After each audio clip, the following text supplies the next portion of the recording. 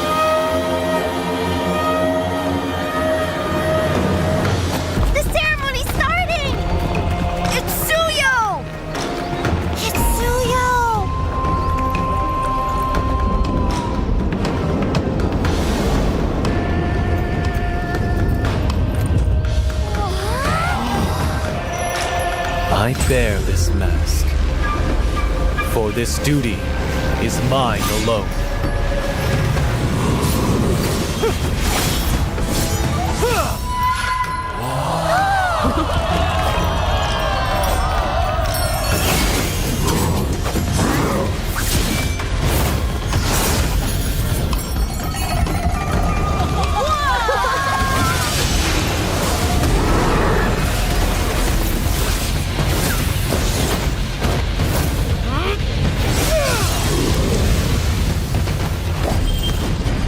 What is that? Is the ceremony over? Mommy, I'm scared. What is that?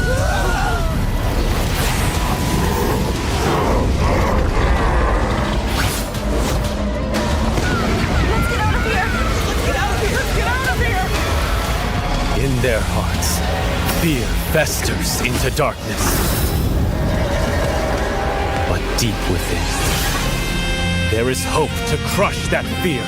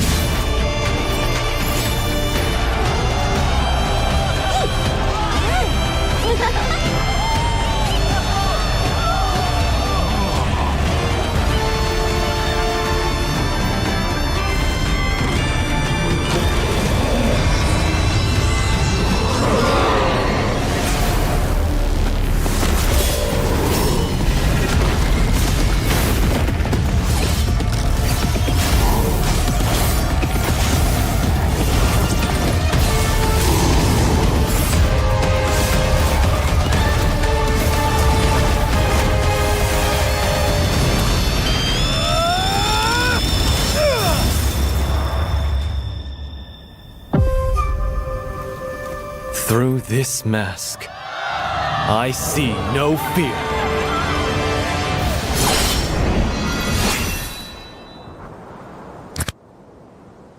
Galaxy A55 A35 5G warna baru, awesome! Kayak circle kita. Diajakin mabar di mana tuh? Circlein aja pakai circle to search. Wah, langsung ketemu tempatnya.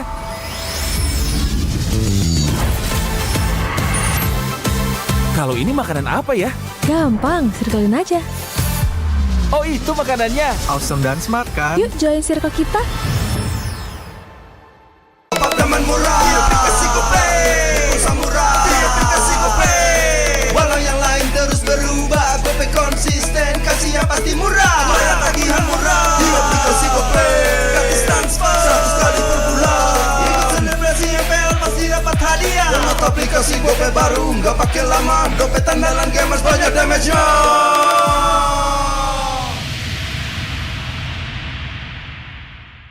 Dia tidak akan segan untuk menghadapi siapapun yang berani melawan. Dia mewarisi perjuangan karena di tubuhnya mengalir darah seorang pahlawan. Pedangnya mengukir takdir kemenangan, menghadapi segala tantangan. Penuh keberanian untuk terus berjalan menuju masa depan. Raihlah masa depan, nabung mulai dari hobi. Koleksi terbaru UBS Gold X Mobile Legends Bang Bang, edisi spesial MPL ID Season 13.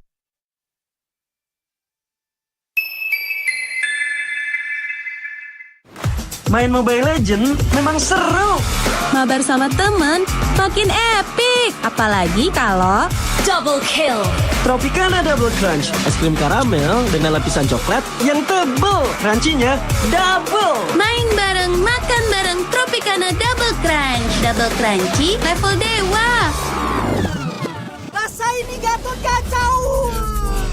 Ih, tombe basah. Bro, move on ke Head and Shoulders. 100% pede, ketombe basah dan gatal Wiped out.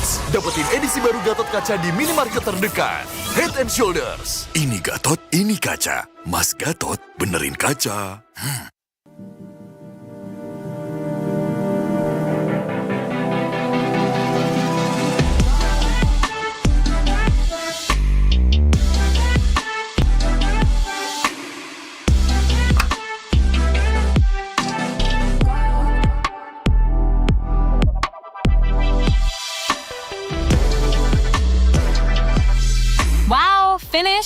See you later. Time to go. Okay.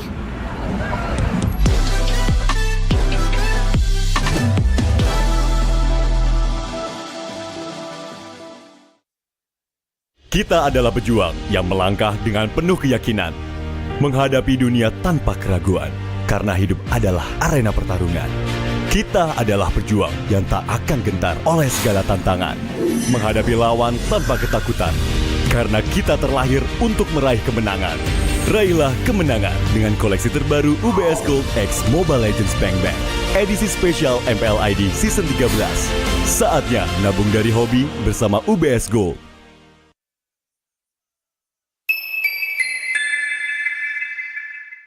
Apa akan kehilangan ingatannya? Masih inget ini, Pak? Sekecil apapun perhatian, adalah kekuatan. Hidupkan momen kebersamaan. IndiHome. First Blood.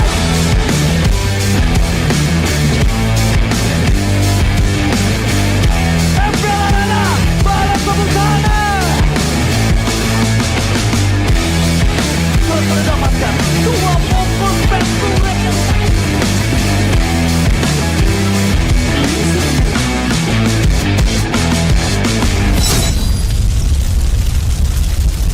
Pengen belanja banyak barang kebutuhan tapi malas keluar rumah.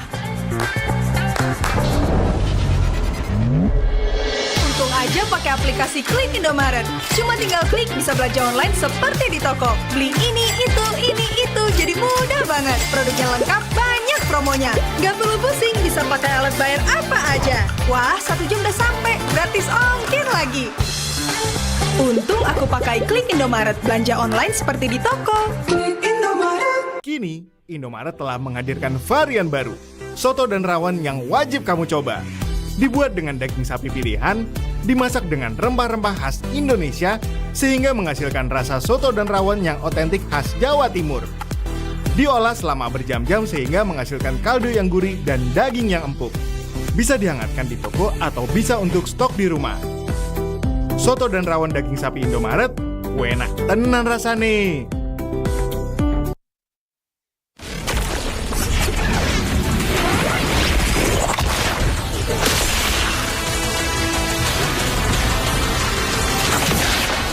Strike first and without mercy.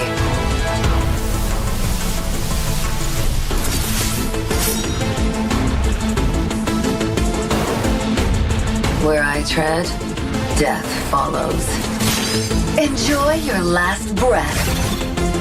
Deploying smoke. Going dark.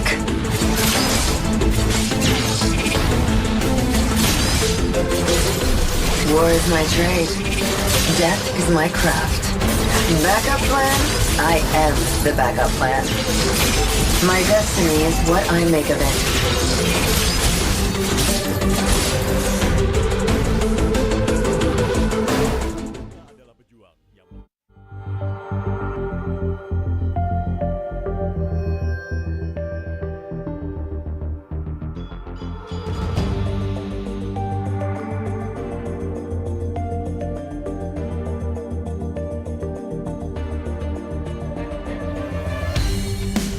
Kan berdiri dan terus berlari, terus ke arah puncak tertinggi.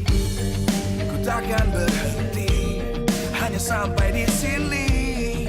Kemenangan abadi menanti. You know we won't miss if we unite our focus. And if you haven't noticed, we all live. Nyalakan apimu, hadapi semua tantangan, hadang semua serangan, jatuh bukan halangan. Bakar semangatmu, janganlah engkau menyerah. Kita akan buat sejarah. We all this, we won't miss. We all this, we won't miss. Saatnya beraksi, jalani ambisi. Aku kan menyawakan hari ini.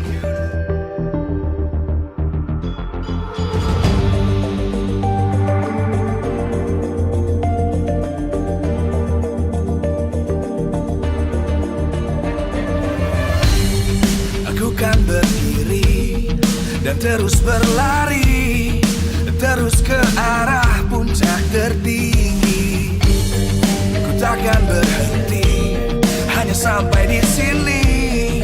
Kemenangan abadi menanti. You know we won't miss if we unite our focus. And if you haven't noticed, we all live. Nyalakan apimu, hadapi semua tantangan, hadang semua serangan, jatuh bukan halangan. Bakar semangatmu, janganlah engkau menyerah. Kita akan buat sejarah. We all this, we won't miss. We all this, we won't miss. Saatnya beraksi, jalani ambisi. Aku kan menyawakan hari ini. You know we won't miss if we unite our focus. And if you haven't noticed, we all live. Nyalakan apimu, hadapi semua tantangan, hadang semua serangan, jatuh bukan halangan. Bakar semangatmu, janganlah engkau menyerah. Kita akan buat sejarah. We all this, we won't miss. We all this, we won't miss. We all this.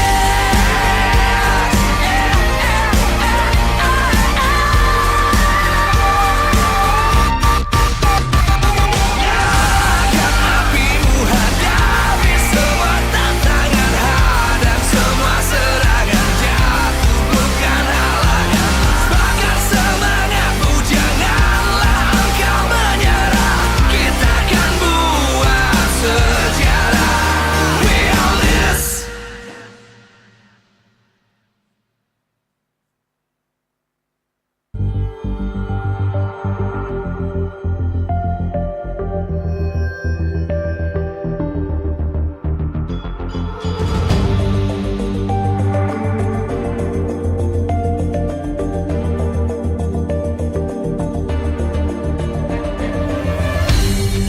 Aku kan berdiri dan terus berlari, terus ke arah puncak tertinggi. Ku takkan berhenti, hanya sampai di sini.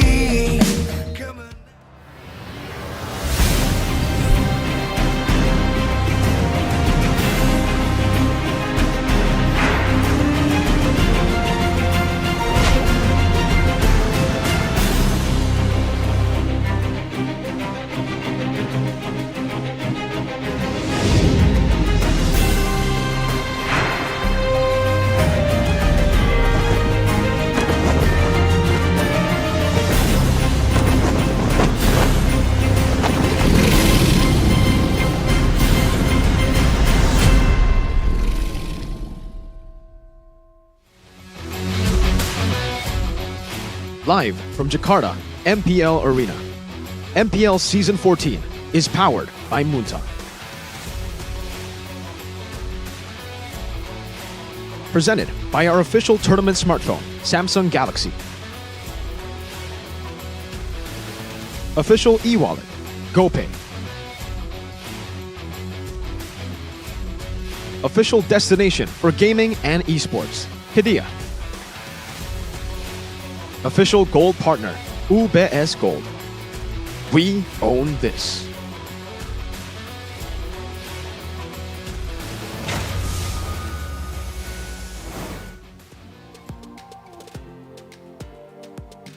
Selamat datang kembali di MPL Indonesia Season 14 match kedua di minggu yang ke-6 hari yang terakhir. Wajah super fans kali ini tentu dipenuhi banyak pertanyaan akan match yang kedua. Karena ini benar-benar menjadi match yang dinantikan.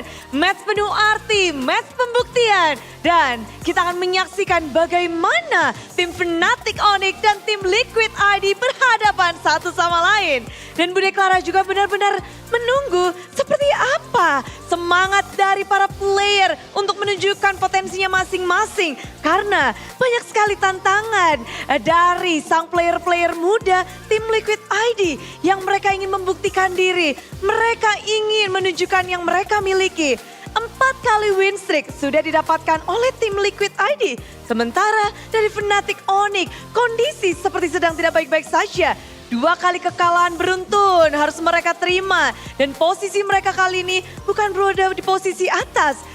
Sang Raja Langit, apa yang terjadi? Akankah mereka bisa kembali ke atas, ke langit? Atau malah tim Liquid ID yang mulai merangkak naik. Dan di sini tentu saja Budi berterima kasih kepada kalian semua super fans yang terus mendukung. Dan juga kepada para support partner dan segala yang terus mendukung acara ini. Karena MPL Indonesia Season 14 powered by Moonton. Presented by Official Tournament Smartphone, Samsung Galaxy, Official e-wallet, GoPay, Official Destination for Gaming and Esports, Kidia, Official Gold Partner UBS Gold.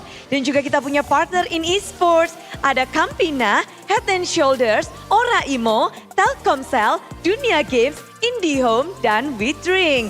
Bersama dengan supplier, tentu saja kita ada Eriko, Klik Indomaret, Yummy Choice, dan juga Saturday. Acara ini supported by PBSI. Support yang terus mengalir, apalagi kepada kedua tim ini. Tim Liquid ID, mereka menelan kekalahan di leg yang pertama dengan 2-0 atas Fnatic Onyx. Namun, permasalahannya itu bukan line up yang sekarang. Tim Liquid ID, mereka membawa player yang sangat berbeda. 5 player berganti, akankah Fnatic Onyx bisa menanggulangi pemain muda yang penuh dengan semangat ini? Apalagi adanya tantangan di jungle. Siapa yang lebih jago?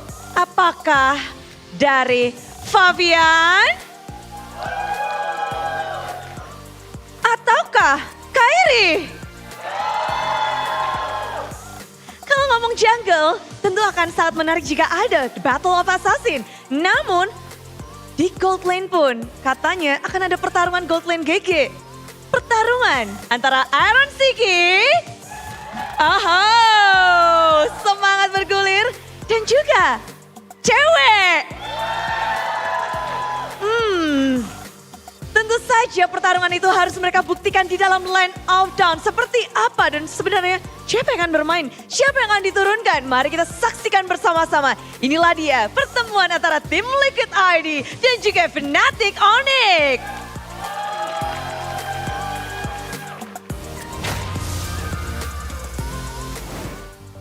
The Cavalry and the Sky Kings clash here, ladies and gentlemen, today for that upper bracket slot. Number 3 and number 5 on the standings right now. As we welcome you, ladies and gentlemen, to the English broadcast of MPL ID Season 14. My name is Eterna, alongside with me is Goni as well as Mirko, and we will be bringing you the analysis as well as, the discussions as to the spicy stuff, It's just, I can't stop thinking about the spicy stuff. There's just been so many things going on with, I think you mentioned it earlier on the social media account. Yeah. Was it what Aran said? That's what he said in the interview, by the way, right? So he said in the interview that with Boots leaving, it doesn't matter who replaces Boots because in the end, it's the 4 other dudes that's been carrying Fnatic Onyx. So Rez stepping in, Lutpi, no difference. He said they're fillers. They're fillers. We are on the second course as well. I mean, if you're the type of guy that enjoys main course over dessert, this is the match, right? Fnatic, Onyx, TLID, but we also have a dessert later on. Let's see, right? Wonderful appetizer. Let's go to the main course. Journey to playoffs, the race to the upper bracket. We touched on this just a little bit earlier on, but in leg number 1, it actually was Falcons. Why did I say Falcons? Fnatic Onyx, who were able to win 2-0 against TLID. But remember, this was the previous TLID lineup with Kabuki and friends. Yeah, they also lost to Biggitron Alpha in the first leg, so also 2-0. That was the original lineup. You can see here Richie, James in the lineup with King Gukun, that is now in the MDL. We got Mr. Yaoi, Choman, and Kabuki. This is one of the craziest changes that we've seen in MPL ID. It's I think very similar to what we saw from Evo's Glory last season, but this was much sooner. It was 0-2, and then instantly, week 2, we get to see a completely different lineup. But this time, I think also, similarly to Evo's Glory last season, it has worked out tremendously for TLID. Let's take a look at this comment. Kyrie in the eyes of the Rookie of the Week, Flava Fave. I'm really confident against Kyrie. He's good, but I'm better. Shush. I mean, Confidence, that's man. a lot of confidence from the usurper. A lot of flavor, indeed, all right? This Flava guy. Fave. That's why Flava Fave, hence the nickname. But wow, it's going to be a challenge. I mean, Kyrie, he's the god in the jungle. He's the king in the jungle. Flava Fave, it's going to be a tall order. But if he does beat Kyrie, the statement, yeah, I mean, he can definitely walk the talk. I agree. There's just so many highlights and comparisons that we can make here, and mostly end up with veterans versus rookies, right? Because on the other side, we should be talking about Aaron Shiki later on versus CW. But going back to this is a team that you mentioned that was very new into TLID. I think a lot of people were very shocked, myself included. What are TLID doing? Why are they shaking things up so drastically, right? King Gugun, rookie of the season, last season, being brought back down into the MDL, being replaced by this person. And it turns out it was one of the best decisions that TLID has ever made. And this team, this lineup has only lost once. Only lost to RRQ. So this is definitely the main test for them, the main testament for them to prove that they're as strong as they look. Yeah, it all started with just the potential, right? Mechanically, they debuted with a phenomenal performance. I think it was up against Evo's Glory, right? It was a Fabian Fanny that we saw that ultimately destroyed the early game but lost the game because of a lot of little macro decisions that did not go their way. Still a lot of unnecessary moves that made them make a lot of mistakes in the later stage of the game that ended up with a loss. But in the end, it comes down to not just their potential, not just their mechanical skill, but how they've improved through the weeks of MPL ID, and they have improved by so much. Just in that week alone, week 2 to week 3, we saw a crazy development where they were able to completely change their view of the game. They still had the mechanics from week 2, but it almost seems like it's a Filipino team's macro that they brought in. I don't know if it's because of the scrims that they've had, maybe with their sister org, or literally the same org within the Philippines, CLPH, or I honestly have no idea. We could just assume what they did in the last week. It's almost like they went into hyperbolic time chamber and trained there for years, and we just saw it in a week. They've been phenomenal. Fnatic Onyx on the other side, though, when we're talking about the crazy momentum of TLID, the wave that they are riding right now, that they're surfing right now, it's the opposite for Fnatic Onyx. Taking back-to-back losses against GeekFam and then RRQ, and both were 2-0 clean sweeps. We've got to question how the Sky Kings are feeling here coming into this matchup already against a team that's talking a lot of smack. So add some more salt to the wound that they've already gotten from the Kings and the Geeks. It's definitely something that they do have to repair. There's a lot of loopholes, I believe, in Fnatic Onyx, right? I think we discussed it yesterday. The drafts, the fact that they opted to force in the Cho 2 times back-to-back despite losing that first game that eventually led to that clean sweep. It's going to be a big question. It's going to be a big test to Coach Yeb. What's going on with the drafts? Is it still Fnatic Onyx in experimentation mode?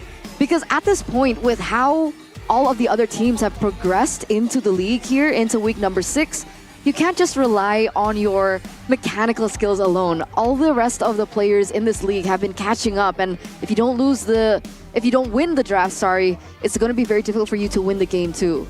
I think in game 1 we could give them, a little bit of the benefit of the doubt. They played it really well, and the drafts weren't bad. I think the drafts were actually pretty good. Unfortunately, Araki Hoshi were just better in game 1. Simply put, game 2, though, yes, this is where we could see the tunnel visioning or the overcommitment overall for Rez to get the Cho for some reason. Even though in the early weeks when he made his debut, he was most comfortable on Terizlas, the Arlet, the Playmakers.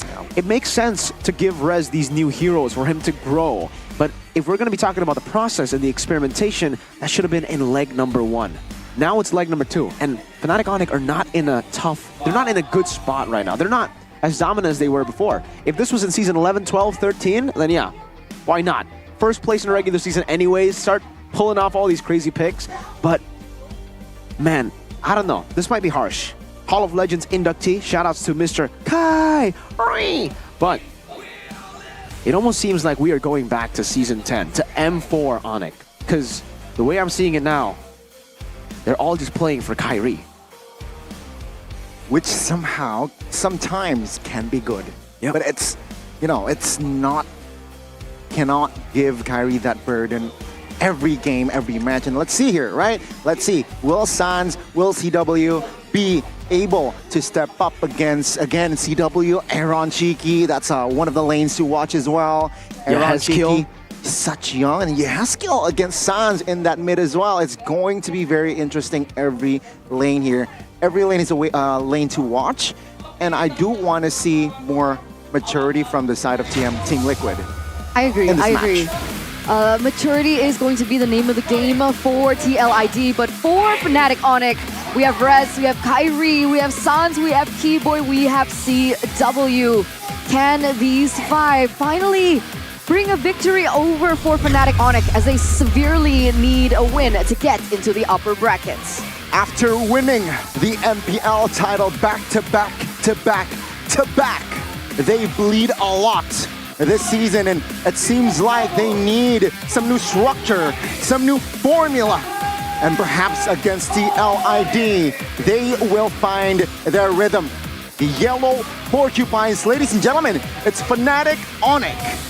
Number 5 on the standings once again, being repeated over and over again. Why? Because this is not something that we're accustomed to seeing. Fnatic Onic always being at least top 2, top 3 for maybe a few hours, but then they always come back up on top. Number 5, a very unfamiliar territory for them as they're still searching to fill in that gaping hole. But meanwhile, we are going to take a look at the official team lineup for Team Liquid ID. We have Aran, we have Fabian, Yehaskiel, Witty, and Aaron Shiki. The usurper will try to usurp the throne that Sky Kings have been able to hold for so long. What flavor will he bring to this match as well? With the Aran and Aaron in the flanks, will they be able to find success? Ladies and gentlemen, it's Team Liquid. The cavalry charged through with incredible momentum. You could hear it there from the horse charging through and into the stage. Flavor Fave, Aaron Shiki, Yehaskiel, Aran, and even Witty. The man doubted, the man who's been, I think, on top of the criticisms when we were talking about Liquid. Most people were saying, all right, Witty, you're good, but Yawi in this lineup will be terrifying. So far, so good for Witty. Let's see if he can continue this trend with a win over Fnatic Onic after what looks to be a very, very hot interview in their previous match. Always. It always is. And if they win this, be prepared for yet another spicy one. But we do have to welcome their coaching staff. Ladies and gentlemen, we have Coach Yeb and Coach Adi alongside with Saint DeLucas and Facehugger. And it's going to be up to them, right? I mean, so far, both coaching staff, I would say, this season have been very up and down in terms of that performance. Maybe a little bit more so stable for TLID. The fact that they have been going back to their roots, going back to their comfort. Is that something that can be considered in this next upcoming match? I think so. You know, this is something that's definitely going to be very, very important for both these coaches to know. Respecting the opponents is going to be top priority because, hey, we know how good Aaron Shiki is, CW is on these picks. We've seen CW actually take a back step here. No longer on the winning matchups anymore. Back to, again, Season 10, M4, the weak side for CW. Meanwhile, for Aaron Shiki, we've seen a whole lot of different styles, man. And usually, what Aaron plays is what you see from CW. The Ruby to enable the team. The Natan on weak side. The Moskov as well, but the strong side is what Aaron Shiki has been able to utilize well, too. That we haven't seen, unfortunately, for CW. Average GPM 737.9 and teamfight participation. What makes him so special is he actually just plays around to enable the team a lot of times. He would just rotate, sacrifice his own lane to get the team a winning fight. And that's how TLID have usually been able to win out in the turtle fights. If they don't win the turtle fights, they know when to step away, when to not take the turtle fights. That's been TLID's strengths, the macro game. Staying disciplined, staying consistent as well. Let's see, Fnatic Onic, they're on a very, very shaky performance. Hopefully they do learn, especially against RQ yesterday, where in game 1, it's also Tsujin. It was also Tsujin, right? And Skylar. And Skylar. On a Harith. On that Harith, but let's see here. The keys to victory. What does the cavalry need to do? Let's see, presented to you by Samsung Galaxy A55, A355 GTL ID. Give Fabian a battle of the assassins against Kyrie. Fnatic Onic have always never shied away from a battle of assassins. Against Bigatron, they took it and won it. Avoid overhyping and maintain discipline in game. This is something we have seen from TLID. When they get too hyped, they do tend to, make some of these mistakes, overextend. But against Fnatic Onic, they cannot afford to make those mistakes. Once they get that lead, they should play as disciplined as they can. But remember, lose that flavor. Don't lose it.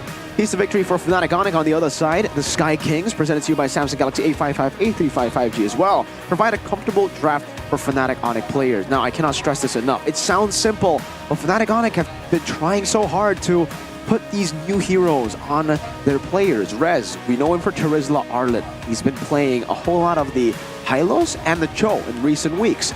Even Kyrie. Ling is open most of the time for Fnatic Onic, but they've decided to actually give him the Roger last time, the Julian last time. Sans as well should avoid overextending while controlling the map. He still plays that Gila playstyle, but we are in a very, very aggressive meta. These assassins can punish that overextension, that habit that Sans has. It really isn't that good right now, but it is going to be a first pick for TLID. Win rate doesn't really favor them for that first pick. It's 30% for the Cavalry. It feels like both of these teams favor red side, right? It should be the same, very similar statistic with Fnatic Onic that we are going to be seeing. There you go. 36% for first pick, and on red side, a 69%. So this time around, it will be Fnatic Onic that has their comfortable side. And Goni, with this being the case, do you think that this might be an easy win for Fnatic Onic? Easy, no, but favorable for the side of Fnatic Onic here. I mean, Yeb, he not just season 14, right? Since Onic PH days, I believe he really likes the red side. And let's see here, can he deliver with Adi, of course, and this guy on your screen, will he be able to also deliver the same performance? Because yesterday, game 1 on that Roger, he was almost unstoppable. So again, Roger is going to be very valuable in this match. By the way, yesterday, when you're talking about yesterday, RQ, that was also red side for Onic, right? Or was it?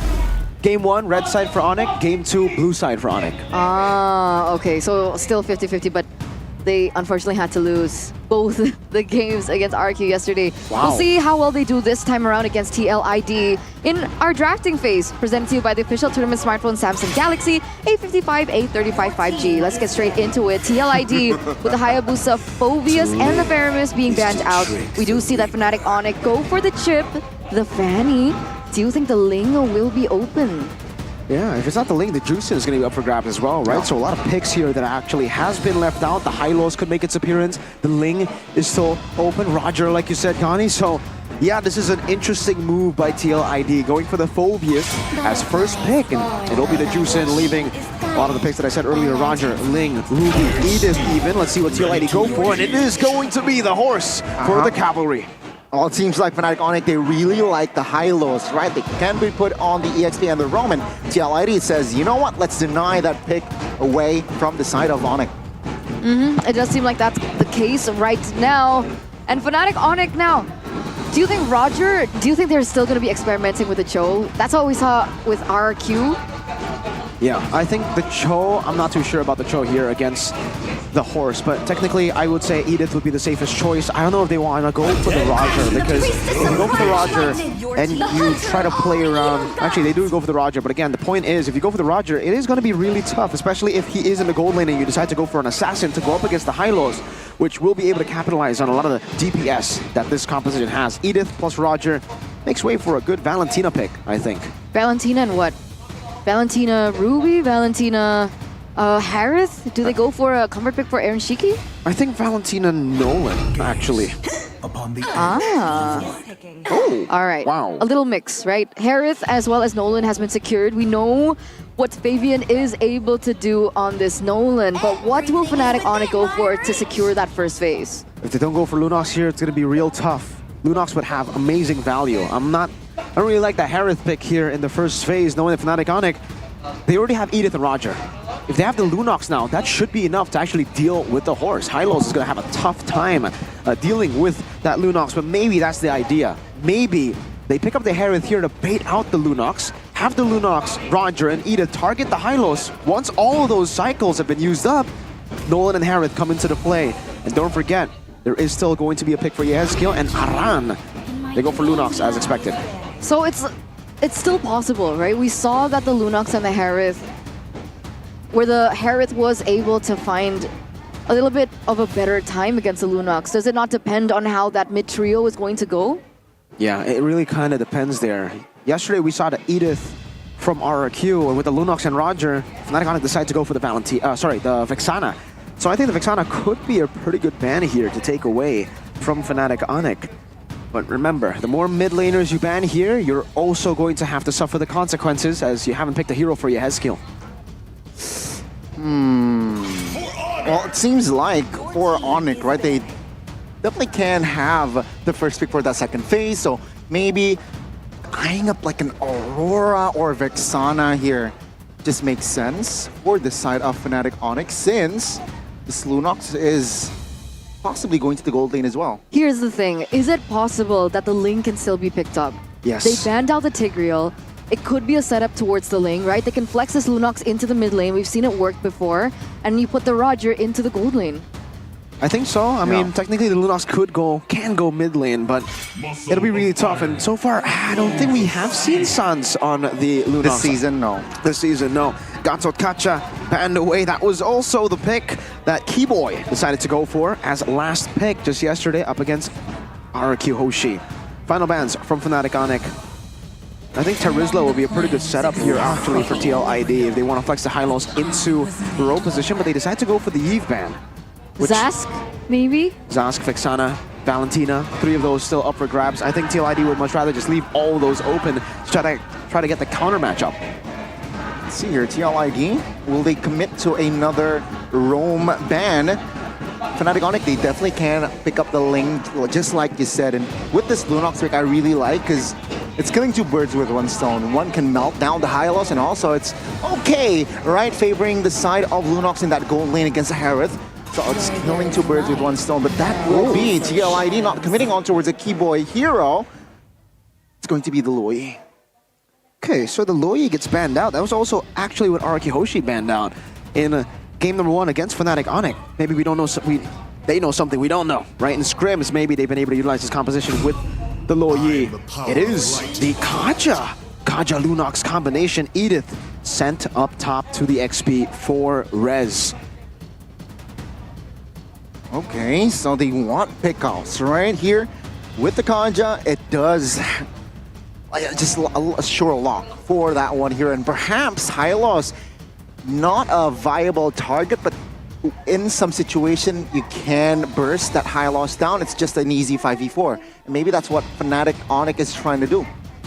So what do they go for now for TLID? How do they counter this Kaja pickoff strat?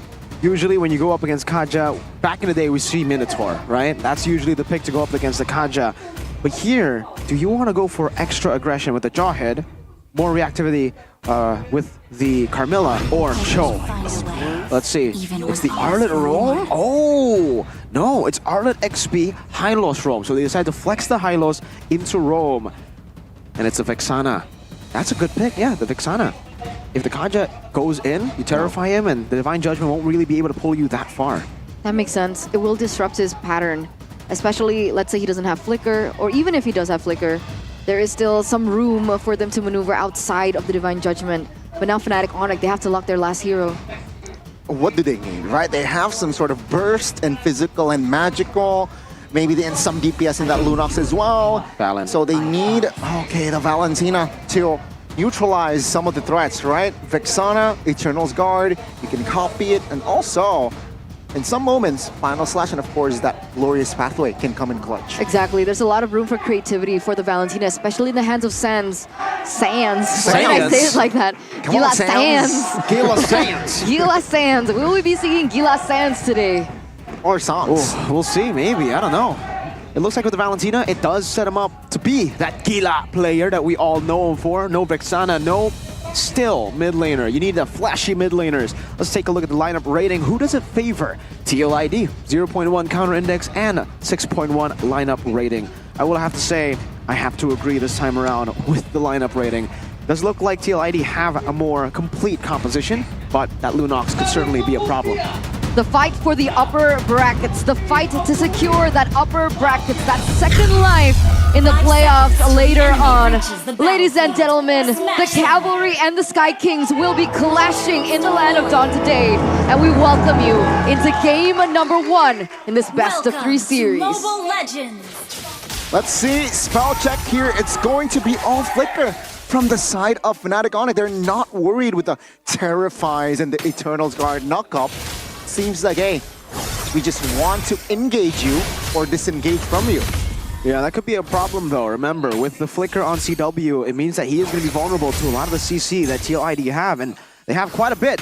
Aran can CC them in a lot of these team fights with the final slash. Witty has a targeted skill, and Yehezkiel. This is the whole reason they went for the Vexana pick. That Terrified to disengage, and so far, so good. Fnatic on it, getting the early lead with the Lethal Wanderer, and a little bit of an invade. Let's take a look at the emblems by IndyHome, by Telkomsel. Thrill for Oran, actually going for a pretty aggressive build here. Bottom side of the map though. Gank, 2v1, Retribution committed as well, and CW will not even waste his Flicker. He knows that he will be going down without clearing the cart away.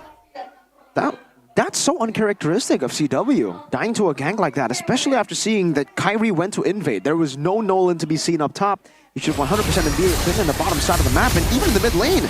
Good law and order. Sansdal and Keyboard with the help of Kyrie finds a revenge. Kyrie picks up a kill, and that will be Fnatic on it, starting to establish some sort of a lead. Pretty good by Fnatic on it. They're able to respond over to a kill down below. You can see that this is a debut pick, funnily enough, for Keyboy on the Kaja. We usually see him on the Kaja a lot. This season, not too much. Aran? The knockup good onwards as well, and that will lock him down with the help of Sans.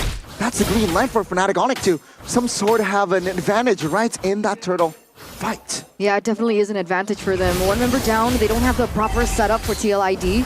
And it looks like Kyrie was at level 5 first, but no, Fnatic on it. Oh, okay, there you go. They're starting up the turtle here.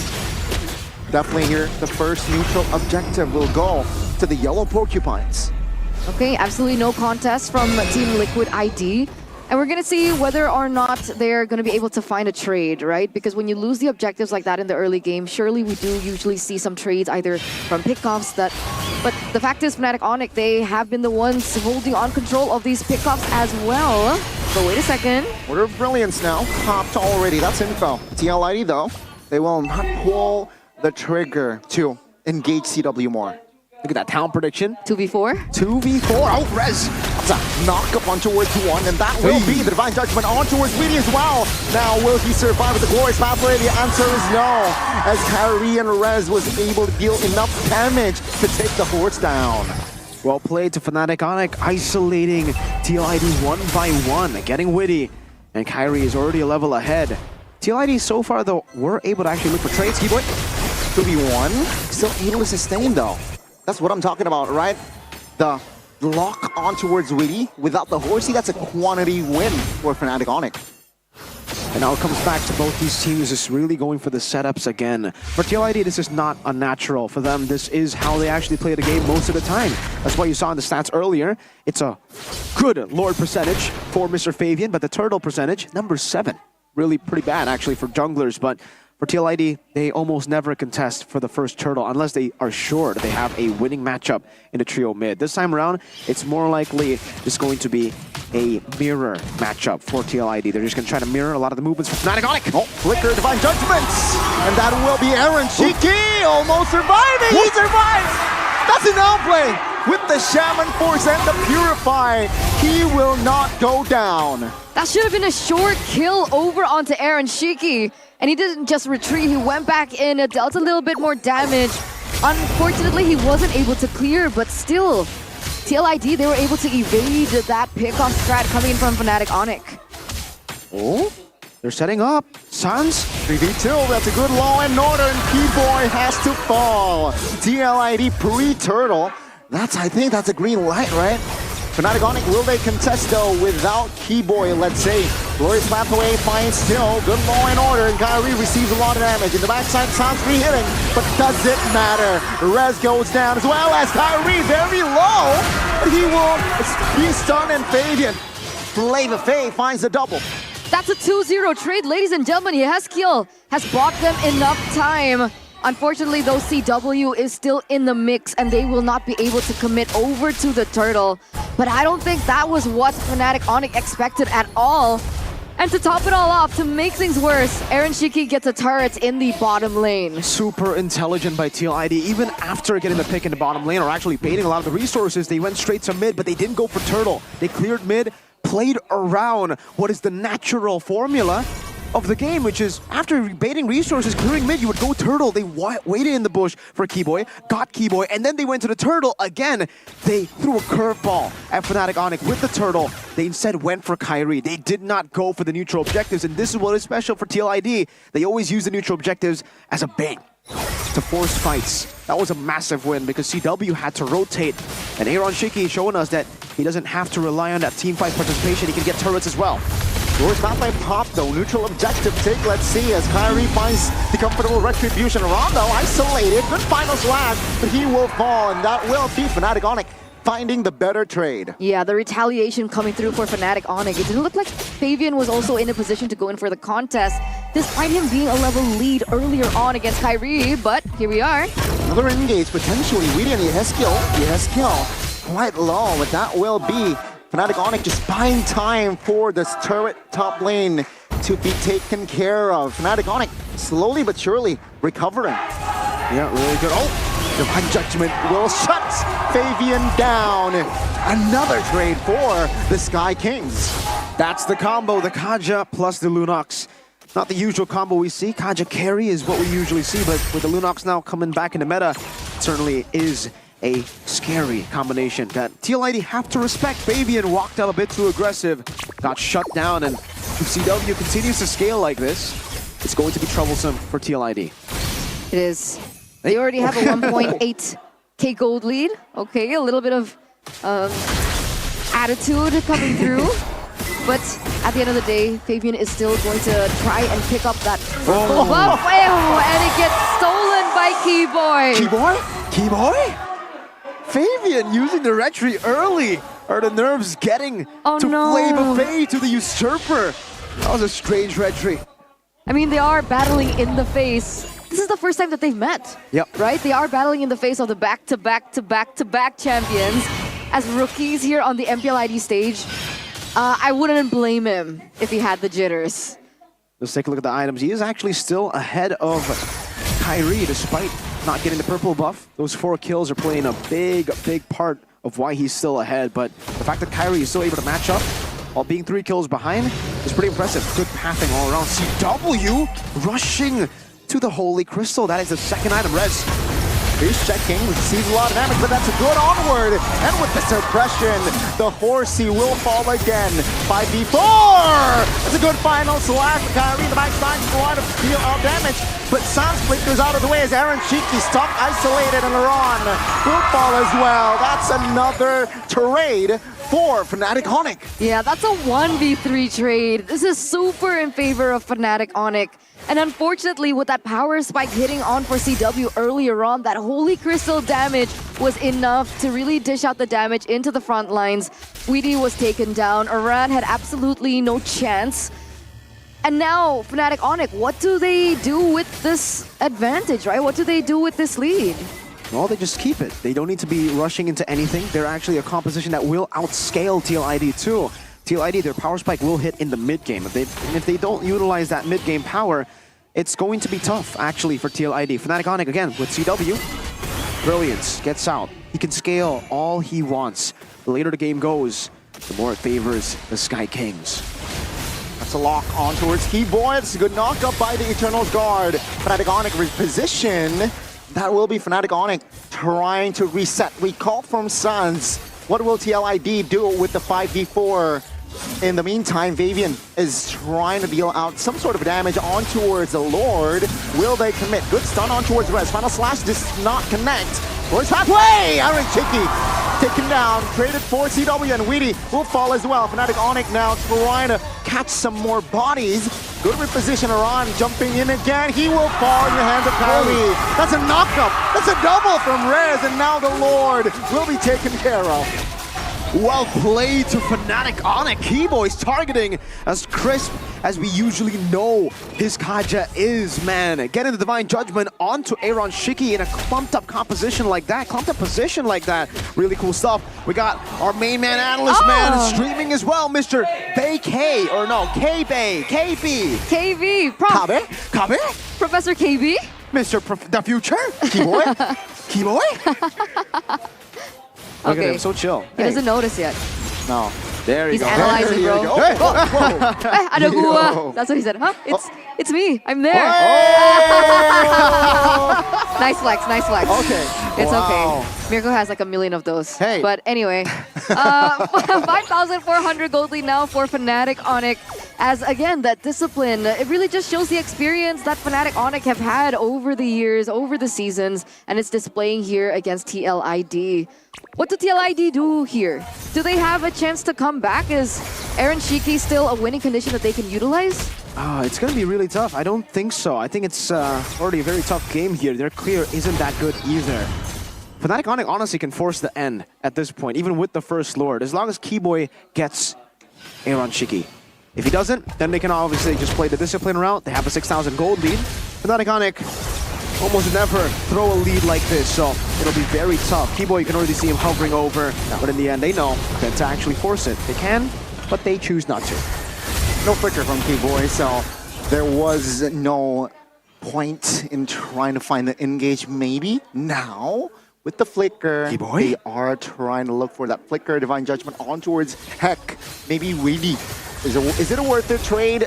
Arguable. But as long as Fnatic Onyx finds the right trade, they are just maintaining their control.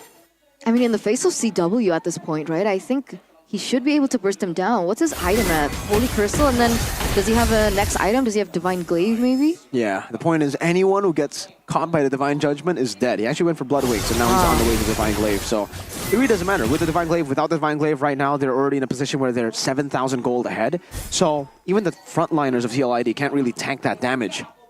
Fnatic Onyx can go for it. But what about now? Because TLID usually in this position, they always go for the macro play. Do they have a hero that can play that macro play? Unfortunately, no. No, they don't. Really, no. I don't think so. TLID is more of a team fighting comp this time around. The Nolan can go for a little bit of the split pushes, but I don't think this is a good position for the Nolan. Everyone in Fnatic Onyx can 1v1 him. Rez can hold him off. Sans should be able to win in the 1v1. CW too. And Kyrie, they have many ways. Kyrie's just ahead at this point. Look at that. Already building towards a BOD on the Roger. Dreadnought armor and the robe to the Thunderbelt immortality for Rez. Playing with the components to get as tanky as possible to enable Kyrie, Sans, and Chewe. Chewe has a Divine Glaive. Boom. That's the power spike right there. Spell's problem. For Weedy who has the Athena, so it doesn't matter if you have magical resist, you will still be able to be bursted down. This is a problem, right? I mean, I guess Aaron Shiki already has that Holy Crystal. But at this point, if Fnatic Onyx have those defense items, will his damage even matter? Oh, let's see. TLID, what will they go for here? What's the loophole? What's the window? Where's pathway? Oh, Raz very low with that mortality pop now. But terrifying. The right side! Aaron Shiki finds some free hits, but Weedy will still fall. Fnatic Onyx 4v4 without Rez, without Weedy. Tank liners or frontliners deleted. Fnatic Onyx and TLID, they will take this Lord slow. That was a 1-for-1 trade, but remember, Fnatic Onyx, Keyboy, he didn't use his resources yet, so TLID are in a position of a disadvantage. Oh, Flicker Divine Judgment will lock her on down, and that will be CW using the Flicker to reposition Loud Lord will be reset. TLID, they have lost another member. Fnatic Onyx, they're again taking their time to take the mute. Yeah, they don't really need to rush. Again, they have a 7,000 gold lead, and the fact that they keep on trading 1-for-1. Oh, We set the Lord one more time. Witty is rotated. Fabian. Oh, finding the flanks. Sans with the glorious pathway will try to lock some members down. Fabian finds a retribution, but Sans will find the trade. Aaron Shiki free hitting. Dancing. Aaron Shiki, can he stop this guy? He finds the double though. He will be taken out. Sans and CW. Can they make it work? The CW finds a revenge and finds the double. That was a 3-4-3 trade, but remember, ladies and gentlemen, Fabian was able to secure the Lord. That last reset for Fnatic Onyx gave TLID a chance to actually contest. Flavor Fave, the usurper. There were some mistakes this game that we don't usually see, but when it comes to the Lord, it's as classic as it gets for Mr. Flavor Fave. No neutral objectives early on. The first one he gets is an enhanced Lord. It's always that. It's always that story, right?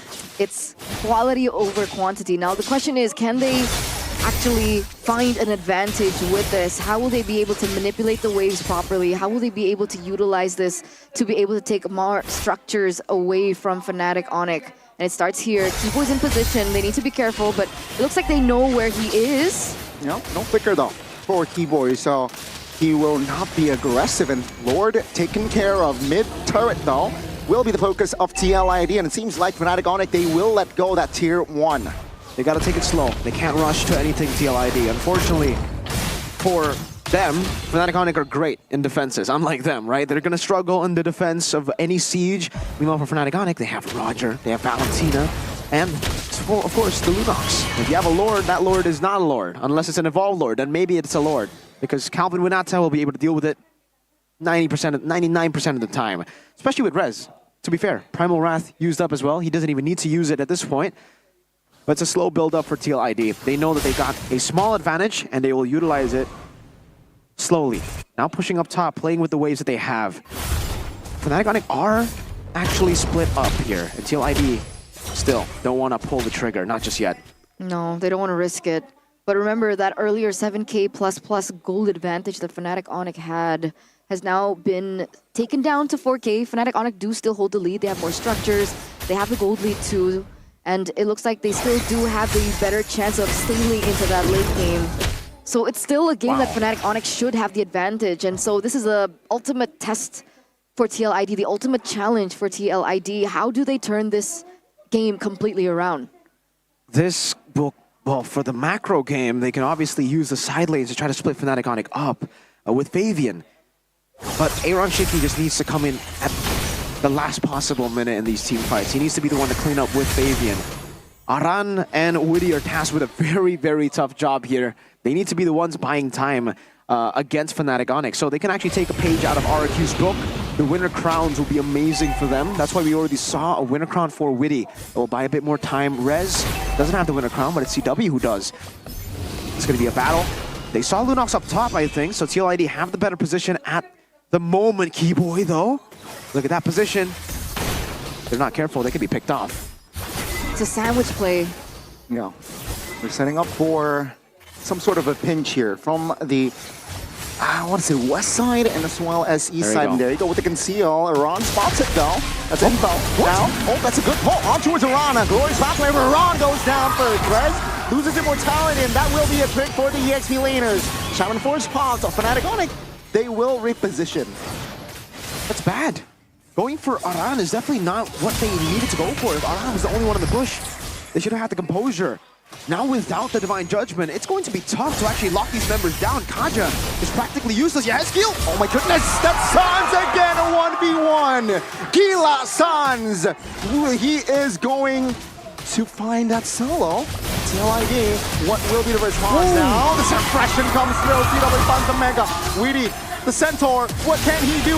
CW with the flicker play, trying to find Fabian, but Fabian will find a kill on towards Sans, who will lose his immortality. And that will be Fnatic Onyx securing the Lord. Yeah, they sold Fabian earlier on, not this time, not the second time. Fool me once, shame on you. Fool me twice, shame on me. And Fnatic Onyx, despite everything, the timing was perfect. The Divine Judgment came back just in time for them to be able to utilize that on Aaron Shiki. And it does make sense. Look at his items. Really understanding the timers, man. Fnatic Onyx knew that if the Kaja doesn't have the Divine Judgment, we should not fight. That's why they waited around the Lord, played constantly to the Lord, walked back and forth, up until Aaron Shiki got too frustrated. He wanted to go in, he wanted to go and punish Fnatic Onyx, but by that time, Keyboy had already gotten the Divine Judgment back. So when he went in time. Exactly. But still, right, that was a window that TLID weren't able to utilize because Sans was able to buy so much time by getting Yehezkiel low and actually assassinating him, giving him more time to get that cooldown back up. Gila Sans. 8K gold lead now for Fnatic Onyx in this first game. Looks like they might have that first ticket into getting to the upper brackets. Will this be the final push of game one? Lord, 20,000 HP. Now TLID focuses on that, and that's a huge knockup, but the members of TLID, they find a return actually. They have managed to take Kyrie and Rez down, and that is TLID defending their gold. Wait, what happened? That's a 1-for-2 trade. It's a big Shaman force. And again, comes down to Aaron Shiki. He's the real carry once we get into the later stage of the game for TLID. If he's able to use the Zaman Force without getting caught by the Divine Judgment, it becomes a TLID win. That's why in the Lord fight earlier, Fnatic Onyx were able to win. The Divine Judgment caught onto Aaron. Now it's Keyboy versus Aaron, really. That's the matchup we have to see. If Keyboy gets the lockdown, Aaron is dead. If Aaron's able to come in last, it still will take a lot more than just him getting the Zaman Force, because CW is a good counter pick against that Harith. But still, Aaron will have a chance, at least an opportunity to carry the game, especially with Fabian still around, just hovering over. So let's see the test for TLID, right? We saw it in the Keys to Victory earlier on. It was about discipline. It was keeping a level head. It was staying cold-headed in the face of all that hype going in their heads. Aaron Shiki, can he remain patient in these scenarios, understanding that he is one of the main winning conditions for TLID now? Man, looking at the team fights here, it's going to be, it'll come down to literally just paper-thin margins at this point. Like, these little mistakes will clump up. It's getting to a point where that gold lead won't really matter. For Fnatic Onyx, they'll still be able to utilize the gold lead to item swap. TLID can do the same. Fabian has already lost his immortality right away. He bought immortality earlier in that fight. Now it's an evolved Lord, so it's anyone's game. If Fnatic Onyx get it, it's most likely GG. If Liquid get it, they prolong the series. Unless, obviously, they get a wipeout. That's a different story. But Fnatic Onyx have more ways to defend. Meanwhile, for TLID, it comes down to the fights. Fnatic Onyx, they know that the far lane here is just neutral, so maybe they're thinking that they are going to clear it. And then TLID, maybe then if one shows, it's all over. Oh, never mind. The minion is actually favoring Onyx, so yeah, Fnatic Onyx, they might take their time here. Yeah, the far lane is pushing in favor of Fnatic Onyx because that inhibitor turret for TLID in the bottom lane was eliminated. So it's putting TLID in a tough position and maybe forcing somebody to go for the clear. And maybe that's why we see Keyboy and CW positioned in the way that they are. Force pathway, they find CW! They know they sniffed CW and Iran finds the flicker! Final slash on 2 or 3, they find the collapse. Kyrie, CW down. Sans might be next. It's Aaron Shiki. Will try to deal damage, and there you go. Aaron Shiki finds the shutdown. Oh, Rez! Cancelled the recall by Fabian. Will Keyboy and Rez be able to find the defense? Oh, wait a second. This 1v1, it's getting a little shaky. It's buying them a little bit more time, but this is good. They're not going to go for the Lord. Looks like they're going for the end instead. Yeah, Keyboy alone, what can Kaja do? But thankfully, the minions spawn in time. Shiki trying to clear as well as deal damage. And ladies and gentlemen, the Cavalries neigh to victory. Fnatic Onyx loses out the first game. 1-0 for the Cavalry against the Sky Kings. They're going against a team full of veterans, against a team with 4 rookies. A 1-0 lead for TLID has been putting them in a good position to cross over that momentum to game number 2, but that was just intelligent by TLID. They knew.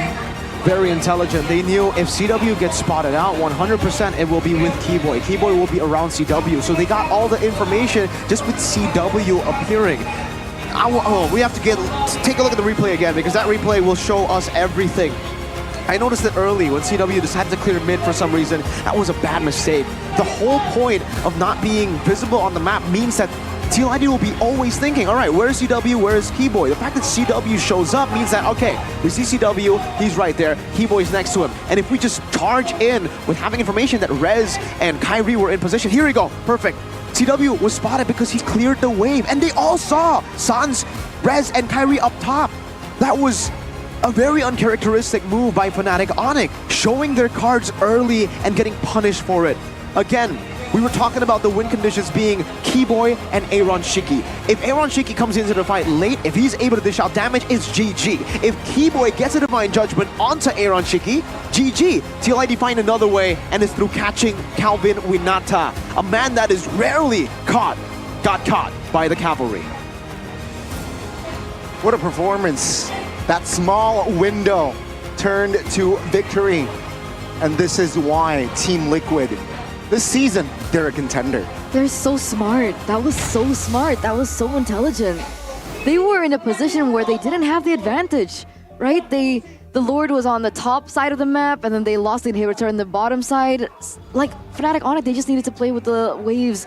They set up a good trap, but again, that mistake of showing CW in that mid lane, it was, oh man, that should have been Onyx game to win. A lack of information from the side of Fnatic Onyx side, right? They don't know the whereabouts of TLID. Meanwhile, TLID has an idea of what you mentioned, Miracle. Okay, Keyboy's around there. That means CW is around that area, and that is where instinct sometimes can also. Because I thought they were going to go for a trap. Right? I thought they were going to wait in that bush, wait for somebody to go down and force to clear that bottom lane, and then CW would show with Keyboy. That was the plan. 100% that was the plan. Again, though, we got to give props to Fabian here.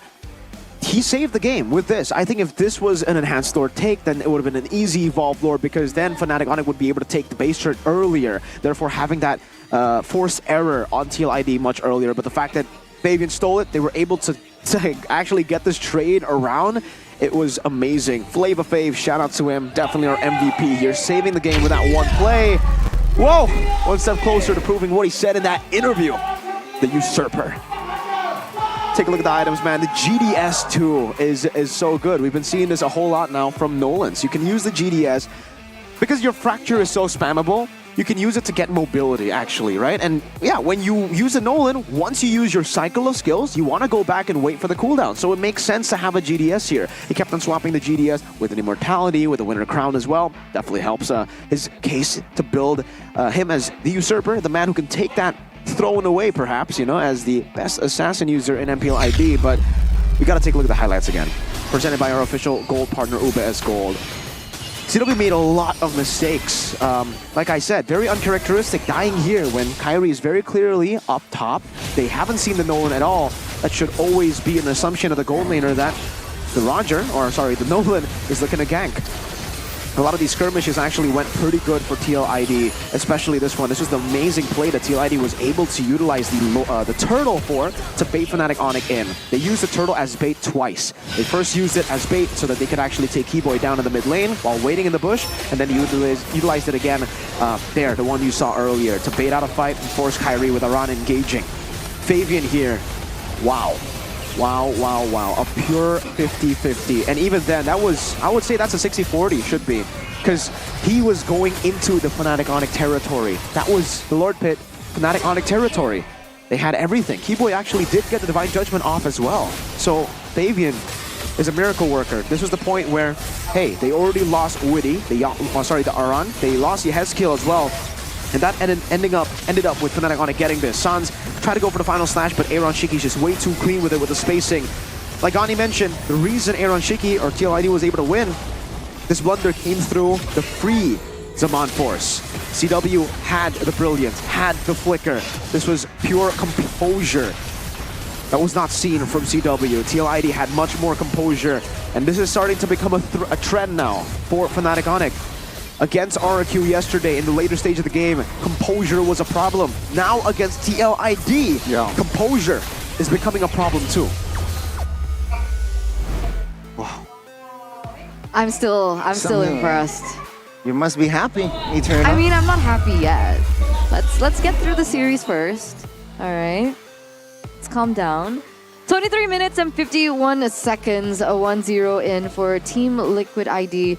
If there was anything that we needed to observe in terms of itemization or in terms of talents or emblems, there's something that stood out to us this time around? Honestly, not really. I don't really see anything that's like too crazy. It was more on the way that they played, and this is the specialty of Liquid. They lost the neutral objective duels, bro. They lost 2 turtles to Fnatic Onyx. They lost 2 lords to Fnatic Onyx. They got 1 lord, Flavor Fave, getting an amazing steal. That was ridiculous. That was crazy. But the adaptive improv style of Team Liquid comes out on top. This is classic Team Liquid. Every single win, most of their wins has come through losing the neutral objective battles early on, but then coming back through very thin margins. I don't know how you're constantly able to utilize thin margins, because usually a team that relies on that shouldn't be consistent. But TLID consistently find the right calls in these tough situations, and this is probably the real test for them. A lot of people have still been doubting TLID. Yeah, you got the win against Dewa, bro. You got to win against Alter Ego, dude, all right? You lost against RQ, you lost against Bigatron, you lost against Fnatic Onyx. Those are the 3 teams to beat. If you can't beat them, you're inconsistent. You're still not there. They're proving a lot of those doubters wrong with this win against Fnatic Onyx. They're halfway there. Halfway there. Halfway there. You know what, Money Heist, you know who what was the name of the mastermind? The Professor. Dude, I think it's Weedy, man. Yeah, Weedy's the professor? Weedy's the professor. This guy steals banks, heists? Sorry, they're not against Alter Ego. I mean, I tried. Donnie. But my point is, we were... Affected her. I'm standing up. We've been talking about how Team Liquid have been able to get these wins from like the mind games that they've been playing in the late game, right? When the Lord fights start spawning in, the way that they play the macro game has been impeccable. The shot calling, we've seen it in the golden moment time and time again that it's Weedy that's doing the shot calling. Is he the reason behind this drastic change that we see from TLPH? I still have no words, man. I mean, God is shook. I'm shook. I mean, TLID, they're really stimulated against Fnatic Onyx, and you can see 24 minutes almost. That's such a very, very entertaining, but also very sharp execution, especially that last sequence. Are you okay? Oh, that I did not expect that. That is the most subtle jab. No, I'm asking. That is the most subtle jab. We know that double meaning. No, man. When he like wow. I can tell that like the way that he's like conveying his messages is a little weird. Here. Help him cool down. Yeah. Do you need some Head and Shoulders? Let me do it myself. All right. Head and Shoulders. This is a way to calm your stress, maybe after a long day of work. You know, Head and Shoulders. Go. Yeah, just take the shower and use this. It's good. The shower. Dandruff, itchiness, gone. Move on to Head and Shoulders. The Lemon Fresh I personally like, but also I like the Tigreal one for 100% dandruff free, and of course protection from that itchiness. I'm convinced. That was convincing. That was pretty convincing, Gani. You know what? Shout out to you, man. Thank you. Good pitch. I somehow choreographed a dance, but not today. You did? You choreographed a dance? Wait, what? Yeah, not today. Huh? Like you prepared a dance? Yeah, for Head and Shoulders. Oh! I'm definitely going to be waiting for that, Gani, one day, maybe week 7, week 8, week 9. We still have 3 weeks to go here. Since the position is 1-0 for Team Liquid, I'm not in the mood to do the dance. So when Fnatic Onyx win, Gani will do the dance. When that day will come, we don't know, because hey, Team Liquid might actually continue Fnatic Onyx's loss streak. They are already on a 2-match loss streak. 2-0 against Geek Fam, 2-0 against RQ Hoshi just yesterday, and now possibly after a 20... Team Liquid. So let's see, right? In the first game, Flavor Fave brings out a sweet flavor. Will it be sour though next? Let's hope it's not sour. Let's hope not. And let's hope he doesn't lag either. Ooh. But he shouldn't. How? Because he has Indie Home. Oh. What does that do? IndyHome, it makes sure that your connectivity is stable and fast, right? How fast? Super fast, 100 Mbps, and the catch is, I bet you think it's like over 1 million rupiah, right? Yeah, it has to be. It's only 375,000 rupiahs, ladies and gentlemen. $27. Triple value. That's crazy. How do I get it? All you need to do is subscribe on my Telkomsel, or you guys can check it out at tcell.id/nacional. You can What connection to go for? Like we personally use the My Telkomsel app. Yeah. You can buy like your phone data to there. Exactly. It's very convenient. And if Ooh, you're in sync. That was weird. Weird. For a Liquid versus it's like Fnatic we're Onyx dating fan. or something. You know what? I should have been sitting in the middle for this battle. I remember now. Not only am I third wheeling, but I'm also. This is Fnatic Onyx versus Liquid, ladies and gentlemen. It's fine. It is. They can beat each other up here. And Fnatic Onyx will win game 2. Oh, and game 3 or just game 2? We'll take it one. It's okay. I'll give you game 2. Oh, okay. She's willing to trade, but I think she wants game 3. You have other, leagues. Like I mean, you can have this. I mean, I'll just take the upper brackets with Bigatron. Oh.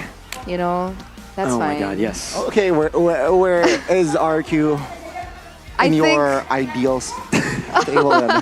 Guys, calm down. This is why I should be in the middle, because I could provide you guys with weed drink, and maybe you guys wouldn't be so spicy here, all right? We need, Arashi needs to come over and just stop them right there. Bring weed drink, because he's out there getting our weed drink. Lord has been taken just like that by Fabian, and like Fabian, now it's full cup. It has been taken indeed, man. Lord has been taken. You got to get that confirmation from Gani real quick. So don't forget to check it out. It's super yummy. I think you like the, what is it called? The grape. That flavor. The grape. Yes. Look at that. There's Grape a grape flavor. Oh. Is that like an ice cream? Yum, yum. Legendary. Check it out, ladies and gentlemen. Seems we're chill now, No more heat. It's all good. Okay. It's all good. Hey, Fnatic Onyx they look relaxed, man. They do, and they are going up on stage right now. And looks like Rez is discussing some things with Keyboy. What did you think about Rez's performance in that first game? There were a lot of moments where he flickered in very aggressively, gets caught out first, or was that his job? I think that's within his job description, right? Trying to bait out resources, trying to tank as long as possible, and maybe that is going to be the case for that second game. As an EXP laner, especially on that Edith, right? You do want to soak in a lot of damage. You do want to zone out members, and we saw that multiple times, and that is also the reason why he built Immortality quite early, to have that extra chance, have that second life, to perhaps to make an outplay with the flicker, get out, bait resources. Let's see though, second game, he might pull out a Cho again. I guess Mirko mentioned earlier on as well, right? In the first game it did work, but in the second game it felt like it was a little forced. But obviously now we do know that Rez does have a couple of heroes in his arsenal, right? He has the Hylos built in, not as comfortable as you would expect him on the Arlet or the Charizlas, let's say, and perhaps the Edith now. But there is an additional hero that he can utilize. And we also know now that Fnatic Onyx can flex that Cho, not just for Keyboy, that we thought it was going to be for, by the way, but it can also be placed in for Rez. You want to know why?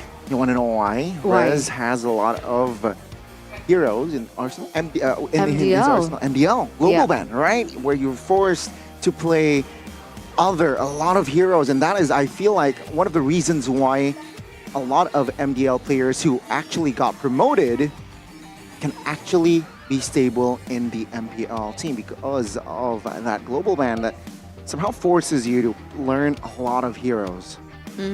For sure. We've seen that coming through from a lot of the MDL players, right? But now let's take a look at this. First pick selection will go to TLID once again. So Fnatic Onyx were the ones to be able to choose in the second game because they lost that first match. Yeah. And again, they will still opt for their comfort. They will still opt for red side with definitely a better win rate for them. It was 69, but now there's a slight drop. 64 because of that first game loss. Let's see though, in the second game, will they increase that number once again? Man, it's really interesting, right? The fact that red side has been the usually an almost certain win for Fnatic Onic, especially in the first leg, but this time round, it's a bit different. It's already different compared to the first leg. It was a 2-0 win for Fnatic Onic. Now it's a 1-0 start for Liquid. It's not as simple anymore. It's not as straightforward anymore. Things are getting wild. Woohoo! So, ladies and gentlemen, let's welcome you into the second drafting phase presented to you by the official tournament smartphone Samsung Galaxy A55, A35 5G. TLID, again, Hayabusa, Phoveus being banned out. Last time around, they went in for the Faramis as well. To top things off, Fnatic Onic with the Chip and the Fanny, still the exact same bans for both of these teams. If they want to go for the exact same, that Jushin will be banned in for Fnatic Onic to seal the deal in the first phase. But are we expecting any changes perhaps in the second game? Honestly, I don't really think there's going to be any changes, especially for Fnatic Onic. They had that game under their belt. That really came down to that one moment where they were lacking composure. This is a rare situation where I would say for both teams, maybe we could see the same exact draft play out. Maybe the change, if they were to make a change, would be a ban to Hylos ban? Because the Hylos was what actually got them the win in the end, that final moment. If it wasn't for the Glorious Pathway 5-man charge, cavalry charge, then the Porcupines would have been able to get that dub, the Sky Kings. But they will leave the Juicing open. Are they ready for the Juicing? That's the big question, it seems like. That is what they're still discussing. And that will be neither pan out, right? The Hylos and the Zushin will be left open. Nolan, though, a hero that got the MVP earlier, banned out. Yeah, Fabian has been performing on the Nolan, but it doesn't go to say that he can't pick up something else, right? Technically, the Ling has been opened up. Julian, yes, is still something that he can go for, but we saw his Ling performance as well, and I don't know, TLID, do they want to go for the Hylos again? Yes. Hylos first pick for sure. There's no way they should prioritize Juicing. They can pick up the Yve if Fnatic Onic actually pick up the Juicing here, and they're going to be kind of forced to do it, because TLID will probably take it if you don't go for it. Edith will be a safe choice. I mean, the safest choice would still be Edith Roger, I think, with the Hylos here. Again, they don't really need to change that much for the draft, right? They just need to make an adjustment. Even if TLID pick the Juicing, Fnatic Onic can respond with a Yve pick. We'll lose everything in See here, will it be the... Kyrie, finally, man! We've been asking. Yes! Okay. And the Roger, no flex though this time. Huh. Ling and Roger. Okay, that... I didn't expect that. I thought Ling and Edith. Now I'm kind of confused. Didn't expect the Ling because for some reason Fnatic Onic never pick up the Ling. But they pick up the Ling now, and they go Roger. Gold. Oh, okay. Honestly, I think it's pretty safe for TLID to go Harith then, because Roger will be going gold. That's why. I was thinking, okay, yeah, Harith. It should be just a Harith pick, and if they want, go Julian. Julian's pretty good against the Ling. Oh, they go Alpha. Alpha and Harith. Okay. Mathilda is going to be the priority here for the second phase. TLID, they want the Mathilda if it's open, so Fnatic Onic, they have to waste a Mathilda ban in that second phase. Let's see though, Fnatic Onic, to close out the first phase, I think a hero for Sans here, like the Vexana, is good, right? They need some sort of peel and as well as crowd control, and Vexana brings both. That would be pretty Valentina? But Terizla? Yeah, I think safe would be Flex, right? Maybe the Edith here. Again, it's pretty good against the Harith. Yeah, it's a tough spot for Fnatic Onic because they don't really have Flex coming into the second phase. TLID do with the Hylos. They go to Terizla. All right, they double down. They say, no, we don't need the Flex. We want to get some strong lanes. I mean, Terizla can be flexed. Oh, we really haven't seen Keyboy play it. True, I think it's like 80-20. But that's what we thought about Cho. But and then Cho it was has been flexed, flexed but many not times. by Rez and Keyboy. It's 80-20. So there is still a possibility. It is a small possibility. Yeah. I don't like 90-10. But it like is it on still a Keyboy. possibility. It's like a Baloy pick, you know? It's like one of those roamers who wants to just deal damage. Keyboy's more of a playmaker, wants to make the big flashy plays happen. But yeah, it's Still a possibility. Let's leave it there. I'll put it 90-10 though. I am the It is a priestess of primal Edith lightning, ban now, the hunter actually, of for all Ewan. the And by the evil way, gods. why I think it's going to go to Rez is because Rez still has 100% win rate with the Terizla. He's only been able to pop off on the Terizla and the Arlet. When he doesn't get the Terizla Arlet, he's played Hylos, Cho, and earlier we saw Edith, 0% win rate. And it's also within his name, Terizla. I He's got thought you that were going to be res. saying something serious. That's pretty serious, man. What do you mean? Terizla is... He's not Okay. lying, right? That's a fact. It is a Terizla. fact. It is a fact. Second phase, I do still think Matilda is a good option here for TLID. Flex this high loss in that EXP. Alpha Matilda, you know, you don't have to go all in because you have that guiding wind. But the Eve, who was banned from the side of Fnatic Onyx in that first game, actually this time they will ban it out. Jushin setup? Exactly, but remember, Fnatic Onyx have first pick in the second phase, so the Jushin could actually be picked up by Fnatic Onyx. And they pick up the Zask. And then they go for Zask. Yeah, that'll be pretty good. They could go for the Zask, and then maybe to round it off, like Ani mentioned, the Mathilda. That'll be a pretty scary composition. But I think at this point, how crazy would it be if they just go for... We haven't seen this in a while in XP, but Xborg. Because Roger and Ling get a lot of value because they're able to be executors. If you have a lot of HP bars, it'll be a bit of a tough situation for Fnatic Onyx, and TLID already have engage tools with the Alpha and the Hylos. Maybe they're just lacking a bit more damage, so they ban out the Juicing, Vexana, Aurora, and the dreaded Zask, the Dominator. The Zask would be so good for TLID, right? It really eliminates that kill pressure that the Ling has. It's going to make it a lot more difficult for Kyrie. I don't know, unless of course Fnatic Onyx pick it up for themselves, but... Okay, Matilda takeaway. They're not letting it go for TLID to pick up. I want to deny that potential weedy pick down. TLID though, what do they go for here? Against the Link, against the Roger, very fast mobility, very fast paced as well. With the Matilda, speed is within the Fnatic Onyx side. What will they balance it out with here? That's the question. Disengager?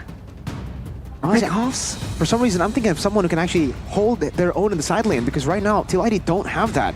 That's why, okay, CC, Tamaz? Xborg, that's why you said Xborg. No, Xborg is for the fights, but you can't really hold the side lane later on in the game. You're more of a team fighting guy. Let's see. Oh, is that Angela? Angela Cho. Oh, where's the... Angela mid? Angela mid, Cho roam, Hylos EXP? Or... I mean, technically they do already have magic damage from the Harith, right? True. I don't know about this Cho pick though. Me neither. Oh. We might see a game 3. There's a Terizla, Mathilda. Yeah, I'm on the same page here, Gani. Fnatic Onyx, Valentina, last pick. They can match the Angela Hardguard now. Pretty good comp for Fnatic Onyx. For TLID, that Cho, Angela, last pick, is a bit questionable to me, but I really hope they are able to perform on it. Who's on the Cho? I have no idea. Oh man, we didn't get to see it either. It's the tease here for you guys. Well, there you have it, ladies and gentlemen. The second game in this best of 3 series. Again, as we take a look at the counter index and the lineup ratings, it is favoring TLID just a bit. Quick agree or disagree?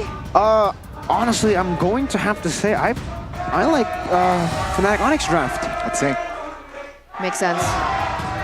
And there it is. Both teams colliding once again at game number 2. Can TLID look for a clean sweep against the Sky Kings with 4 rookies and 1 veteran? Can they lead the team to victory? Let's get into the land of Dawn for game number 2. Fnatic Onyx versus Team Liquid ID. Can Team Liquid make the 3-lose streak forward the side of Fnatic Onyx? But we can see an early brawl in the mid 3v3, including Iran, who's on that Hylos. Man, Flicker burnt out early. That was surprising, to say the least. A brawl at the start of the game.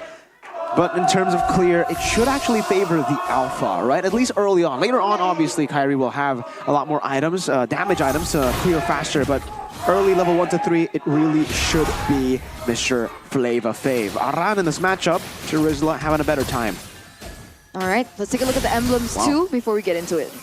Yeah, let's take a look at those emblems. Good take there by the Alpha. That's a thrill already for the Alpha. Vitality and the Tenacity. Tenacity inspires still for Mr.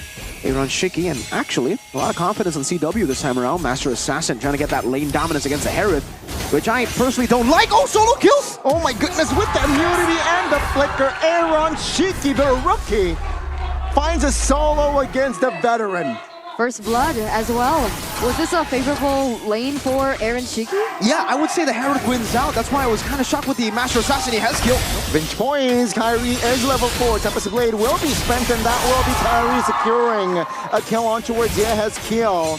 That will be all though, as Tweety is able to, trying to at least hold the minions off. I really hope we get to see the replay of what happened, because that should have been a mistake from CW, right? The Master Assassin Roger at CW is almost never solo killed in lane. When was the last time you saw CW solo killed? Aaron, man, making a name for himself. This is the guy who went toe-to-toe against Skylar in the gold lane. Now we're seeing what he's got. We are. And we're also seeing what both of these teams have got as they're centering around this next neutral objective that Fabian will be able to secure without contest coming in from Fnatic Onyx. Kyrie doesn't even go for it. Wow, but they want to control the purple. Who gets it? It will be Kyrie. Fabian, no purple. That will still be Fnatic Onyx finding some sort of a compensation at the very least. That was a very quick adjustment from Fnatic Onyx. Quick punish there, really good stuff from Fnatic Onyx. Like oh man, Aaron really utilizing that first kill advantage. Oh no. CW is not going to be able to lane anymore here. This should be a slow push build up. They can actually go for a dive if CW stays a bit too long. Keyboy's recalling. This is setting up perfectly. See her, not even level 4. Oh, there you go. It's Roger Weedy jumps in from the back. Angela, though, with the hard guard taken away. Sans jumps in time. So it's within calculation. But it's good. Purify and the hard guard stolen. IMU is going to be back up for Sans, but the Purify won't be there for CW. Aaron will get even more gold. Keyboy's there. See 2v2 with the roamers. And seems like CW does not want business this time. Top lane, 2v1 potentially. But these EXP laners, will they commit on towards a fight? No, that's just a cut. Not just yet. If we take a look at both of these junglers, Kyrie's level 7 right now. Fabian is catching up, but still behind level 6. And it's going to matter in about 30 seconds when the contest starts to happen. Our TLID falling back into their regular pattern of just letting these objectives go and looking for trades elsewhere. It looks like an invade, though, coming from TLID. It's 5 members rotating towards that purple. And that will be, again, with the Spear of Alpha, good usage on that ult. Kyrie in the backside, Tempest Blade committed. Good knock up with the penalty zone as well, but Fabian is still able to hold on. And that is Fabian actually finding the kill with the help of the Way of Dragon from Weedy. Oh man, an overcommit there from Fnatic Onyx. They should know that for TLID, this is the mid game. Well, actually, it's still the early game. We're only now approaching the mid game, and TLID's comp is built for that mid game. Dragon though, Keyboy, will he commit the Circling Eagle? No. Let's see here, it's a reset of tempo from both teams. Wait, Aaron. Solo kill, Circling Eagle, he baits Aaron Shiki out. CW will be able to trigger the flicker. Meanwhile, Fabian collecting the neutral objective. I mean, I was about to say that maybe Fnatic Onyx could utilize the Aaron Shiki's absence to their advantage for the neutral objective, but TLID, they didn't let that slide either, right? It looked like they were using even Aaron Shiki as a time buyer for them to pick up that neutral objective. So already a different pattern coming in from TLID. Perfect turtle, 2-0 in the first 5 minutes. Because we have to remember earlier, Kyrie has no purple ball, so they can't go for the contest. Witty! Yep, where Dragon does not land to where it wants. Witty now trying to reposition with the Shunpo. Is able to get out. Yeah, but again, why they weren't able to really go for any trades on the neutral objectives because Kyrie doesn't have the purple buff, gets stunned from the wall, and this is where it gets really tough for Kyrie. Goodness, you're terrifying. 3v1 with a hard guard though. Fabian looking to find the revenge. Seems like the mid lane will be the target from the side of TLID, but Fnatic Onyx, they have managed to clear the wave. The bottom side, away of Dragon Purify 4. CW will find the escape route. No, Aaron Shaky, too clean with it, too slick with it. And a tower falls as well. That kill over to CW is going to be very punishing. He's at 0-2-0 with a Warcry emblem. Isn't able to get the advantage of the Warcry emblem in the first few minutes of the game. And it's hard now for Fnatic Onic. It is, it really is. I think for Fnatic Onic, like we said, we kind of agreed that the drafts, in the end, they made it work. But we technically can still go back to that first pick, Ling plus Roger, giving the Harith all the necessary resources technically to actually win out on that lane. Now CW is behind on the Roger. You know how bad it is to be behind on the Roger? How bad it feels to be behind on the Roger? No. It is not good. This hero was built to at least go even by the mid game. Now he's so behind, he doesn't have any items, and this should be free for TLID. Spear of Alpha on towards Rez. That's true damage. Penalties although on towards no follow-up damage. The backside, Aaron Cheeky will deal some sort of damage as well on towards Rez. He falls. T-Boy San CW running from the hills. Running for the hills, and now with the glorious pathway, Fnatic Onic, they will concede, and that will officially be a perfect turtle for TLID. There it is, 7 minutes, perfect turtle. Weedy goes in again. Circling Eagle, disturb position, and they will lose the mid lane turret as well. This spells disaster. It does, but remember, Kyrie was, by the way, a level ahead of Fabian. So despite Fnatic Onic falling behind, Kyrie has still been doing work. He has still been very busy. Arando also busy.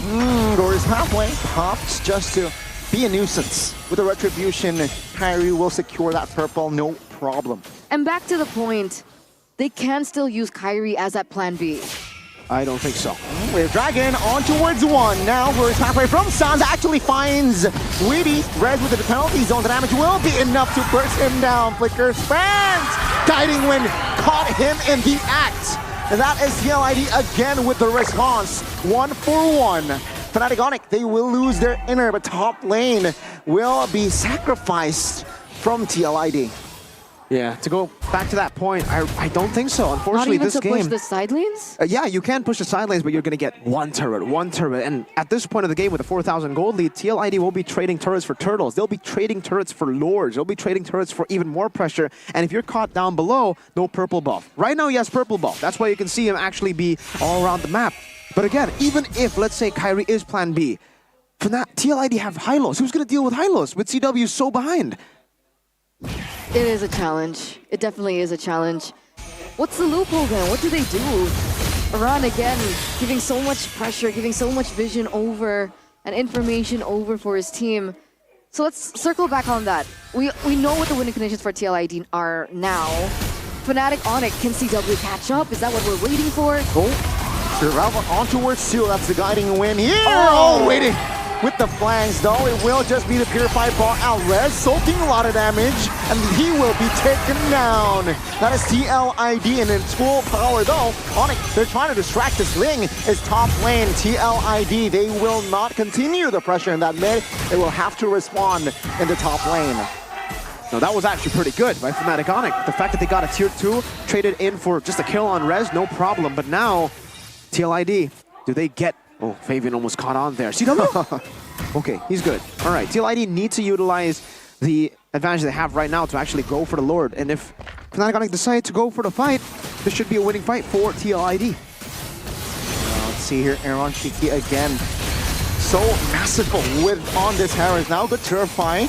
Circling Eagle on towards the backside. Weedian Aran actually in trouble, but the Lord will be claimed by Fabian Nelson. All on war! Fabian fights unstoppable Rez. Very low, taken down. And Fnatic Onic, they will again run for the hills. Fabian still very healthy. Good thing the Flask of the Oasis doing work. 2-for-2 trade, ladies and gentlemen. Weedy Aran for CW and Rez. They lose their gold laner. Luckily, the death timers are quite forgiving, but the twist is TLID are able to pick up that Lord that should be marching in that bottom lane. And you saw that, Holy Crystal for Aaron. Yeah, at 10 minutes, that's very, very fast for the Harith. There's a good thing now that I am going to say, technically for all the Fnatic Onyx fans out there who are still hoping for Fnatic Onyx victory, they can outscale TLID in a way. There's going to be a window for TLID to close this game. I think 12 to 14 minutes would be ideal for TLID with all their power spikes hitting. Alpha, Harith, and Angela, but later on, I think Kyrie, Sans, and CW will actually be able to hold on, but yeah, they're going to have to defend for that long. They have to get past the 12-minute, the 14-minute. Turret here will be taken care of in the bottom side, and the Lord, yeah, good pressure, right? Good discipline. They know that there are no more objectives technically, so they will relieve off some sort of a pressure. Fnatic Onyx, though, they still need to turtle in their base. The thing is, there are 3 lanes still pushing.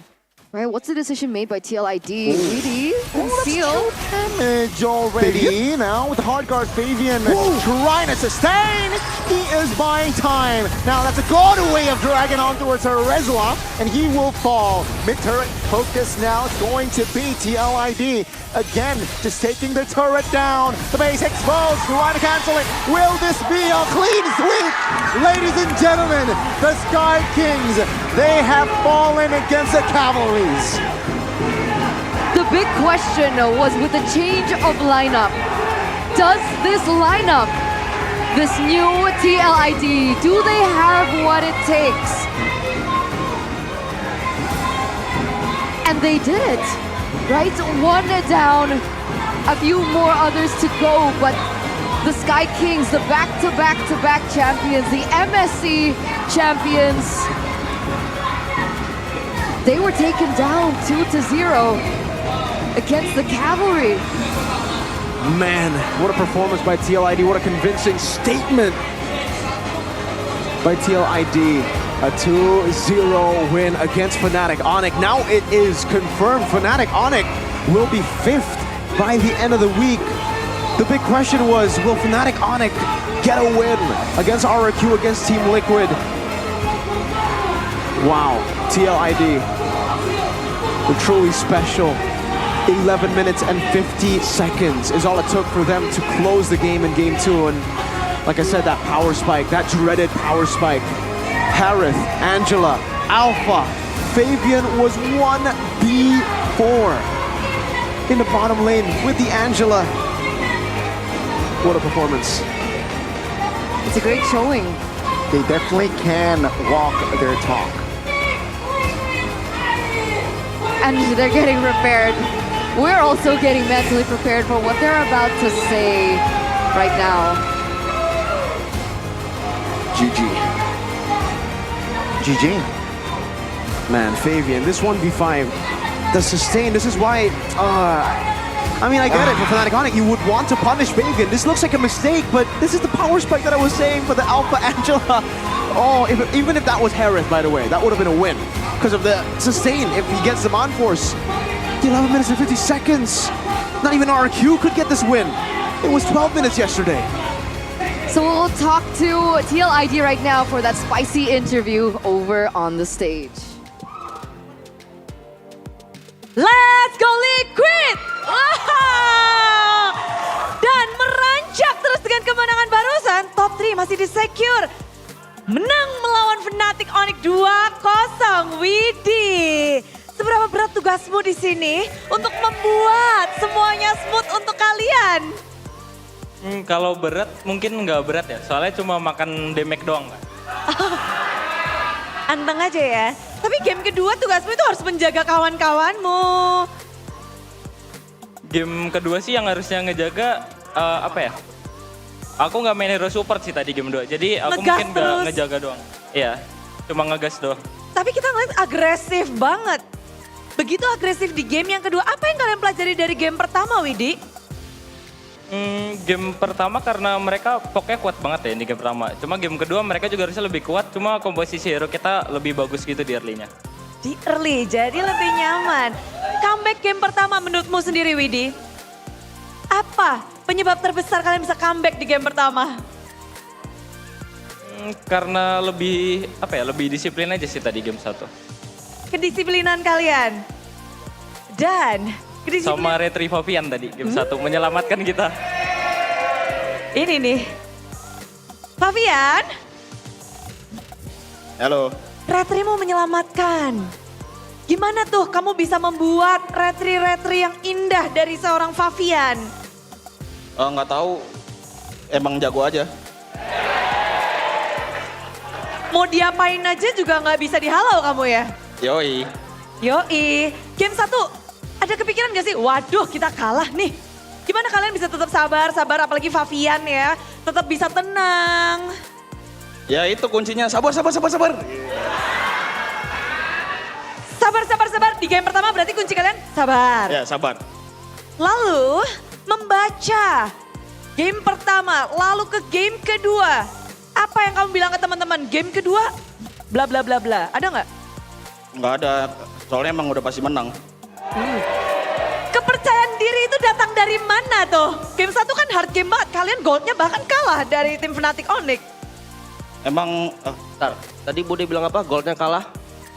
Enggak kok. Enggak? Enggak, doa game menang lane lagi. Wih, bentar.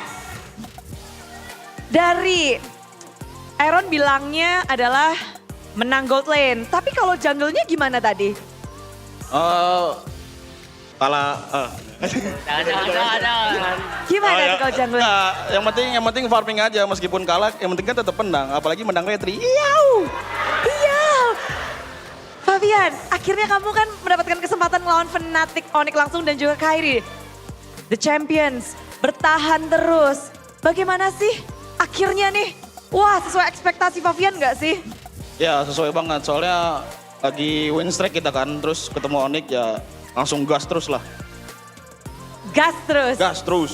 Gas terus, tapi ada sesuatu nih ya, ada yang spesial kayaknya mau ditunjukkan. Ada apakah itu?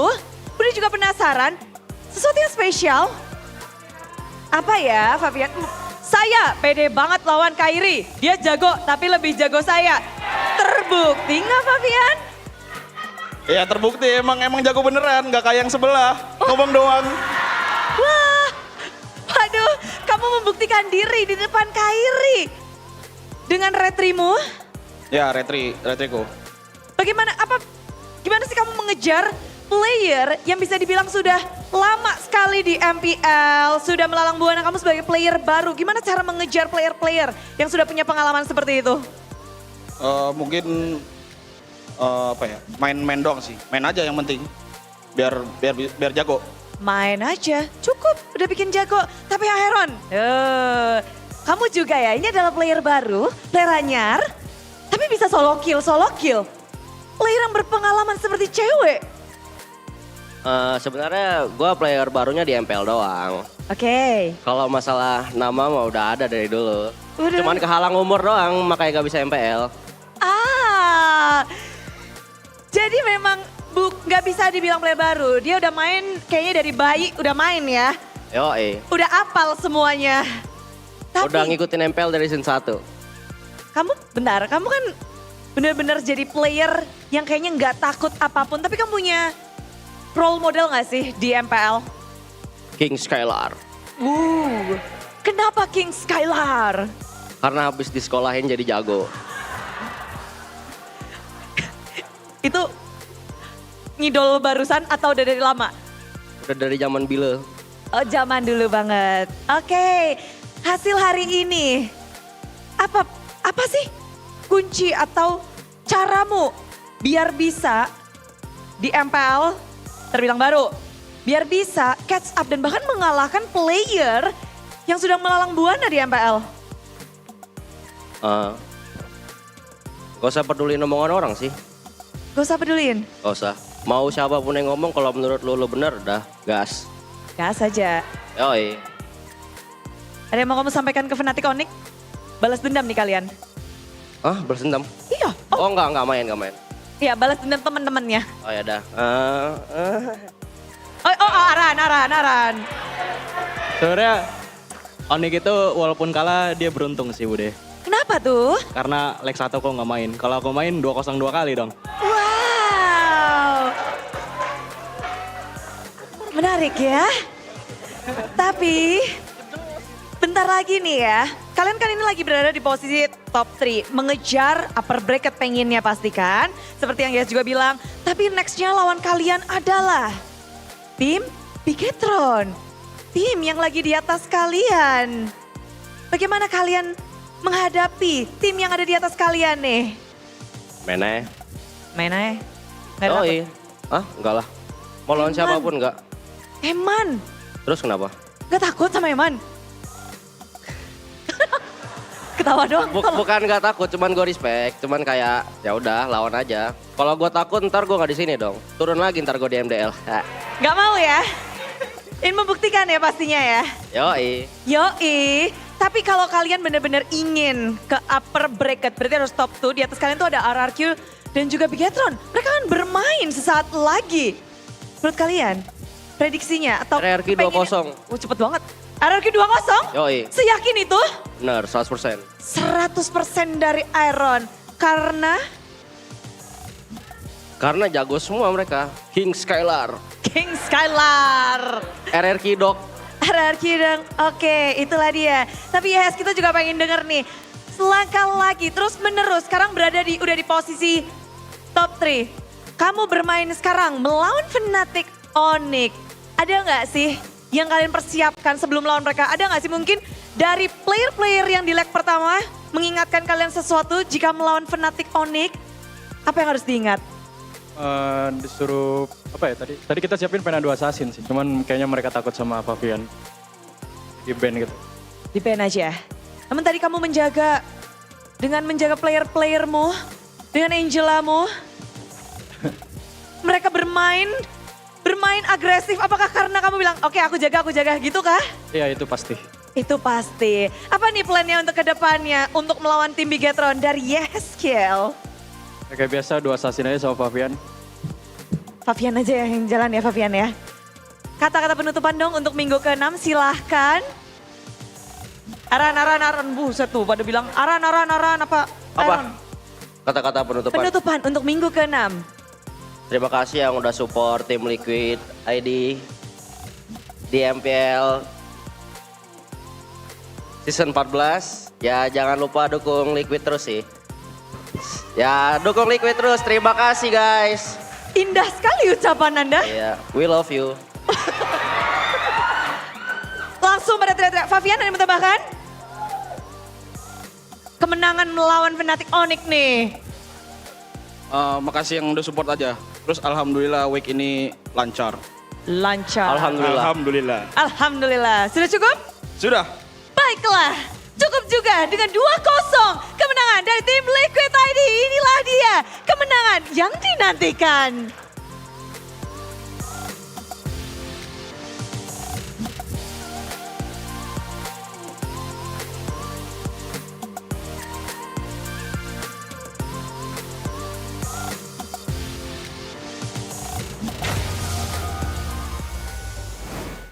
Can we be friends again? Yeah. Okay.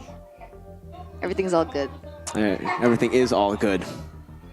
I'm pretty happy with that win. Me too. I'm very happy with that win. Revenge complete. Tragedy. 3 times. A 3 loss LS streak. for Fnatic Onyx. We haven't tasted that in a Bigetron? while. No, last season he tasted that too, remember? In the regular season. Or was it RQ? Wait, who did they lose again? Geek RQ Real TLID. Derby. Geek RQ TLID. I wonder what then- their next matches are. We'll see it later. We'll see it later. Ooh. You're gonna go up against EVOS, I think, and BTR. Leg 2. Evos is like, okay. Wait, what do you mean? What do you mean? What do you mean EVOS is like okay? But they're so For who? inconsistent. Oh, I think they are consistent. Consistently inconsistent? Or consistently number 9? Let's talk about the consistency of TLID in Game 2. Let's Again, do it. improv gameplay, man. Oh, man, phenomenal stuff. This is just really clean from TLID. I think it all started with that solo kill in the bottom lane. Because, again, if Fnatic Onyx had actually been able to stay even to mid-game, I honestly think they had a pretty good draft to make it work. But because Harrowith snowballed, because Roger was so behind, no one could really deal with Fabian. Not even Hylos. Witty and Aran were always there to survive, man. And Aaron, Fabian are all doing the smile, the half smile. Half-face smile? Is that what we call it? Is it the Roblox smile? Flavor Fave. Flavor Fave.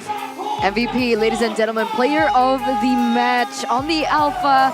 601 KDA, 795 GPM, TP of 78%, presented to you by the official tournament smartphone Samsung Galaxy A55, A35 5G. I mean, like, what can we say at this point? He's been able to steal so many turtles, so many lords. Yeah, he doesn't care about turtles. Perfect timing. Perfect turtle this time, though, This right? time, yeah. I mean, I don't know.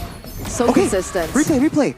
Oh, wow, CW just took that one, man. Oh. That was a big blunder. It wasn't... Wow. He miscalculated. Massive miscalculation from CW. That is so uncharacteristic of CW. And in these skirmishes again, right? The glorious pathway was what was able to get Fabian out there.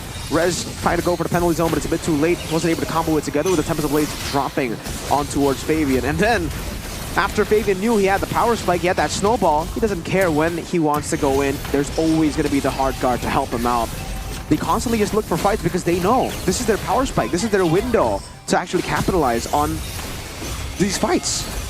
That's why, even though it looked messy sometimes, it's what this composition was built to do. You need to go and fight. It reminds me of EVO's Game 2 draft. That's what they should have done with the Ruby and Roger. But this time we see it clearly. And yeah, CW definitely made a mistake, miscalculation. But I am not a fan at all of the Ling Roger pick. Ling straight to Roger, right? Giving the Harith basically a free lane. I don't know what was the plan. Because they could have gone Ling Harith, right? They could have, but then the Lunox would be there. I think the easiest way to tackle that would be if they really wanted Terizla, Ling Terizla. Just go for it, right? Terizla first. Yeah. It was just all over the place, I think, for Fnatic Onic. Hopefully they can learn from this as a learning curve for the future to get to that upper brackets, but let's take a look at the mic checks for the Spicy Boys, TLID. Oke. Gue push mid ya. Yuk. Ya, gas dorong mid. Oh, dia dari kanan tuh kan sajanya di kanan. Mau tabrak gak? Tabrak aja, guys. Tabrak. Ayo, boy. Gas, kejar. Terus ultimate. Kaja konsil. Kena sakit. Gue cek. Kaja. Gas run. Lagi boy. Heal gue kuat. Roger. Nice boy. Mati. Valen boy. Gue cek. Bawah ya. Nice boy. Aman bawahnya, gue balik. Bisa atas. Edit. Gas boy. Boleh nih. Ayo, gue depanin langsung ya. Linknya di bawah tadi. Gas. Gue lot ya. Aman. Ya. Kalau mau combo aja. Gas ya. 1, 2, 3. Teris dulu boy. Dapat. Lihat bocil. Kuat. Nice boy. Orang. Menang kita. Nice boy. Stop boy. Pelan. Majuin atasnya boy. Kata atasnya. Ke bawah ya. Kata atasnya. Aman. Tahan. Aman. Fokus lagi. Ya. Again, the professor doing his work, doing his magic, calming down his friends, all the hot-headed friends that were very, I would say, passionate in the golden moment by OBS Gold earlier on. Yeah. But let's take a look at this 11 minutes and 54 seconds. That was a fast game, man. Under 12 and wow, 9-4 TLID. I gotta give it to you, Eterna. Your team won. I didn't do anything. Why do you have to give it to me? But I do want to ask Mirko a question.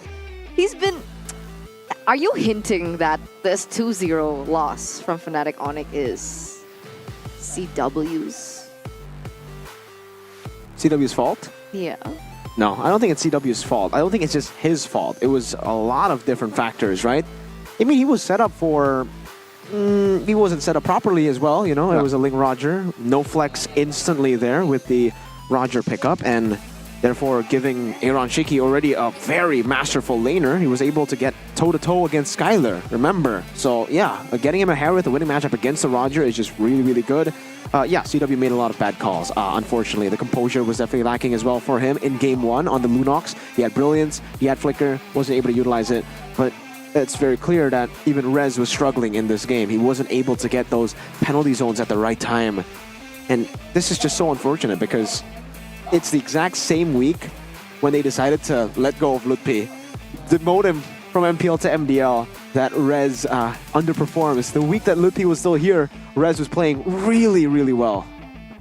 Maybe there's no pressure for him anymore. Maybe that's how he feels. I mean, without Lutpi, can they still change? Can they still import from like the MDL back into MPL? Yeah, I don't This think late into the season? They can. I don't know what that would do though to the team, right? Having so many swaps. True. It's kind of like, struggling Evos. team. 5th place right now. Wait, what? Huh? What are you talking about? What? I said struggling team because like a lot of teams have been doing that. Liquid did that. Dewa did that. Oh. Evos did that. You just said mean, Evos. No, because that's the recent shakeup was from Evos. So I thought you meant Evos. that's And fair. Onyx. That's fair. And Onyx. I mean, Onyx just swapped the player. Yeah, they technically, swapped not even 3. swap. It's just a demote for Lutpi. But for Evos, you're right. They See? got a handful. Covering our tracks here.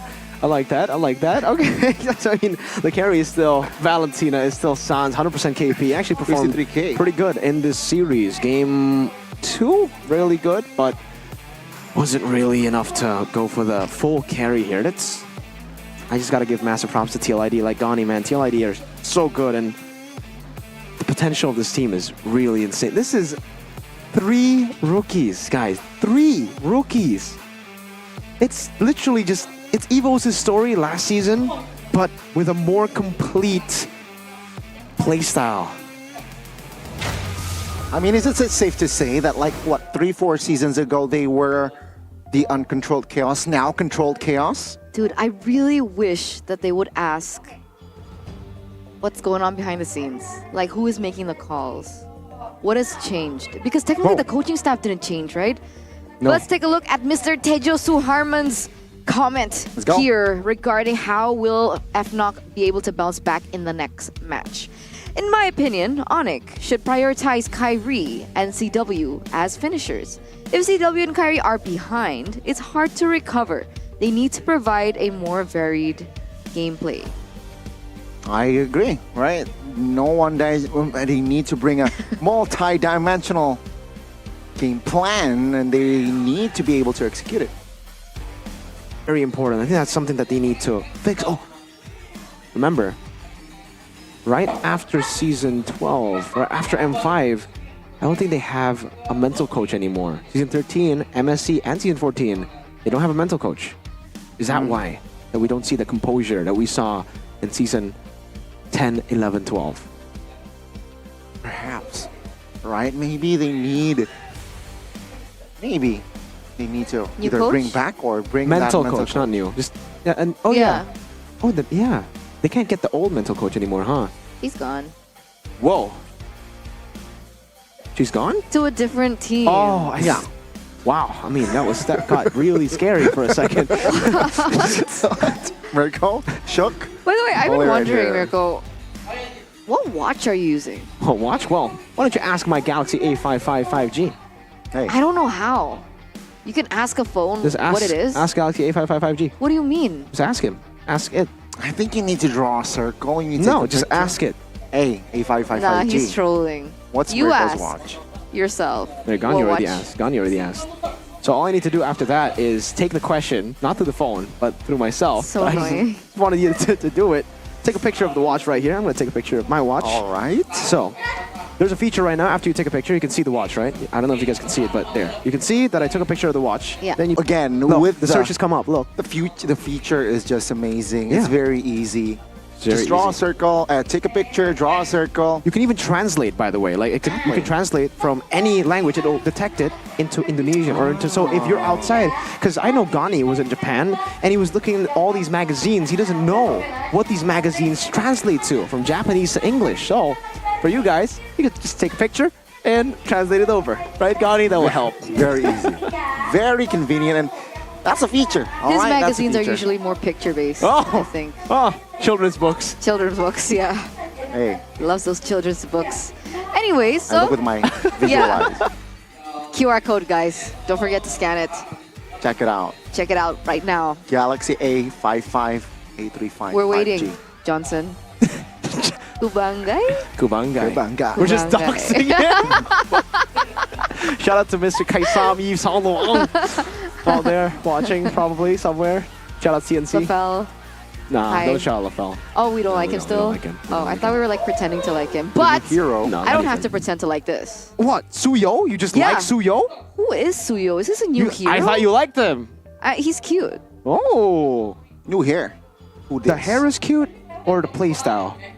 I don't know about his playstyle yet. Suyo. Well, if you want to take a peek or if you want to see what playstyle he has, the new hero Suyo will be officially available on the 21st of September. That means it is... Next week around. Next week, absolutely. It is a few days away, ladies and gentlemen. Get the hero and Suyo skin. It is the Federated Vigilant skin for just, get this, 400 and our favorite number here on desk, 469 diamonds in the first week. Again, this hero will be available for only 51 diamonds as well. Oh my That's good. goodness. For the first 14 days. 14 days. Check it out, right? Ah. But now do you want to know more about Suyo? I do actually. I do. He's a Nuo master from Cadia. You know what Cadia is? Is the Cadia Riverlands, who can freely switch between two forms in battle using the power of the immortal. You know that item? In a way, yeah, I get it. But he doesn't need a robot to do what he does. He can also get the recalls that we have, the new ones. Oh. Das. Okay. We got So the we Geek have Fam one. Rebellion.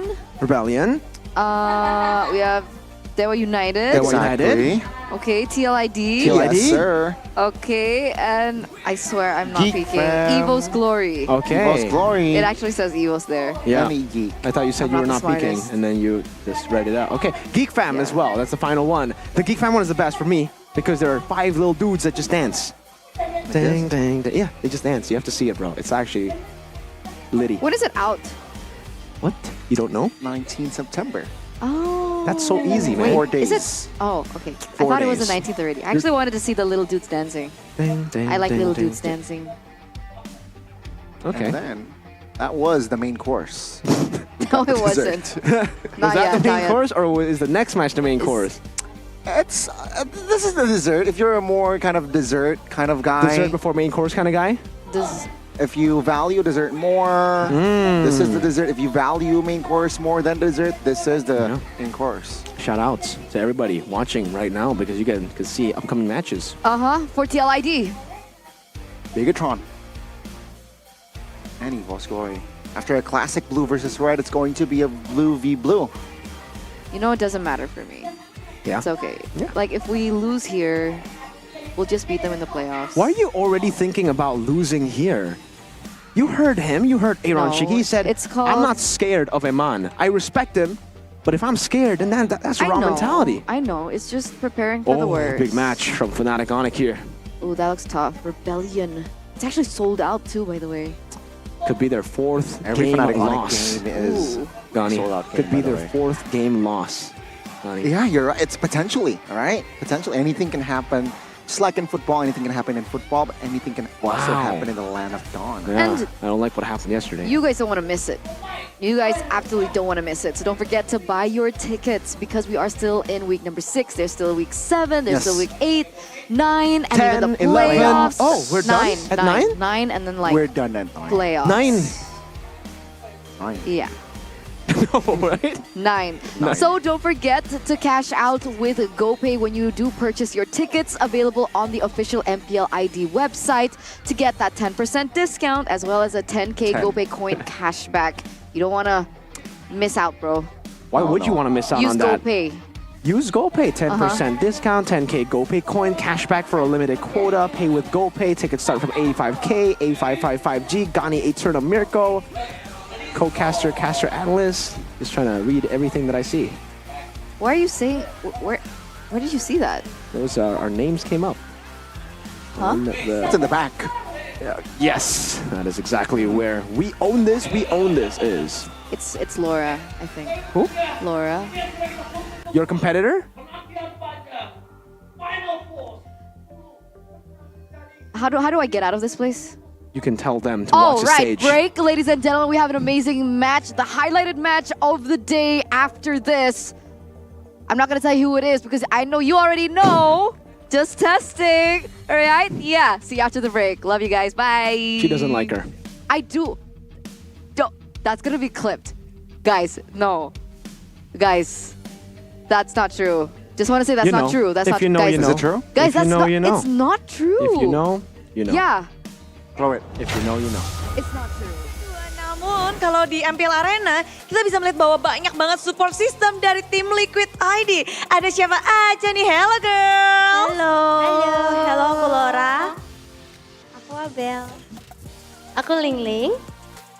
Dan aku Kate. Seru banget di sini ya.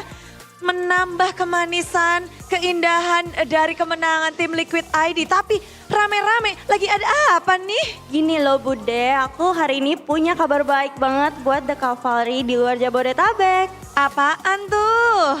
Ada watch party offline di seluruh Indonesia. Watch party? Ih, bentar. Boleh dijelasin lebih lanjut nggak tuh? Jadi watch party itu akan diadakan di 25 kota terpilih di seluruh Indonesia selama MPL ID season 14 ini berlangsung. Dan nanti kita nggak bakalan nonton rame-rame aja, tapi bakalan ada kuis berhadiah, jadi kalian bisa dapetin merch, skin, terus diamond dan banyak lagi. Waduh, serunya. Berarti kalau watch party udah lagi jalan dong ini? Udah dong, kemarin kita udah jalan di Palembang, Manado, Bandung dan Malang, dan tanggal 13 kemarin juga ada di Jakarta Timur, Lampung Tengah, dan sekarang banget nih lagi ada di Tangerang, Batam, Pekanbaru, dan Surabaya. Banyak banget ya, rame banget. Piye kabare? Ini yang lagi pada nobar-nobar, yang lagi semuanya rame-rame watch party. Tapi ini kan bakal ada terus ya. Penasaran cara ikutannya gimana sih buat The Cavalry yang ingin bergabung? Kalian bisa langsung aja datang ke venue di kota pilihan dan yang pasti gratis. Gratis, tidak dipungut apapun? Enggak, gratis. Terus buat info lebih lanjut kalian boleh cek ke Instagram @timliquidid buat info lebih lanjutnya karena setiap weeknya mereka update di sana. Wow, jadi kita tahu ya next kotanya di mana nih, caranya gimana, di mana pokoknya kalian harus pantengin semua sosial media dari tim Liquid ID. Kata-kata penutupan buat minggu ke-6. Laura? Kata-kata penutupannya apa bro? Kayaknya week berapa nih? 6. Week 6 kita lancar sih tim Liquid ID ya, happy banget. Tadi aku shock sih kayak menang ternyata 2-0 lagi. GG bro-broku. GG. Tentu saja harapannya mungkin ajakan buat semua Cavalry untuk mendukung di minggu ke-7. Semoga bisa 2-0 lagi. Yeay. Ada yang mau ditambahin? Semangat dan kalahkan semua tim. Amin. Yang terakhir? Pokoknya tetap semangat terus dan semoga kedepannya bisa konsisten. Amin. Doa baik tentunya terus mengalir dari para ciwi-ciwi girls, dari BABA, dari talent-talent semuanya, di tim Liquid ID. Dan inilah dia keseruan di MPL Arena. Thank you banget, informasi sudah kita dapatkan. Namun ada yang belum kita tahu nih, hasil dari match ketiga. Nggak sabar banget pastinya kan? Stay tune terus untuk menyaksikan match penutupan di minggu yang ke-6 di MPL Indonesia season 16 minggu ke-6.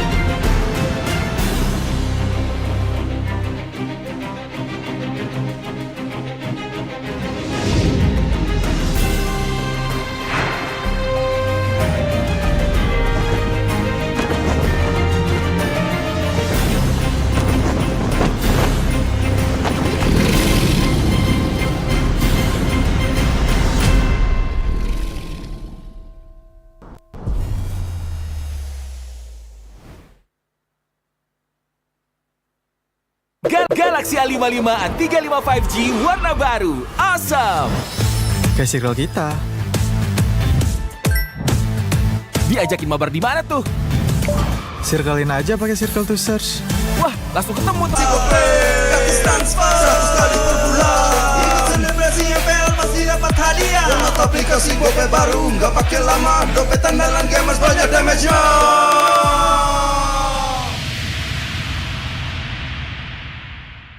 Dia tidak akan segan untuk menghadapi siapapun yang berani melawan. Dia mewarisi perjuangan karena di tubuhnya mengalir darah seorang pahlawan. Pedangnya mengukir takdir kemenangan, menghadapi segala tantangan. Penuh keberanian untuk terus berjalan menuju masa depan. Raihlah masa depan, nabung mulai dari hobi. Koleksi terbaru UBS Gold X Mobile Legends Bang Bang, edisi spesial MPL ID Season 13.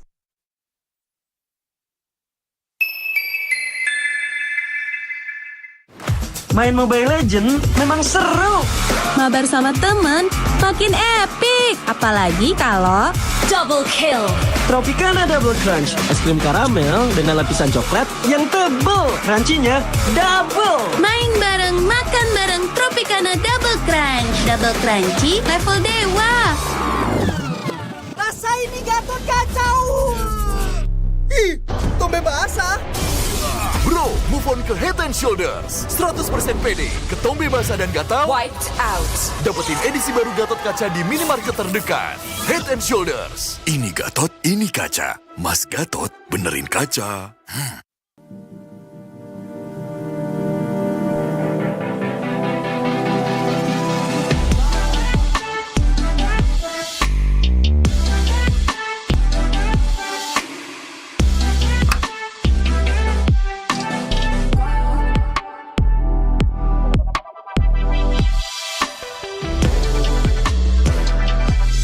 Wow, finished. See you later. Time to go. Okay.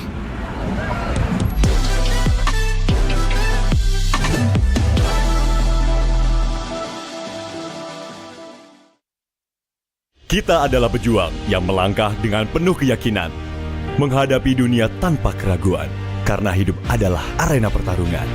Kita adalah pejuang yang tak akan gentar oleh segala tantangan, menghadapi lawan tanpa ketakutan, karena kita terlahir untuk meraih kemenangan. Raihlah kemenangan dengan koleksi terbaru UBS Gold X Mobile Legends Bang Bang, edisi spesial MPL ID Season 13. Saatnya nabung dari hobi bersama UBS Gold.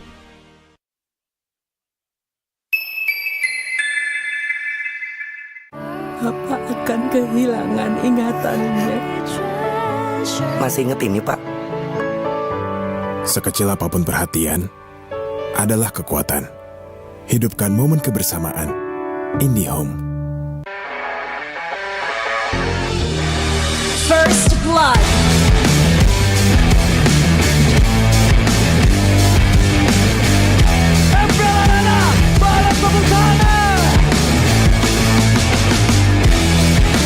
Mendapatkan 2 momen penturen.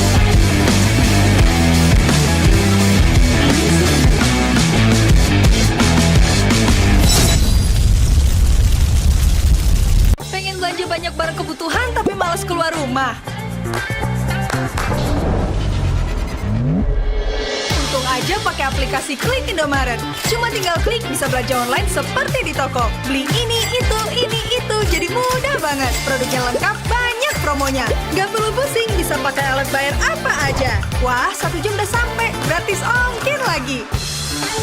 Untung aku pakai Klik Indomaret, belanja online seperti di toko. Kini, Indomaret telah menghadirkan varian baru, soto dan rawon yang wajib kamu coba. Dibuat dengan daging sapi pilihan, dimasak dengan rempah-rempah khas Indonesia, sehingga menghasilkan rasa soto dan rawon yang otentik khas Jawa Timur. Diolah selama berjam-jam sehingga menghasilkan kaldu yang gurih dan daging yang empuk. Bisa dihangatkan di toko atau bisa untuk stok di rumah. Soto dan rawon daging sapi Indomaret, enak tenan rasane.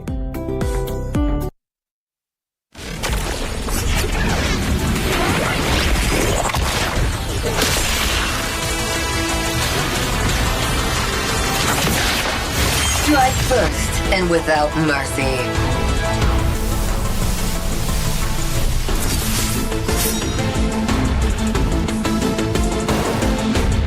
Where I tread, death follows. Enjoy your last breath. Deploying smoke. Going dark.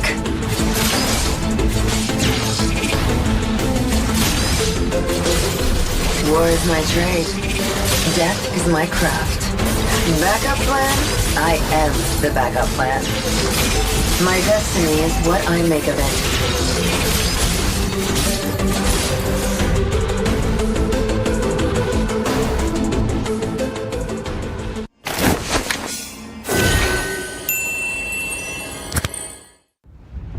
darkness plagues this world, unseen by mortal eyes.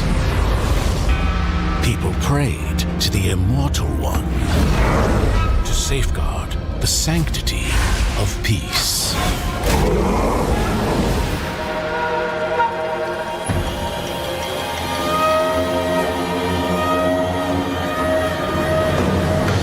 The ceremony's starting! It's Suyo! It's Suyo!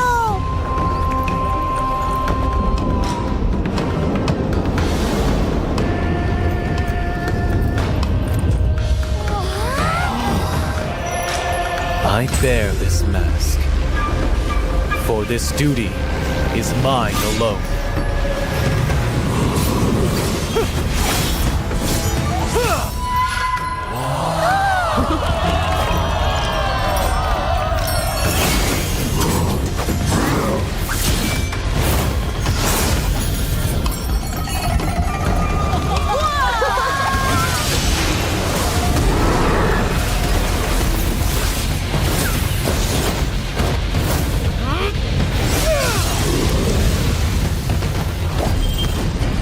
What is that? Is the ceremony over? Mommy, I'm scared. What is that?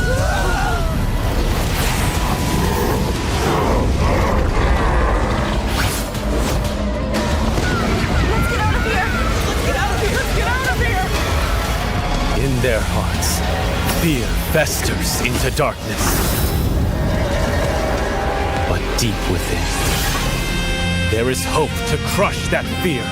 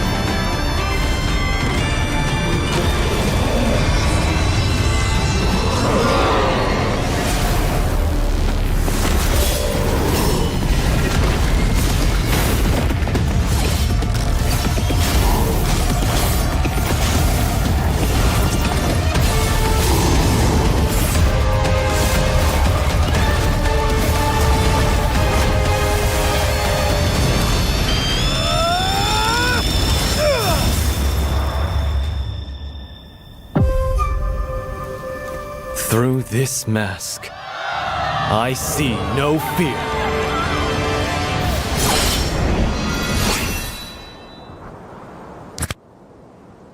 Galaxy A55 A35 5G warna baru, awesome! Kayak circle kita. Diajakin mabar di mana tuh? Circlein aja pakai circle to search. Wah, langsung ketemu tempatnya.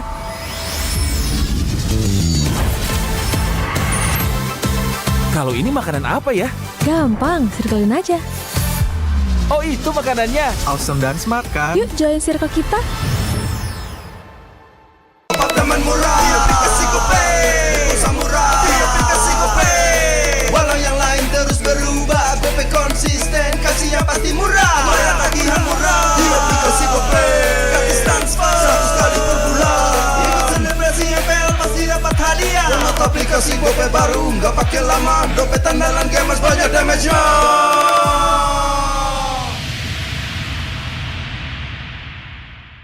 Dia tidak akan segan untuk menghadapi siapapun yang berani melawan. Dia mewarisi perjuangan karena di tubuhnya mengalir darah seorang pahlawan.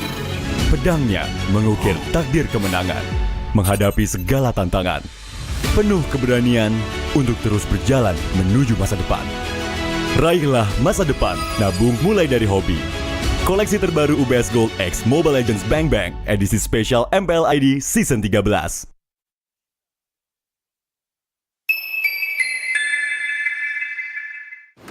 Main Mobile Legends memang seru.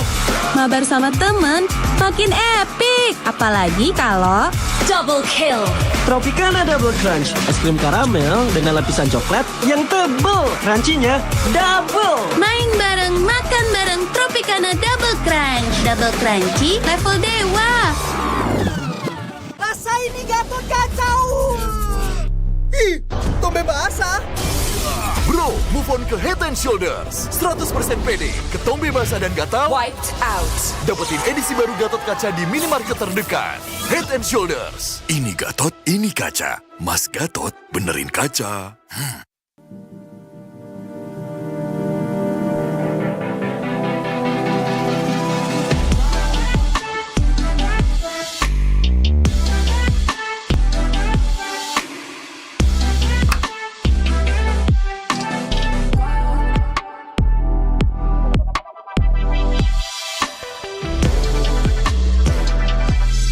Wow, finished. See you later. Time to go. Okay.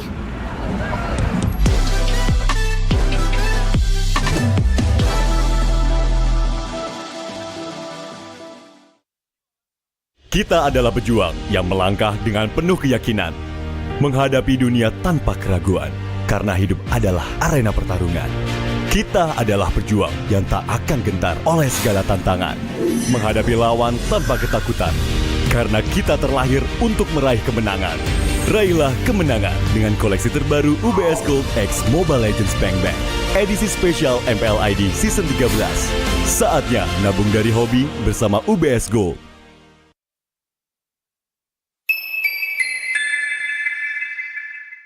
Papa akan kehilangan ingatannya. Masih inget ini, Pak? Sekecil apapun perhatian adalah kekuatan. Hidupkan momen kebersamaan. IndiHome. First blood.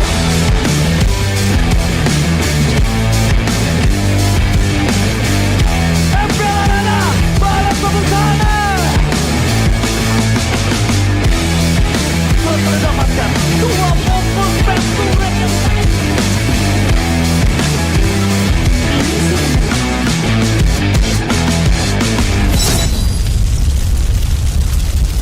Pengen belanja banyak barang kebutuhan tapi malas keluar rumah. Untung aja pakai aplikasi Klik Indomaret. Cuma tinggal klik bisa belanja online seperti di toko. Beli ini, itu, jadi mudah banget. Produknya lengkap, banyak promonya. Gak perlu pusing, bisa pakai alat bayar apa aja. Wah, 1 jam udah sampai, gratis ongkir lagi. Untung aku pakai Klik Indomaret, belanja online seperti di toko. Kini, Indomaret telah menghadirkan varian baru, soto dan rawon yang wajib kamu coba. Dibuat dengan daging sapi pilihan, dimasak dengan rempah-rempah khas Indonesia, sehingga menghasilkan rasa soto dan rawon yang otentik khas Jawa Timur. Diolah selama berjam-jam sehingga menghasilkan kaldu yang gurih dan daging yang empuk. Bisa dihangatkan di toko atau bisa untuk stok di rumah. Soto dan rawon daging sapi Indomaret, enak tenan rasane.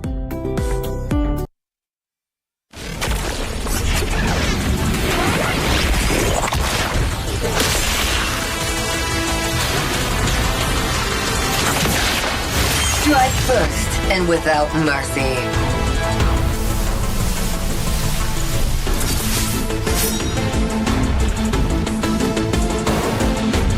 Where I tread, death follows. Enjoy your last breath. Deploying smoke. Going dark.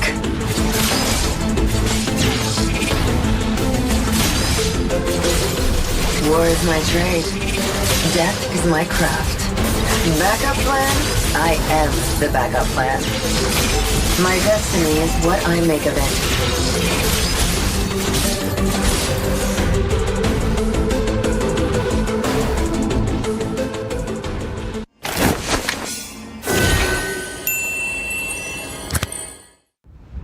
A darkness plagues this world, unseen by mortal eyes. People prayed to the Immortal One to safeguard the the sanctity of peace.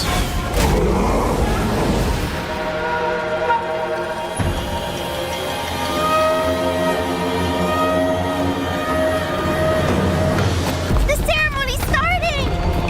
It's Suyo! It's Suyo!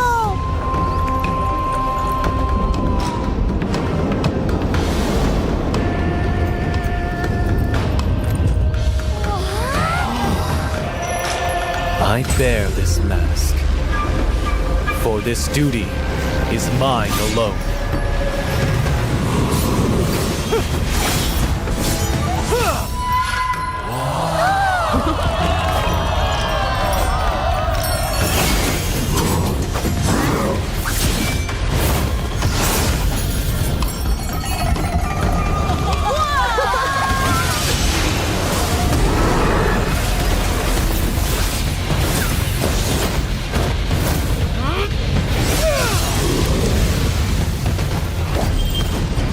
What is that? Is the ceremony over? Mommy, I'm scared. What is that?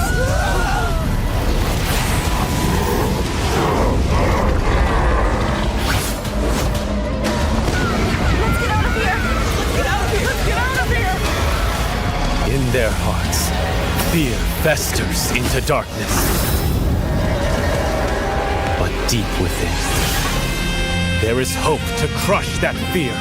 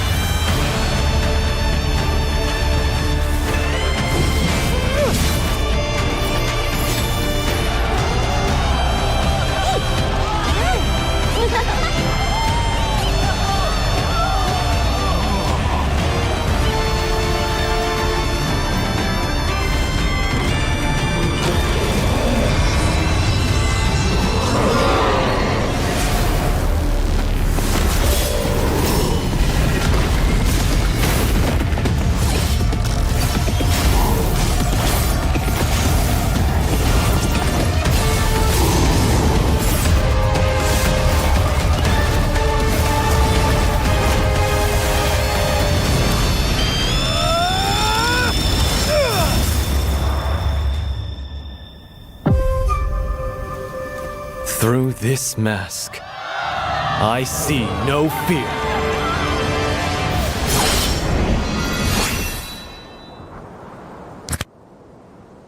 Galaxy A55 A35 5G warna baru. Awesome! Kayak circle kita. Diajakin mabar di mana tuh? Circlein aja pakai circle to search. Wah, langsung ketemu tempatnya.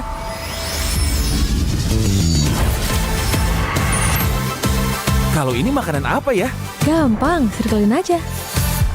Oh, itu makanannya. Awesome dan smart kan? Yuk join circle kita. Teman murah, di aplikasi GoPay Samurai, di aplikasi GoPay. Walau yang lain terus berubah, GoPay konsisten, kasih yang pasti murah. Bayar tagihan murah, di aplikasi GoPay. Gratis transfer, 100 kali per bulan. Ikut selebrasi MPL pasti dapat hadiah. Download aplikasi GoPay baru, nggak pakai lama. Dompet andalan gamers banyak damage-nya.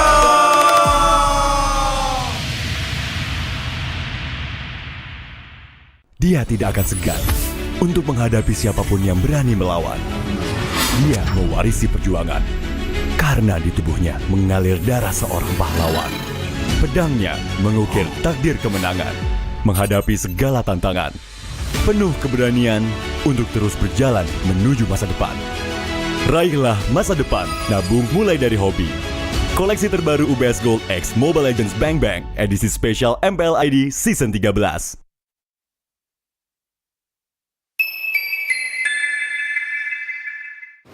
Main Mobile Legends memang seru.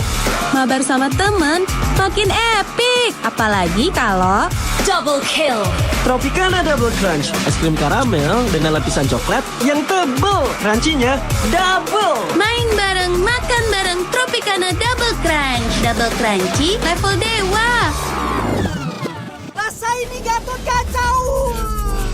Ih, tombe basah. Bro, move on ke Head and Shoulders. 100% pede, ketombe basah dan gatal Wiped out. dapetin edisi baru Gatot kaca di minimarket terdekat. Head and Shoulders. Ini Gatot, ini kaca. Mas Gatot, benerin kaca.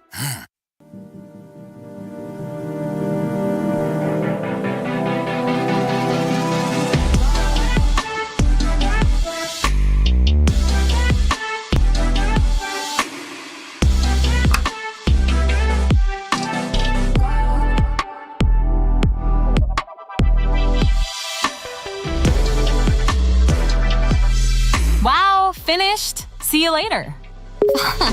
Time to go. Okay.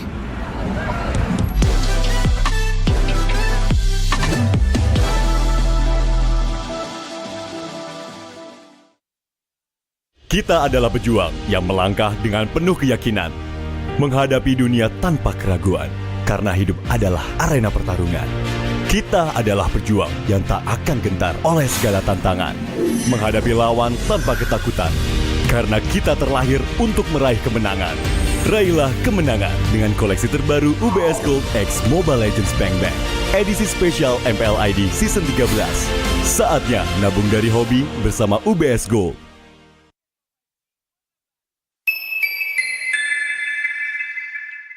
Papa akan kehilangan ingatannya. Masih inget ini, Pak? Sekecil apapun perhatian, adalah kekuatan. Hidupkan momen kebersamaan. IndiHome. First Blood.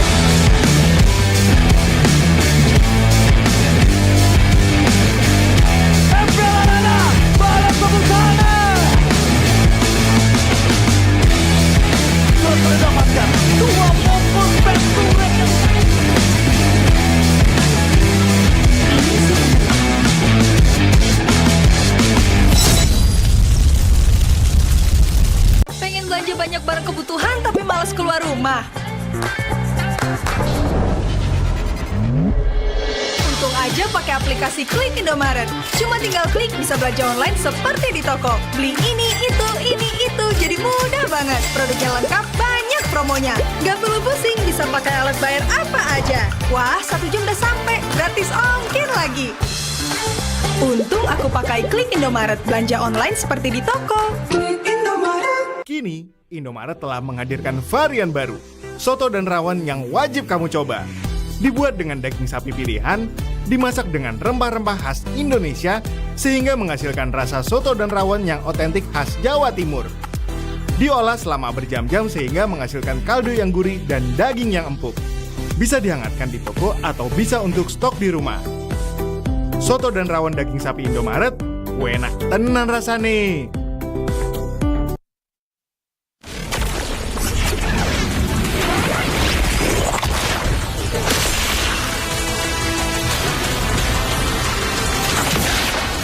Strike first and without mercy.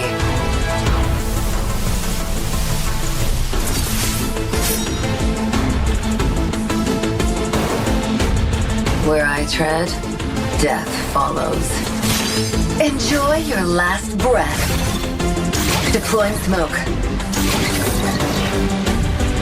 Going dark.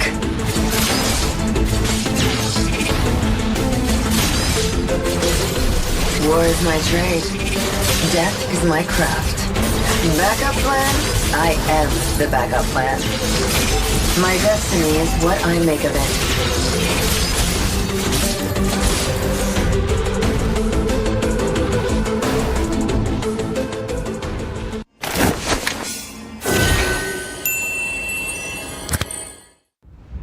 A darkness plagues this world, unseen by mortal eyes.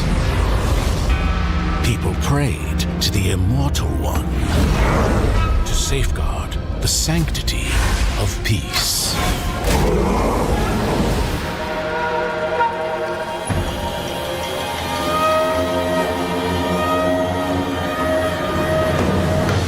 The ceremony's starting! It's Suyo! It's Suyo!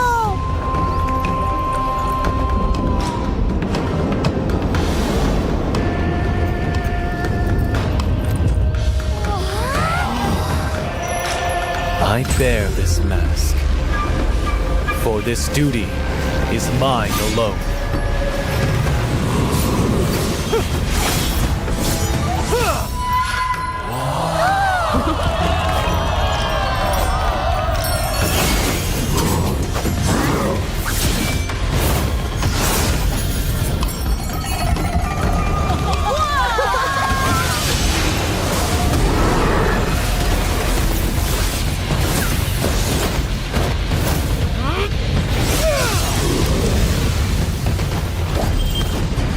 What is that? Is the ceremony over? Mommy, I'm scared. What is that?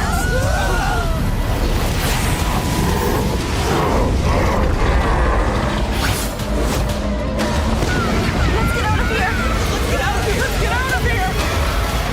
In their hearts, fear festers into darkness. But deep within, there is hope to crush that fear.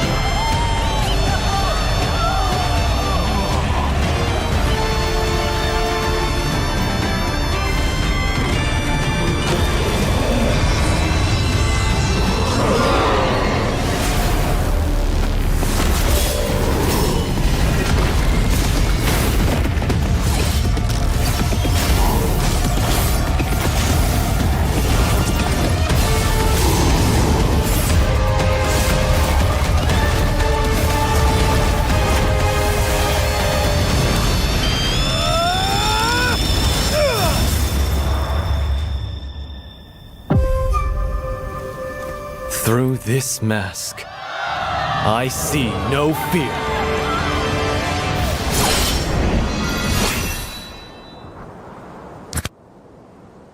Galaxy A55 A35 5G warna baru. Awesome! Kayak circle kita. Diajakin mabar di mana tuh? Circlein aja pakai circle to search. Wah, langsung ketemu tempatnya.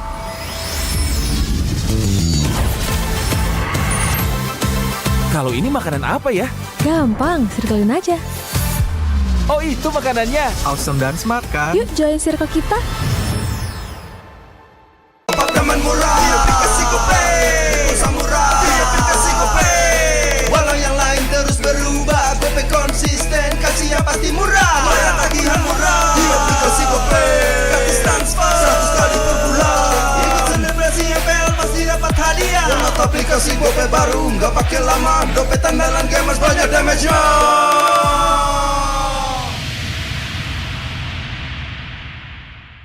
Dia tidak akan segan untuk menghadapi siapapun yang berani melawan. Dia mewarisi perjuangan karena di tubuhnya mengalir darah seorang pahlawan. Pedangnya mengukir takdir kemenangan, menghadapi segala tantangan. Penuh keberanian untuk terus berjalan menuju masa depan. Raihlah masa depan, nabung mulai dari hobi.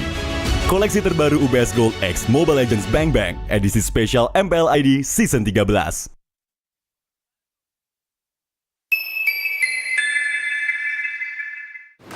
Main Mobile Legends memang seru.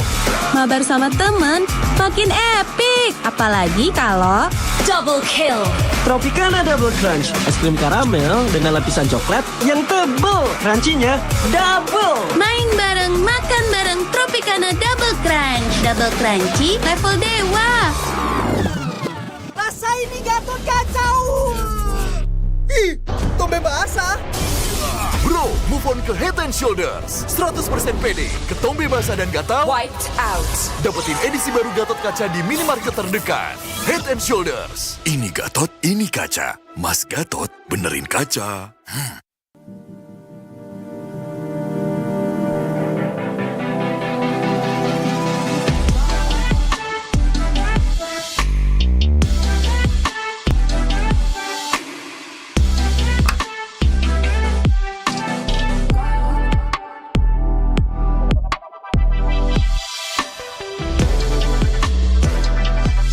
Wow, finished. See you later. Time to go. Okay.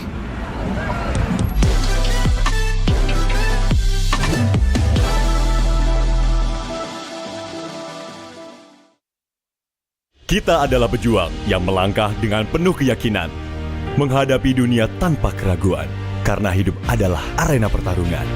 Kita adalah pejuang yang tak akan gentar oleh segala tantangan, menghadapi lawan tanpa ketakutan, karena kita terlahir untuk meraih kemenangan.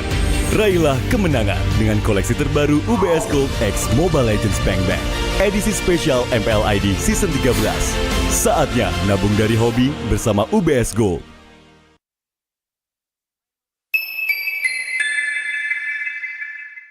Papa akan kehilangan ingatannya. Masih inget ini, Pak? Sekecil apapun perhatian, adalah kekuatan. Hidupkan momen kebersamaan. IndiHome. First Blood.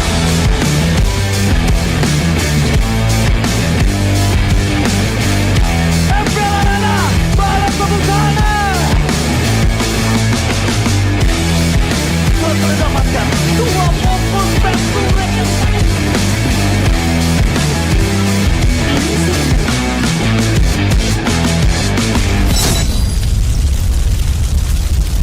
Pengen belanja banyak barang kebutuhan tapi malas keluar rumah. Untung aja pakai aplikasi Klik Indomaret. Cuma tinggal klik bisa belanja online seperti di toko. Beli ini, itu, jadi mudah banget. Produknya lengkap, banyak promonya. Gak perlu pusing, bisa pakai alat bayar apa aja. Wah, 1 jam udah sampai, gratis ongkir lagi. Untung aku pakai Klik Indomaret, belanja online seperti di toko. Kini, Indomaret telah menghadirkan varian baru, soto dan rawon yang wajib kamu coba.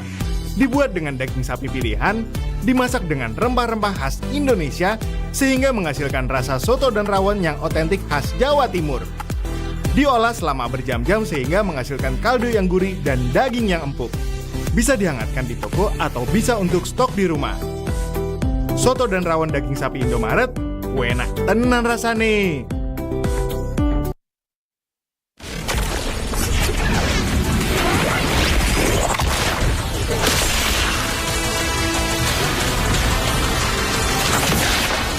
Strike first and without mercy.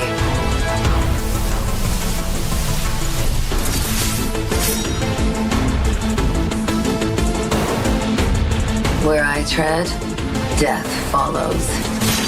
Enjoy your last breath. Deploying smoke. Going dark.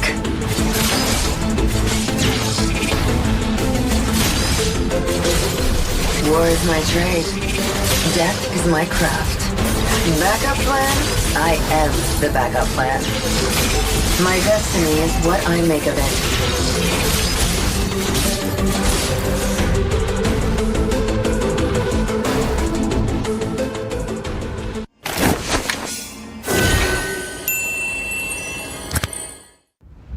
A darkness plagues this world, unseen by mortal eyes. People prayed to the Immortal One to safeguard the sanctity of peace.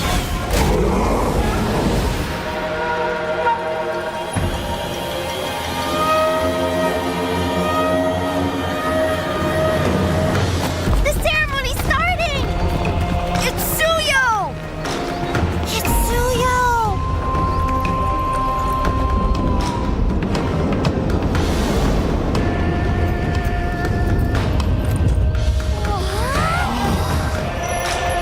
I bear this mask, for this duty is mine alone.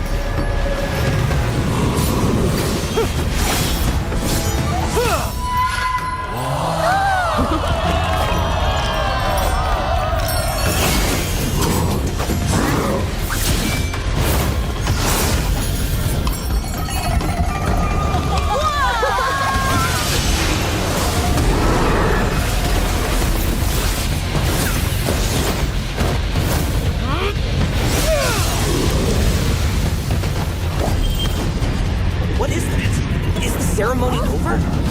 Mommy, I'm scared. What is that?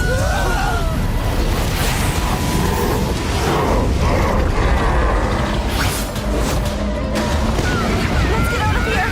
Let's get out of here! Let's get out of here! In their hearts, fear festers into darkness.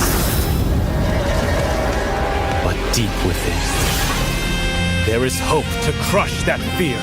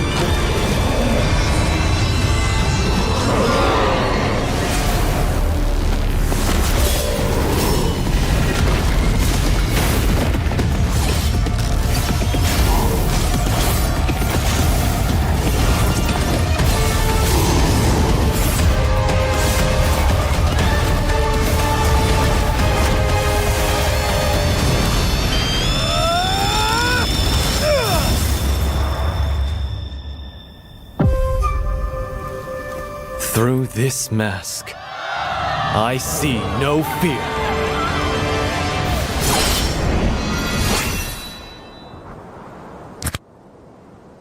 Galaxy A55 A35 5G warna baru. Awesome! Kayak circle kita. Diajakin mabar di mana tuh? Circlein aja pakai circle to search. Wah, langsung ketemu tempatnya.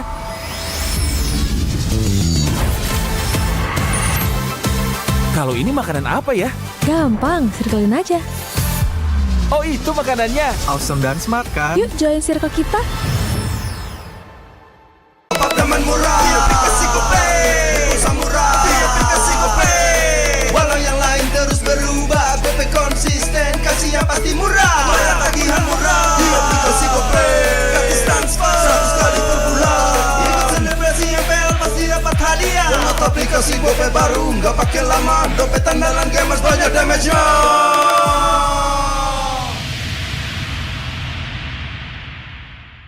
Dia tidak akan segan untuk menghadapi siapapun yang berani melawan. Dia mewarisi perjuangan karena di tubuhnya mengalir darah seorang pahlawan. Pedangnya mengukir takdir kemenangan, menghadapi segala tantangan. Penuh keberanian untuk terus berjalan menuju masa depan. Raihlah masa depan, nabung mulai dari hobi. Koleksi terbaru UBS Gold X Mobile Legends Bang Bang, edisi spesial MPL ID Season 13.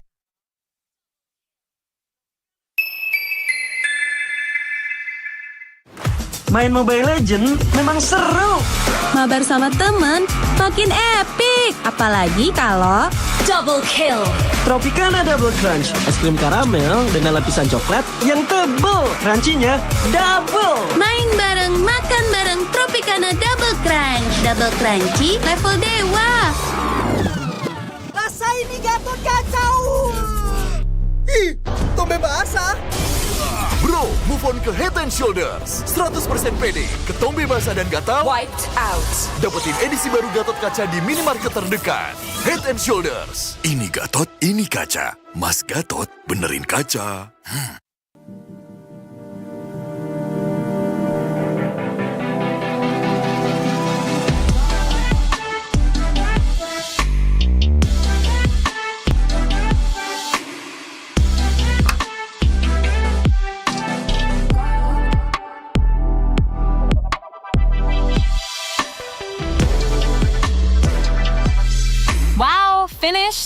See you later.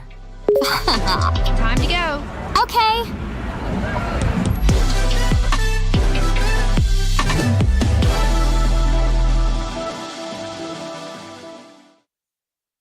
Kita adalah pejuang yang melangkah dengan penuh keyakinan, menghadapi dunia tanpa keraguan, karena hidup adalah arena pertarungan. Kita adalah pejuang yang tak akan gentar oleh segala tantangan, menghadapi lawan tanpa ketakutan, karena kita terlahir untuk meraih kemenangan. Raihlah kemenangan dengan koleksi terbaru UBS Gold X Mobile Legends Bang Bang, edisi spesial MPL ID Season 13. Saatnya nabung dari hobi bersama UBS Gold.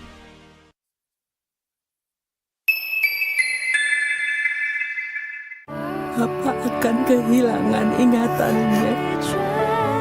Masih inget ini, Pak? Sekecil apapun perhatian adalah kekuatan. Hidupkan momen kebersamaan. IndiHome. First Blood.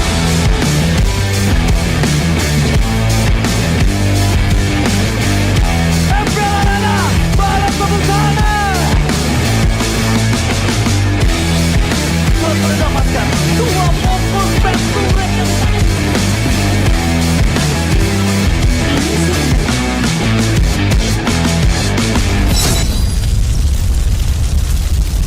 Pengen belanja banyak barang kebutuhan tapi malas keluar rumah. Untung aja pakai aplikasi Klik Indomaret. Cuma tinggal klik bisa belanja online seperti di toko. Beli ini, itu, jadi mudah banget. Produknya lengkap, banyak promonya. Gak perlu pusing, bisa pakai alat bayar apa aja. Wah, 1 jam udah sampai, gratis ongkir lagi. Untung aku pakai Klik Indomaret, belanja online seperti di toko. Kini, Indomaret telah menghadirkan varian baru, soto dan rawon yang wajib kamu coba.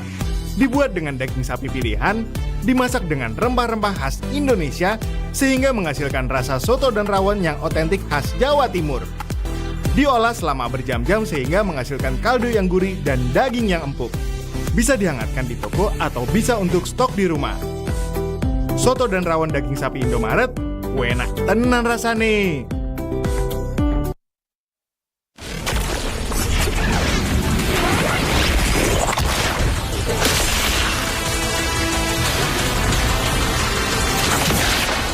Strike first and without mercy.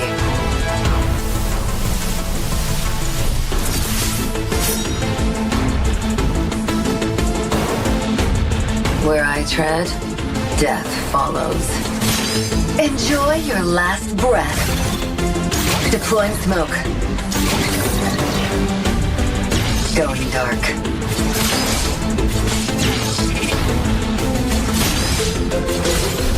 War is my trade. Death is my craft. Backup plan? I am the backup plan. My destiny is what I make of it.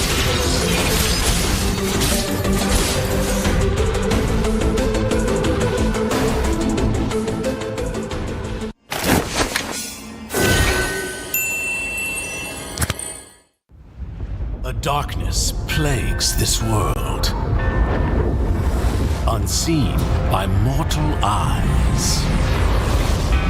People prayed to the Immortal One to safeguard the sanctity of peace.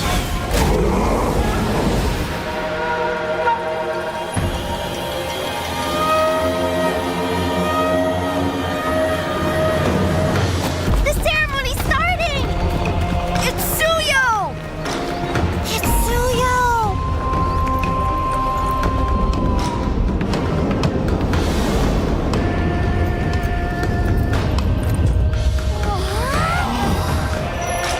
I bear this mask, for this duty is mine alone.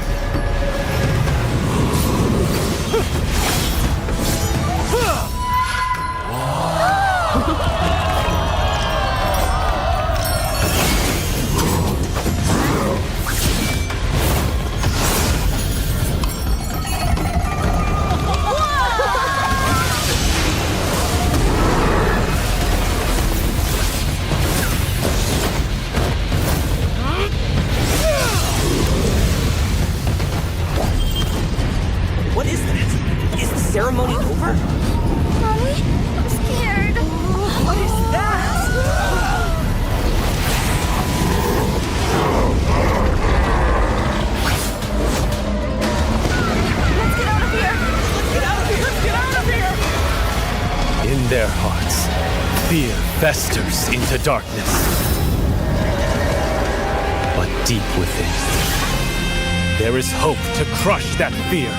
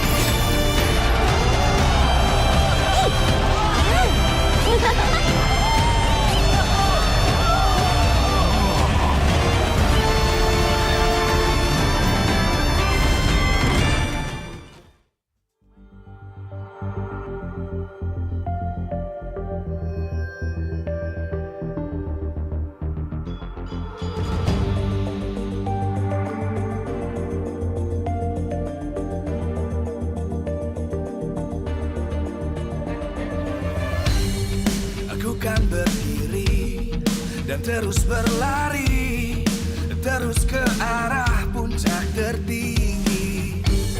Ku takkan berhenti, hanya sampai di sini. Kemenangan abadi menanti. You know we won't miss if we unite our focus. And if you haven't noticed, we all live. Nyalakan apimu, hadapi semua tantangan, hadang semua serangan, jatuh bukan halangan. Bakar semangatmu, janganlah engkau menyerah. Kita akan buat sejarah. We all this, we won't miss. We all this, we won't miss. Saatnya beraksi.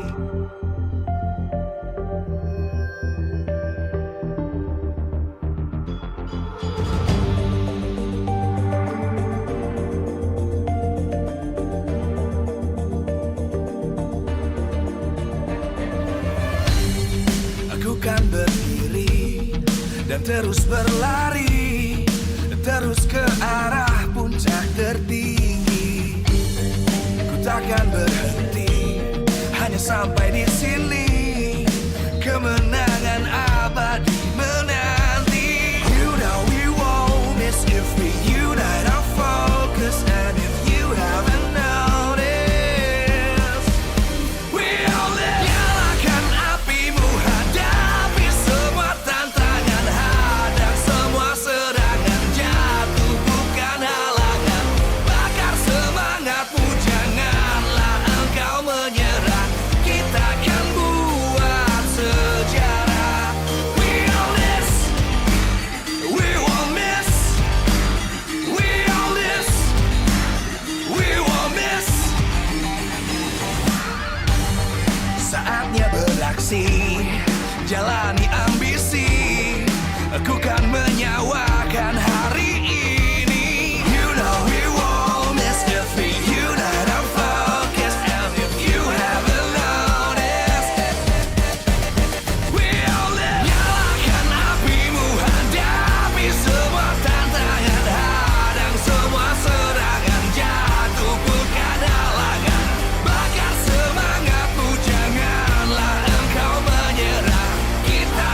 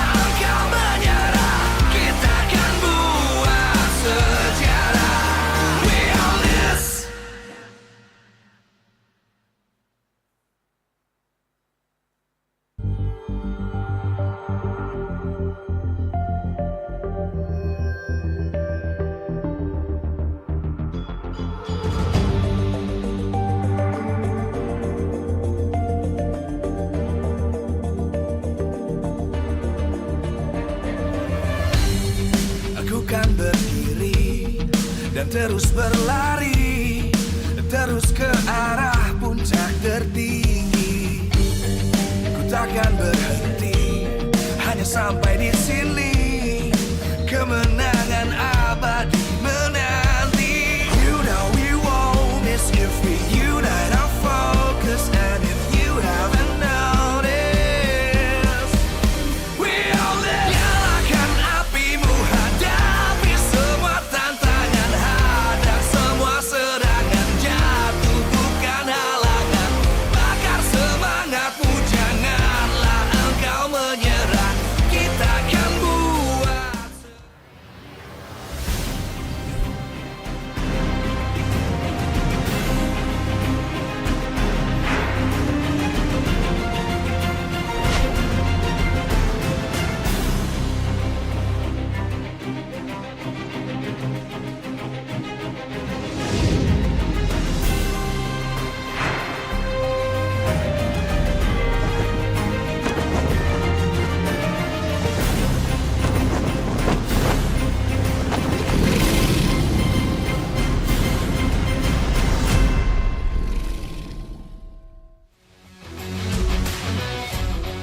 Live from Jakarta, MPL Arena.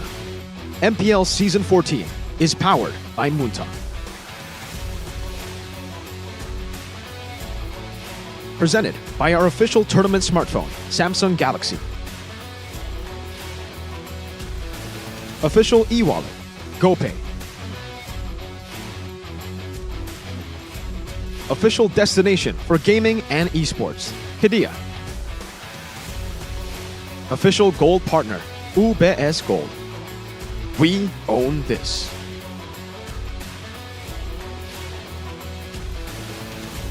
Match penutupan di minggu yang ke-6, sambutlah raja dari segala raja yang telah sampai di MPL Arena. Para pilar RRQ Hoshi kali ini siap menghadapi lawan terberatnya Bigetron Alpha. Satu-satunya tim yang bisa mengalahkan mereka di season ini. Sutsujin, jungler dingin yang menjadi kunci kemenangan di Royal Derby kemarin. Apalagi kejutan yang akan dirinya berikan. Belum lagi ada King Scholar, salah satu gold laner terbaik yang akan ditemani oleh dua pilar rookie yang begitu kuat, Idok dan Rinsia. Tak lupa juga XP laner yang menghadirkan momentum, Dairen. Mereka kini bersiap untuk melawan sang lawan mereka di leg pertama. Inilah dia. Dan tentu saja, mari sambut inilah dia, Bigetron Alpha yang telah hadir dan terus membuktikan Super Era 2.0. Mereka bukan hanya isapan jempol semata. Dari kelinci percobaan, kini mereka justru jadi lawan tersulit dari RRQ Hoshi. Eman, sang missing puzzle dari Bigetron Alpha terus membuktikan dirinya adalah salah satu dari gold laner terbaik. Belum lagi trio Super Ken, Moreno dan Ki yang menjadi poros pergerakan Bigetron. Last but not least, Super Luke yang membuat tim ini solid. Memilih mekanik yang begitu tinggi, bagaimana match up mereka?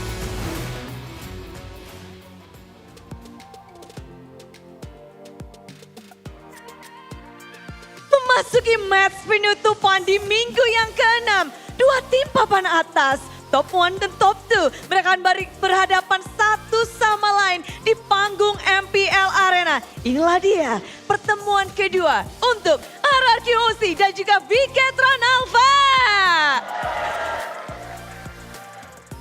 Satu-satunya tim yang berhasil mengalahkan tim RRQ Hoshi hingga saat ini adalah Bigetron Alpha. Namun tentu saja dari keduanya mereka ingin membuktikan diri dan juga ingin balas dendam. Seperti apa pertarungan nanti di Land of Dawn?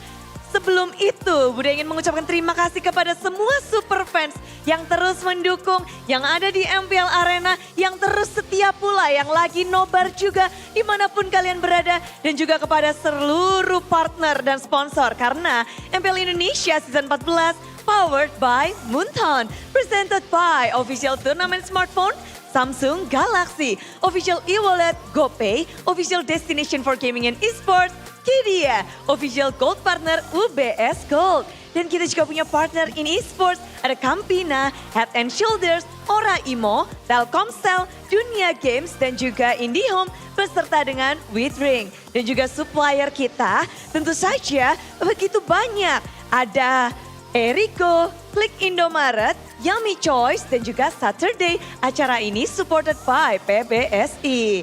Hari yang begitu indah tentunya untuk tim-tim yang berhasil menang. Namun akan ada satu tim juga yang memiliki hari indah menutup minggu ke-6 dengan senyuman. Harus ada pula tim yang mendapatkan pelajaran karena match ini sangat berarti untuk keduanya.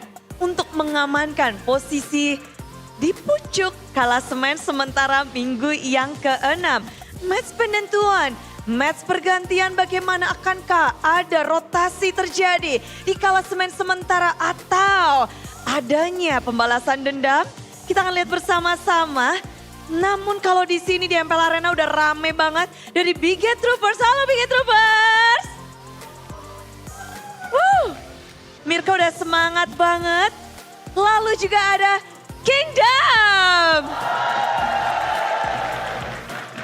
Rame ya di MPL Arena, tapi yang rame juga nih sebentar lagi akan menggemparkan. Karena kalau di Indonesia kita tahu sendiri, kalau semen itu bergerak terus-menerus saling mengalahkan. Dan belum ada nih yang bisa ngedapetin kemenangan bersih. RRQ pun ada kalah satu, tapi di Filipina sana ada tim yang mendapatkan kemenangan beruntun tanpa kekalahan satu match pun. Tim siapa tuh? Yap, kita akan langsung ngobrol-ngobrol bersama dengan Brusco. Halo Brusco, how are you? Halo, apa kabar Bude? Apa kabar? Baik Brusco. Pakai bahasa Indonesia dia. Do you miss martabak? Kangen banget. Kangen banget. Brusco, everyone here is miss you a lot. Can you say something to your fans all around Indonesia? For the Kingdom, always supporting me. Terima kasih banyak. Thank you for always supporting me and keep supporting me. Yes, tetap support dan selalu support Brusco. But we have something to discuss and by the way, you have a great journey in MPL PH. Congratulations. Still, how do you see your journey in MPL PH now? We still have the space to improve. I think we still lack something and I hope we go to M6. Mengharapkan go to M6 dan katanya ini belum maksimal ya, padahal udah win streak ya. But we will discuss something. You say M6. We have also something for you. So let's go. Let's look into it together. Dan the King of Two Regions. Mereka berhasil mendapatkan sama-sama kemenangan Brusco. 9 wins, 0 lose. RRQ 8 wins, 1 lose, only 1. Do you wish to meet RRQ in M6, Brusco? Aku mau ketemu Skylar di M6. Kepengen ketemu Skylar? And how do you see RRQ in this season, Brusco? Mereka kuat dan chemistry mereka bagus banget sekarang dibanding season lalu. Chemistry-nya kuat. And how do you see RRQ without import player? I think they don't need import anymore because the language is not a problem anymore for them. So it's easy to build a chemistry. Oke, karena nggak ada language barrier, jadi lebih mudah untuk membangun chemistry, dan itu yang terjadi. Dan with the new member, the rookies player, how do you see them playing in RRQ? Idok kan? Idok? Terus Rin? Iya. Dia dari DMDL kan. Dia udah jago banget. Terus Rins and Idok chemistry bagus banget. Dari chemistry-nya bisa terlihat katanya bagus banget. Super good and can you tell us a secret or have you met them in the scrim? Iya boleh. How is the result and can you give us a hint? 50-50. Sometimes mereka menang, sometimes kita menang. Tapi RRQ di scrims dan turnamen gameplaynya sama. Wow, So masih 50-50, sometimes they lose, sometimes they win, but that's scrim. Tapi dari scrim yang mereka lakukan, mereka bisa implementasikan ke dalam panggung MPL. And after you seeing the gameplay of RRQ, how do you see the progress of MPL ID's teams compared to other regions, Brusco? Especially your regions. Ya, menurut aku RRQ improve banget. Terus Geek Farm and Team Liquid juga. Banyak sekali yang sudah improve Geek Fam, Liquid, RRQ. But is Indonesia going to the top region? Can we go back to the top? I think Indo right now is a threat in some region. Menjadi sebuah tantangan juga nih, sudah mulai diperhitungkan dari Indonesia, dari region-region lain juga. But Brusco, do you have something to say to RRQ? Semoga RRQ bisa ke M6 terus Onyx juga, Onyx Indo. So you wish RRQ and Onyx goes to M6? Iya, Onyx Indo. Onyx Indo, so ya bareng ya, ingin bertemu dua-duanya di M6. But can you tell us, is there something you bring from Indonesia to Philippines to your friends? Apa ya? Gak ada. Aku mau martabak tapi kalau aku udah di PH itu gak bisa makan. Pengennya bawa martabak ya, tapi nggak bisa. But thank you so much, Brusco, and good luck for your journey, Brusco. Makasih. Thank you, terima kasih. Bye-bye, kita kangen Brusco ya. Beri tepuk tangan dong buat Brusco.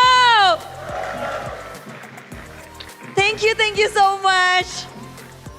Dan itulah dia, Brusco kehadirannya. Kalau kita lihat, kita tentu merindukan Brusco di panggung MPL, namun memang sekarang di season ini kita melihat bahwa chemistry yang dibentuk dari rookie-rookie, dari player-player anyar ternyata membuahkan hasil yang baik pula tanpa adanya language barrier yang dikatakan oleh Brusco.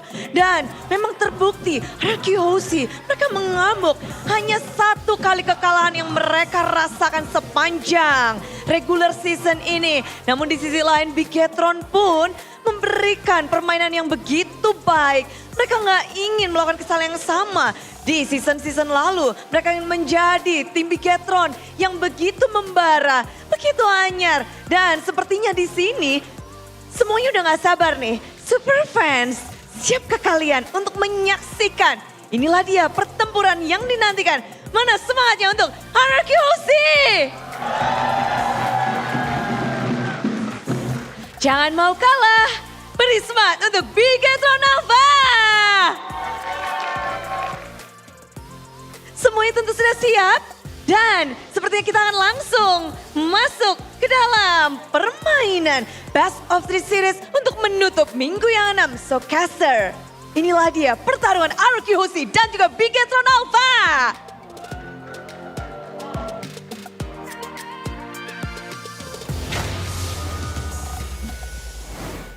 We have now arrived at the highlighted match of the day, our final match of week number 6 before we head over to week number 7. And of course, upon us, beyond us, is the metamorphosis that we're seeing, that we're witnessing from a Bigetron Alpha. The only team that the Kings of Kings have not yet slewn, and it's come a long way. Bigetron Alpha, previously known as the bunny, the experimental bunnies of the league, the experimental bunnies of the Kings of Kings themselves, have now metamorphosized into the final boss. And that's what we're seeing. Ladies and gentlemen, welcome to the English broadcast for MPL ID Season 14. My name is Eterna, once again with Gani as well as Amirko to help you through the final match of the day. I mean, first match, second match, it was a clean 2-0 for every winning team. Will it be the same story though? Considering RRQ, Bigetron, right now, they're the top 2 teams in the standings. I don't know. I guess we'll see because technically, all right, let's take a look at this match history. Since 27. MPL Indonesia Season 1, that is 20-7. Yes, RQ Hoshi has always had Bigatron Alpha's number. For some reason, Bigatron just can't beat RQ. Even in their high points, Season 7, they were pretty good, you know, making it all the way to the grand finals against EVOs, but in the regular season, they lost twice to RQ. That's just something in their genes. It's a kryptonite built in. Somehow, though, the last few seasons has been very different. Bigatron were the ones to knock out RQ from the lower brackets. Season 12, that was in the playoffs as well. And then in Season 13, that continued. BTR had the hold on RQ to this day. But you can see the king smiling there. He's not amused. He still thinks BTR is an experimental bunny, especially with a win against the Sky Kings. They are looking super chill. They don't even see BTR as a threat. Look at that. Oh, poop. A little bit of a ball. E-Dog is... There's a thing in Indo, I don't know if you guys have this as well, but when you rub a bald man's head, you get luck. A little bit of a lucky charm. Yeah, I've heard that before. Unfortunately, none of us are casters or bald. Maybe that will change with a few victories. If BTR win M6, I'll go bald. RRQ, the way they were able to beat TLID and Fnatic Onyx was honestly everywhere. They were really good in the macro department, able to do what Fnatic Onyx weren't able to do against TLID. Understanding when Fabian will make these little mistakes, opening up the map cleaner, and most importantly, they have composure. That was what Fnatic Onyx lacked. RRQ, their composure is ridiculous, I would say. They haven't gotten pressured at all. And to say that, for a team like this, we understand if it's Liquid. They have 3 rookies. RRQ also have Rins and E-Dog, 2 rookies who don't know what pressure means.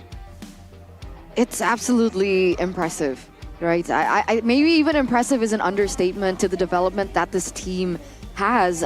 I mean, half-season champs. I don't think anyone expected that, especially through their performance last season. And I gotta say, one of the reasons why they were able to find that much success is it's no longer a Skylar-centric team because they have Sutsujin now in that jungle, an S-tier jungler. Number 2 total assist for the jungle. Number 3 total average KDA. And, you know, all his statistics speak volumes. I mean, Sutsujin, he was a different beast now when we compare him to when he was wearing an EVOS jersey, right? He usually likes the sustainable, and also he can play the Fanny, sure. But now he really has matured after being imported to Malaysia. I think that was where his gameplay really matured, and now he is on his peak. I remember, man, when he was walked into the EVOS lineup, the Akai, it's still seared into my memory. What happened at MPL MY? How did they develop Sutsujin so quickly? I don't think they really developed Sutsujin in MY. I think, you know, when he was with KGE, he was placed on the utility jungles in the utility meta, but KGE ultimately failed to perform. In the regular season, they were pretty good. In the playoffs, they weren't. It was Keskute and NMM, who, I got this from them in an interview as well.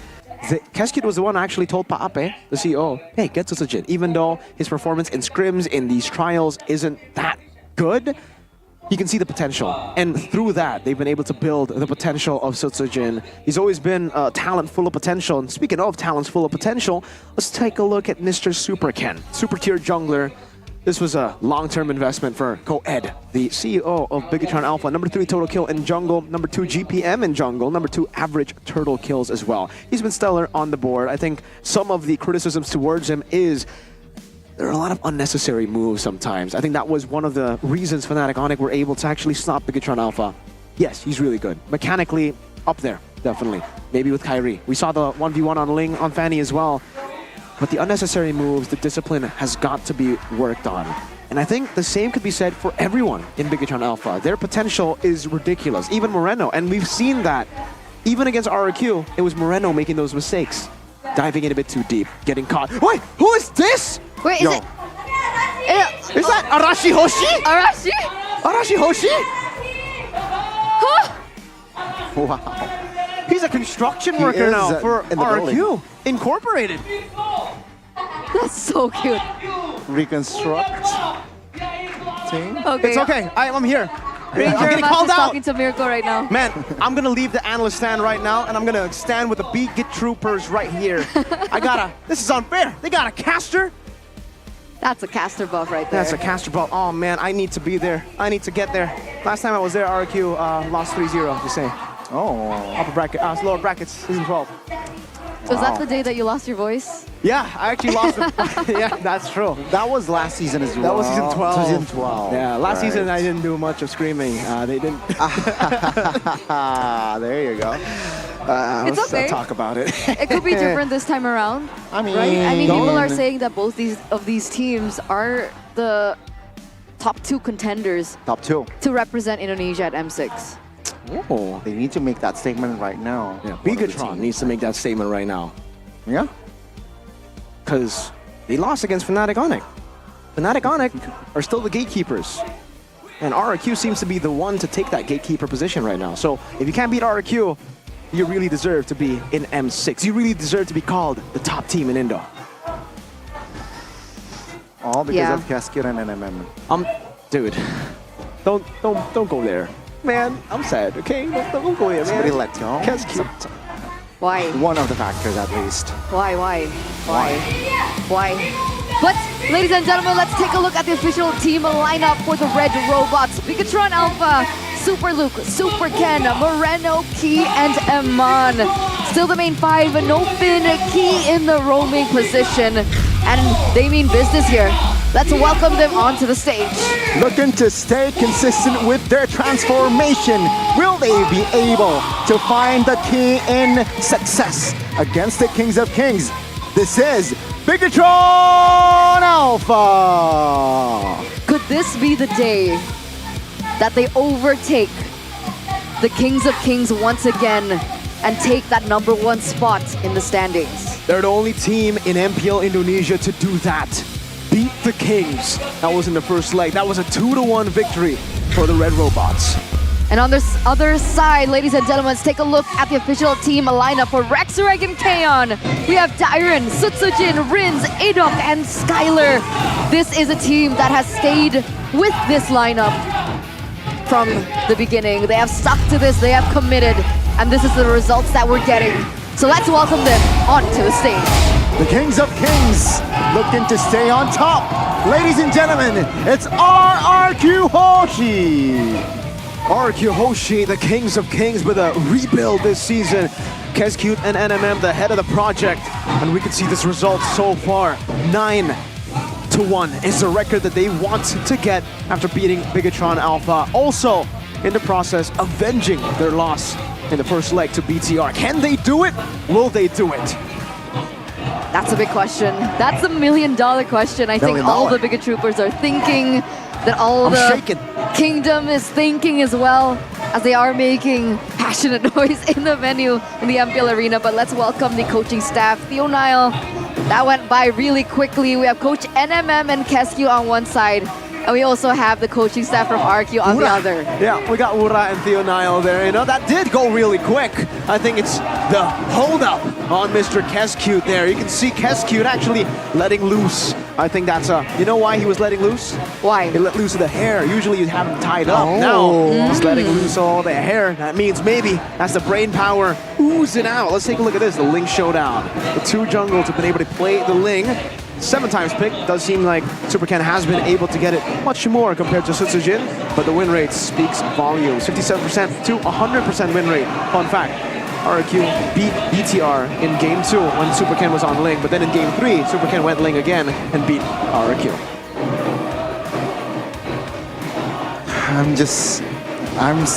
I can't move on, man, from the match yesterday. RRQ against Onyx. This guy, he's a lethal killer. Lethal. Is he even human at this point?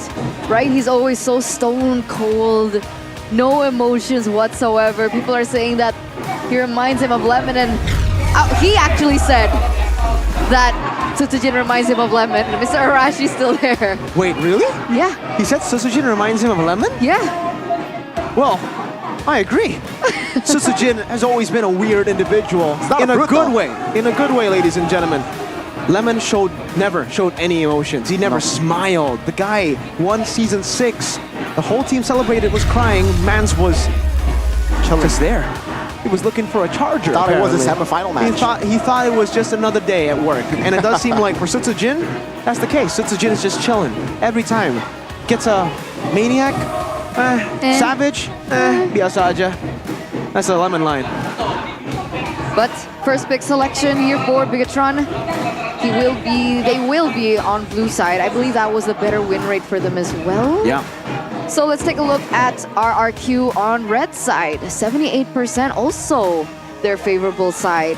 What can we gather from this? Well, we can gather that both teams actually really like reacting to the opponents and actually leaving more prio picks open, right? The banning phase has always been a great place to see Bigatron and RRQ Hoshi. We've seen it from Fnatic Onyx as well. But here it is, on first pick, Bigatron. Will they do what they've been able to do before? Remember, yes, they have been finding more success on red, but on blue, the last 2 weeks, they've always gone for the first pick Phoveus to get them dubs. And also, it does say that, hey, 70% on each side. Pick your poison. I am good with anything, right? Exactly. 78, 75, blue side, red side, especially, yeah, they don't care, right? It seems like they got it covered. Let's see though, what will Keskyut and NMM, they gotten the better of Yeb and Adi yesterday. Will they be able to beat Ura and Teunal today?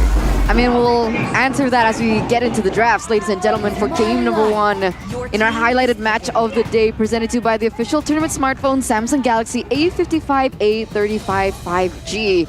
Hylos, Edith, Alpha banned out by the Red Robots. Meanwhile, the Kings of Kings go in for the Chip, the Ling, as well as that Harith, which means for the first time today, Phoveus does get let open.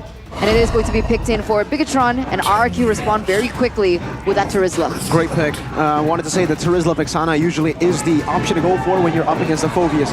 Terizla wins out in the lane against the Phoveus, can win out in the lane. I'll have to re-emphasize there because it's a skill matchup at the end of the day. But yeah, we have seen Terizla work out against the Phoveus. Usually we see the Vexana as well, but the fact that they pick up the Terizla here means that there should be no flex potential. We have never seen RRQ flex the Terizla before. It's usually the Edith that they decide to flex, even though Aurora, but never the Terizla. It is the combo indeed. Terizla, Vexana.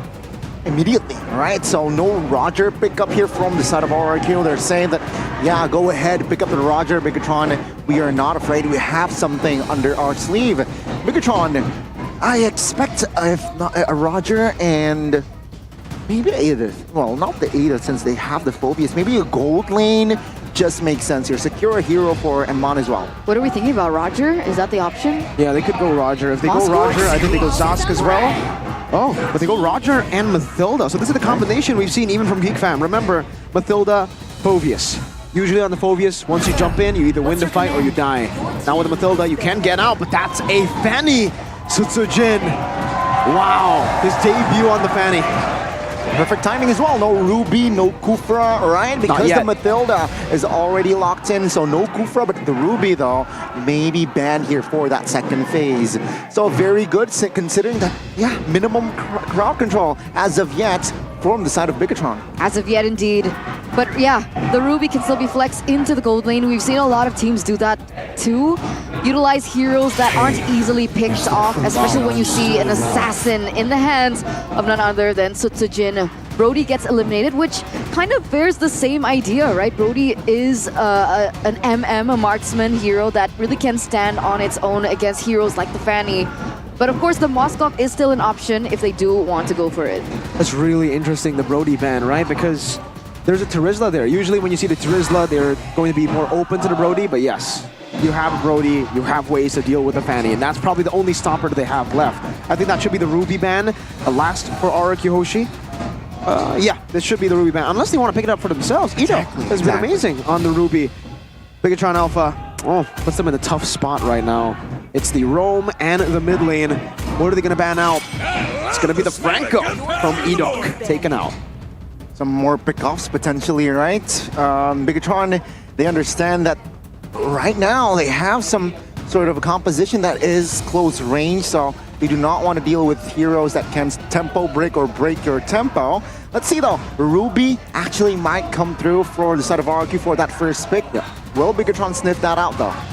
I think they either ban the Moskov here, pick up the Ruby, or ban the Ruby, pick up the Moskov, right? Or leave the Moskov open, go for Natan last pick.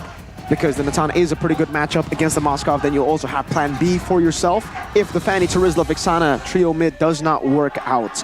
A lot of different options for RRQ.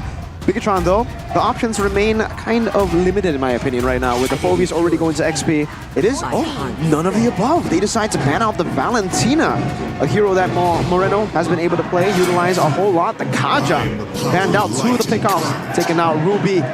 Should be the pick here. That's the only pick that could actually stop this Fanny.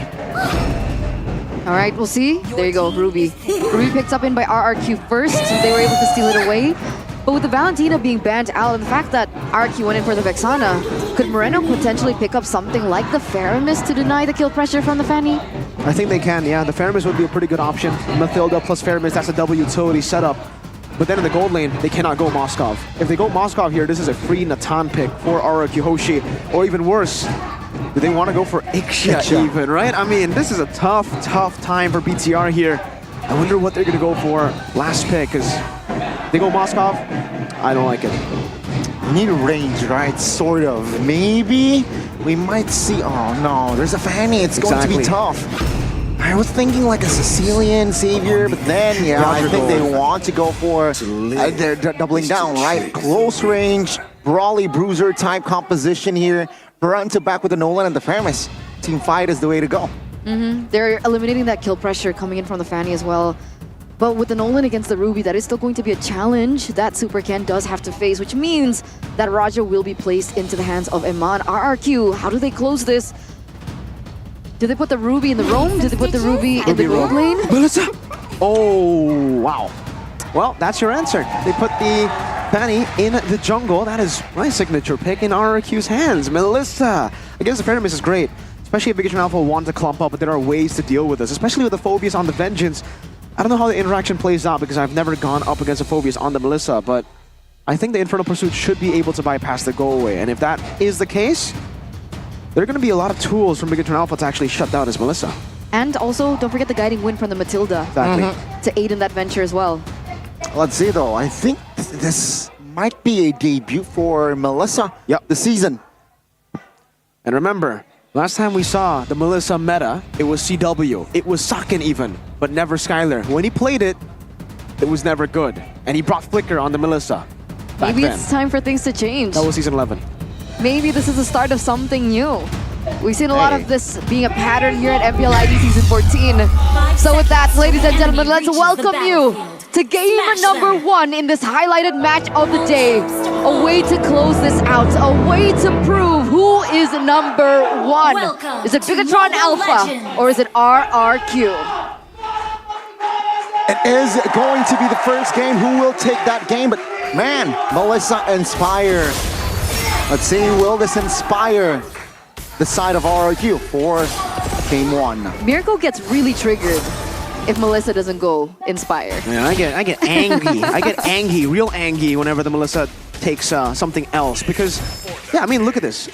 I just really like Melissa. I mean, Melissa's such a good laner too. Roger is up there when it comes to laning, but Melissa has ways to zone. And the weakness is usually you get ganked. You're very, very vulnerable on the Melissa, especially when you go Inspire.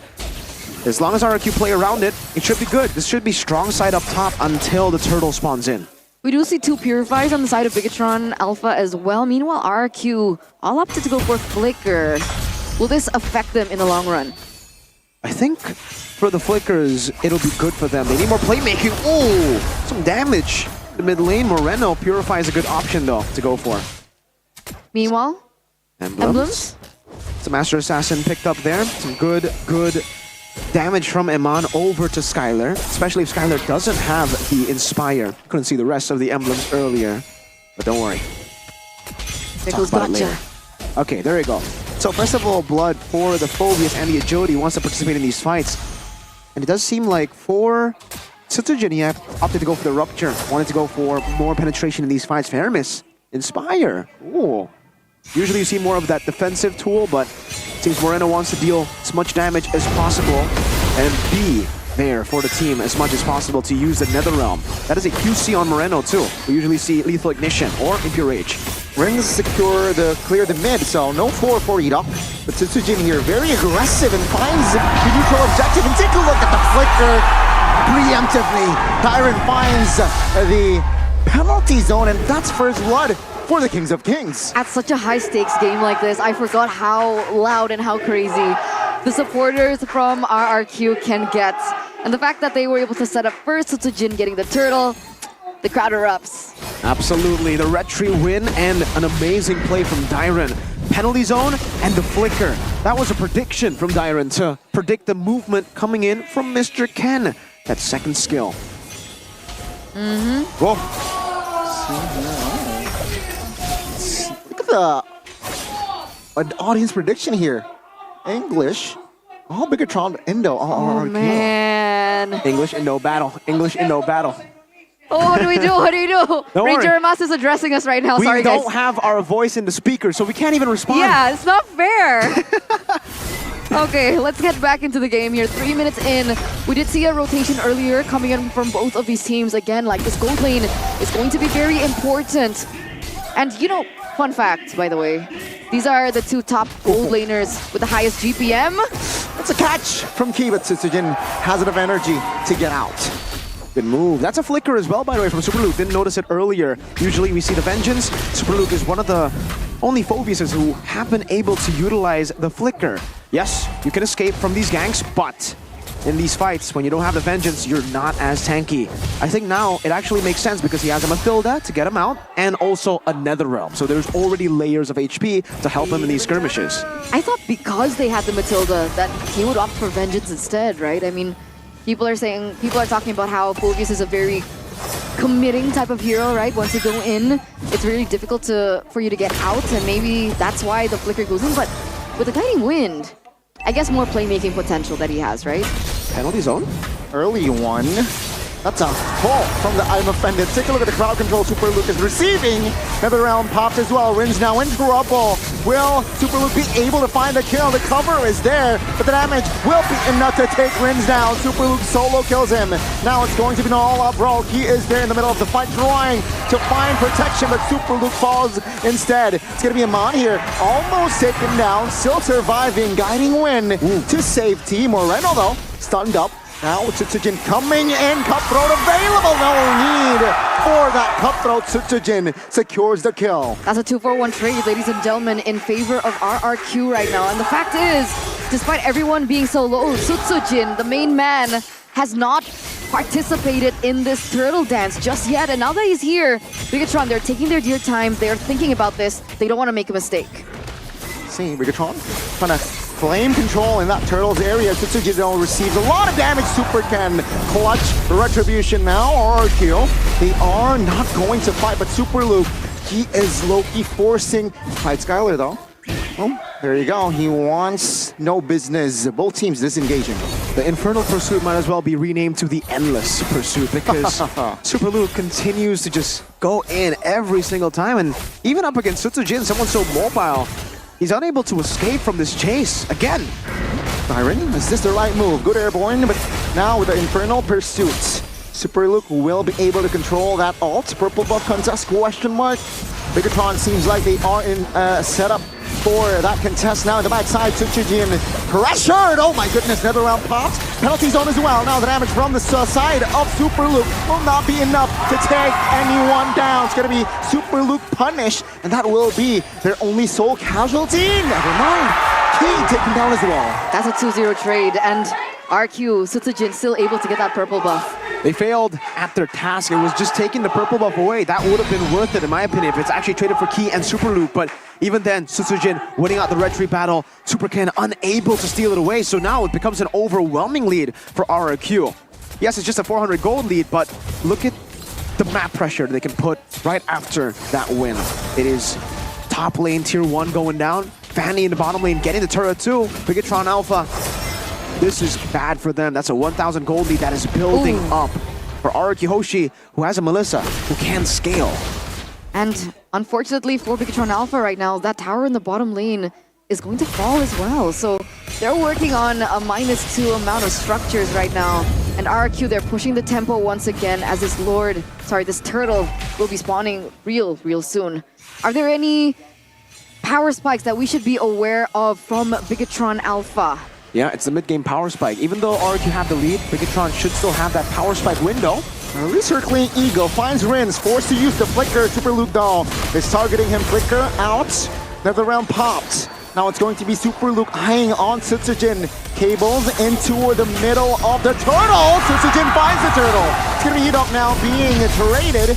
Super Luke receives a lot of damage. Amon from the flanks. Will he be able to find the impact? He finds one. Ooh. Looking for more. Dyron receives a lot of damage with Reno. And Skylar will find the double. Super Luke will be the trade, but that is Bigatron responding. Was that worth it? 4 members from the side of RQ get taken down. Sure, this time Sutsujin is able to pick up that newt, but 4 members, Mirko. Absolutely not. Oh, shout out to Ray's boy. Maybe you should ask him, Eternal. Why don't you ask him? Was that worth it, Coach? Coach Ray's boy. Coach Ray's boy. I know you're not with the team anymore, but it seems you still have that jersey. Is it worth it? Was it worth it? Yo. Yes. What's that? Whoa. Is he swapping? Construction? Hats? Whoa. Is this a BTR construction worker? You've seen RQ with the construction workers. It seems BTR on the rebuild themselves. Look at that. Ray's boy, man. Yeah, he's just having fun. He's a character right there, man. Shout out to Ray's boy. But yeah, no, it was not worth it for RQ. Losing 4 members for the neutral objective. Yikes. They only got Luke back, and Luke is 1 and 3. So yeah, not a lot of big bounties on him. Remember though, Bigatron Alpha, this is their power spike. Like I said, this is the mid-game power spike that they can actually take to control the game. RQ can play it a bit later, so they shouldn't really be committing that much into these fights. When they get the turtle, they should just back away and respect Bigatron Alpha's window. All right, so are we assuming that Skylar is the person that we're waiting on? Yes. For RQ? And he's very close already to that golden staff. Once he gets it, oh, that's gonna hurt. Factor spent. Edok now with I'm Offended. Purify from Moreno. Netherrealm as well. Big resources spent from side of Bigatron Alpha RQ. They will just take the purple buff and take a look at Fanny. Already top lane. But remember, after all that is said and done, Bigatron were still able to pick up that tower in the top lane. So a little bit of value, a little bit of trading for them. Wait a second. Edok half HP. This is not good. As Sutsujin now joining the fray. Super Ken finding the turtle, but Super Luke will find Edok. He will be traded though, but Dyron with a penalty zone desperately. Damage will be enough to take him down. Super Ken barely survives 2 for 1 plus Lord for the Red Robots. It looks like Bigatron are bouncing back from that early... What would you call that? Early stumble? Early stumble, yeah, let's say it that way. Early stumble, and they are able to pick up this first Lord. Only losing a member, only losing Super Luke, which is just according to plan, according to business. Yeah, absolutely. We do see that power spike though. Oh, Sutsujin, I'm not sure about this. 3-2v1. The damage with the cutthroats. Great calculation by Sutsujin. Super Ken got schooled on his own pick. That's the Fanny he was known for. Well played, Sutsujin. That should actually delay a lot of these pushes. And yeah, they're dealing with the Lord really well. Bigatron Alpha still wanting to go for more though. Single Super Luke trying to chunk Edok. They can't go for anything. This is a Lord that is useless. Wow. Kyoshi. Not even the mid. Beautifully controlled. Very instinctive as well by Sutsujin. Very intelligent. Looks like they should be able to defend this mid-tier turret as well. Looks like Bigatron are now looking into the side lanes. You do see that Amon has been pushed back to the top to control that lane. Perhaps looking for another turret under the nose of RRQ. Look at Sutsujin again. He's eyeing. He has one target in this game, and that is Super Ken. It's getting real personal now, Sutsujin. I wonder what he has against Super Ken on the Fanny too, but because they actually take control of the bottom side of the map, this gives the opportunity for BTR to actually take a... one more shot from the cannon minion. Unfortunately, no, they don't get the turret, but it is very, very low. Replay. There's a replay. I think Dyron was caught isolated. This was the replay, yeah. It's a 2v1 initially, but great calculation there by Sutsujin. Dyron, he's alright. Yeah. On the Terizla, I don't think BTR should be overcommitting anyways towards him. They're still holding the gold lead, and I would say mid-game power spike is still with them. It is 12 to 14 minutes that they have. Another round pop. Super Luke here, half HP. Sutsujin in the fray, and that is a knock, a huge one for Super Luke, and he is down. 4v5 RRQ, what will they do? to convert this advantage? That's a big question right now. If we compare levels, it looks like that Sutsujin level. Oh, what? Idok? What happened? It's not wise. He thought he has space, but now it's a 4v4. Bigatron, they might actually shift their gears to gear 5. Let's see though, purple buff contest. Sutsujin not spotted. He eyeing on that bush, and Sutsujin needs to reposition. Byron receiving a lot of damage. Amon now as well. Yeah, I don't think they can force this. Lord is up. Are they trying to force that Sutsujin Retry? Retry? They're not able to. Sutsujin still has Retry, so in the end, BTR don't get anything, but they do get EDOP earlier. A little bit of map pressure, map control. Bottom lane is slow pushing. They'll have to handle the mid lane and the top lane too, but I don't think we've ever seen this. 13 minutes and we still have tier 1 turrets up. I don't know. Wind of Nature now secured in for Skylar. That's going to be big, knowing that there's going to be a lot of physical damage. Oh my goodness, the knock-up! He made a mistake, and RRQ, they're definitely there to punish him. Let's see though, 4v5 RRQ. They will take their time. Bottom side, they will clear that lane first. Yeah, this is a problem, right? RQ with Sutsujin on the Fanny should be able to control that far lane a lot easier. They do have the Nolan, but the fact that the Fanny with the purple buff and the seal cables, that mobility is insane. Let's see the execution. I want to pull the trigger. You don't receive a lot of damage, and that is the NetherRealm not able to save Superkin. Sutsujin will find Iman as Iman collecting the shutdown and the killing spree, looking for the double. Smells the triple wins. Good terrified Eternal's Guard. The front side win of nature by Skylar. Perfectly timed as well. And that is RRQ surviving with 2. Again, they pick up the neutral objective, but they lose so many members in the process. That looks like BTR still have control over the map. Yeah, it's always back and forth. When RRQ get the neutral objective, it's BTR with the win in a team fight. When BTR get the neutral objective, it's RRQ. Great displacements utilized there. Skylar, he should be at his item power spec. I mean, looking behind me, he is already on the way to that Melphic Roar too. So this Melissa is going to start to really hurt. And this is the window slowly but surely closing for BTR. Yes, they'll still have a lot of different angles to attack from, but it'll come down to pure execution. This advantage they had in these team fights will slowly but surely actually dissipate. Meanwhile, for RRQ, it's a growing threat for Skylar. He still hasn't reached that Melphic Roar. Once he does, it's going to be scary. The Fanny, Anti-Curus, and Nolan too. Respect from both of these junglers towards each other, having a defensive item in the fray. Oh, Sutsujin?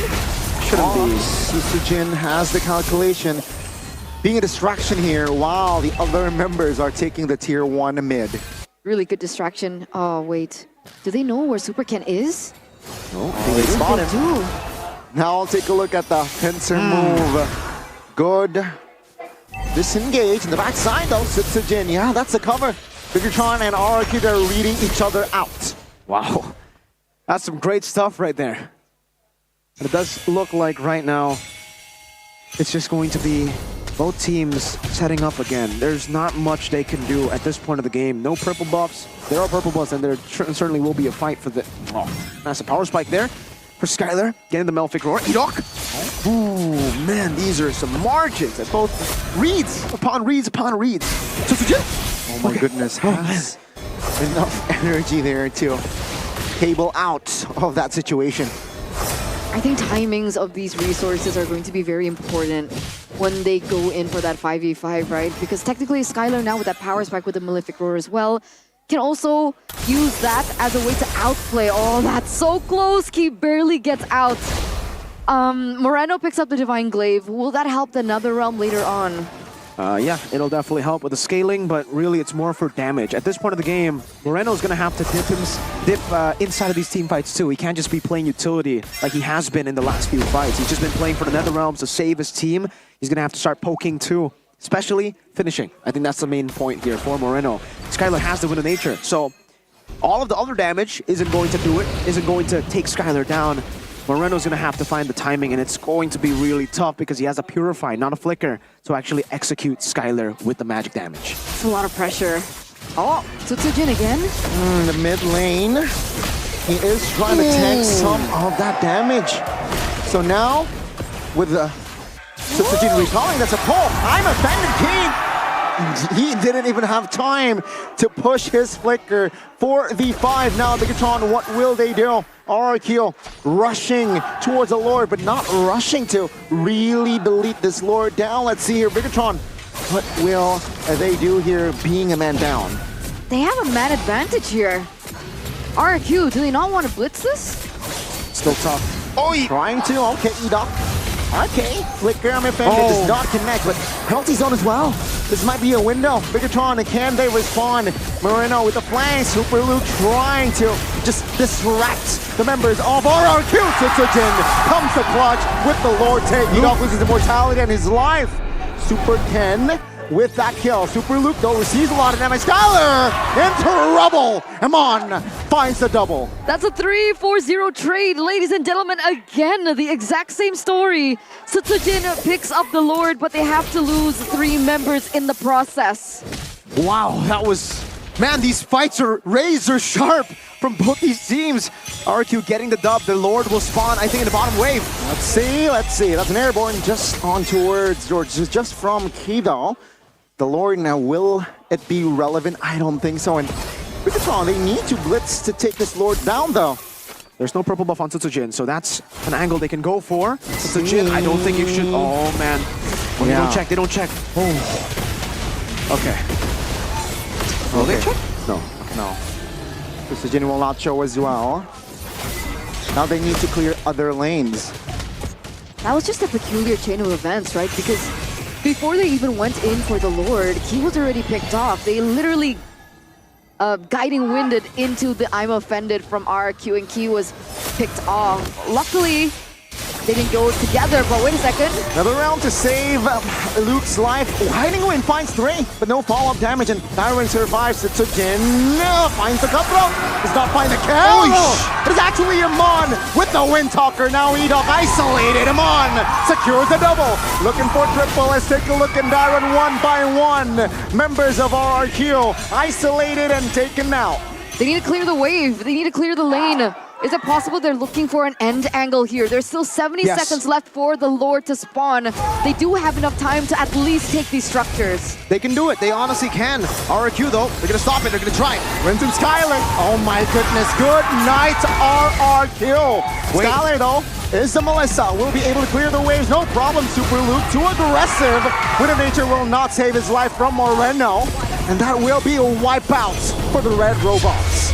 7 seconds on Tsujin, though. I don't think they'll be able to end, but they will be able to take the purple buff away.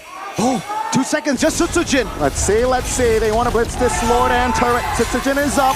Looking for the Gables. Another round. Turret lock, question mark. Good stun! What? That's a clear from Tsujin. He saved the game. Tsujin single-handedly saved the game with that play. He wasn't looking for the kill. All he needed to do was clear out those minions. Oh, careful. Edok now receives a lot of damage. Tsujin, though.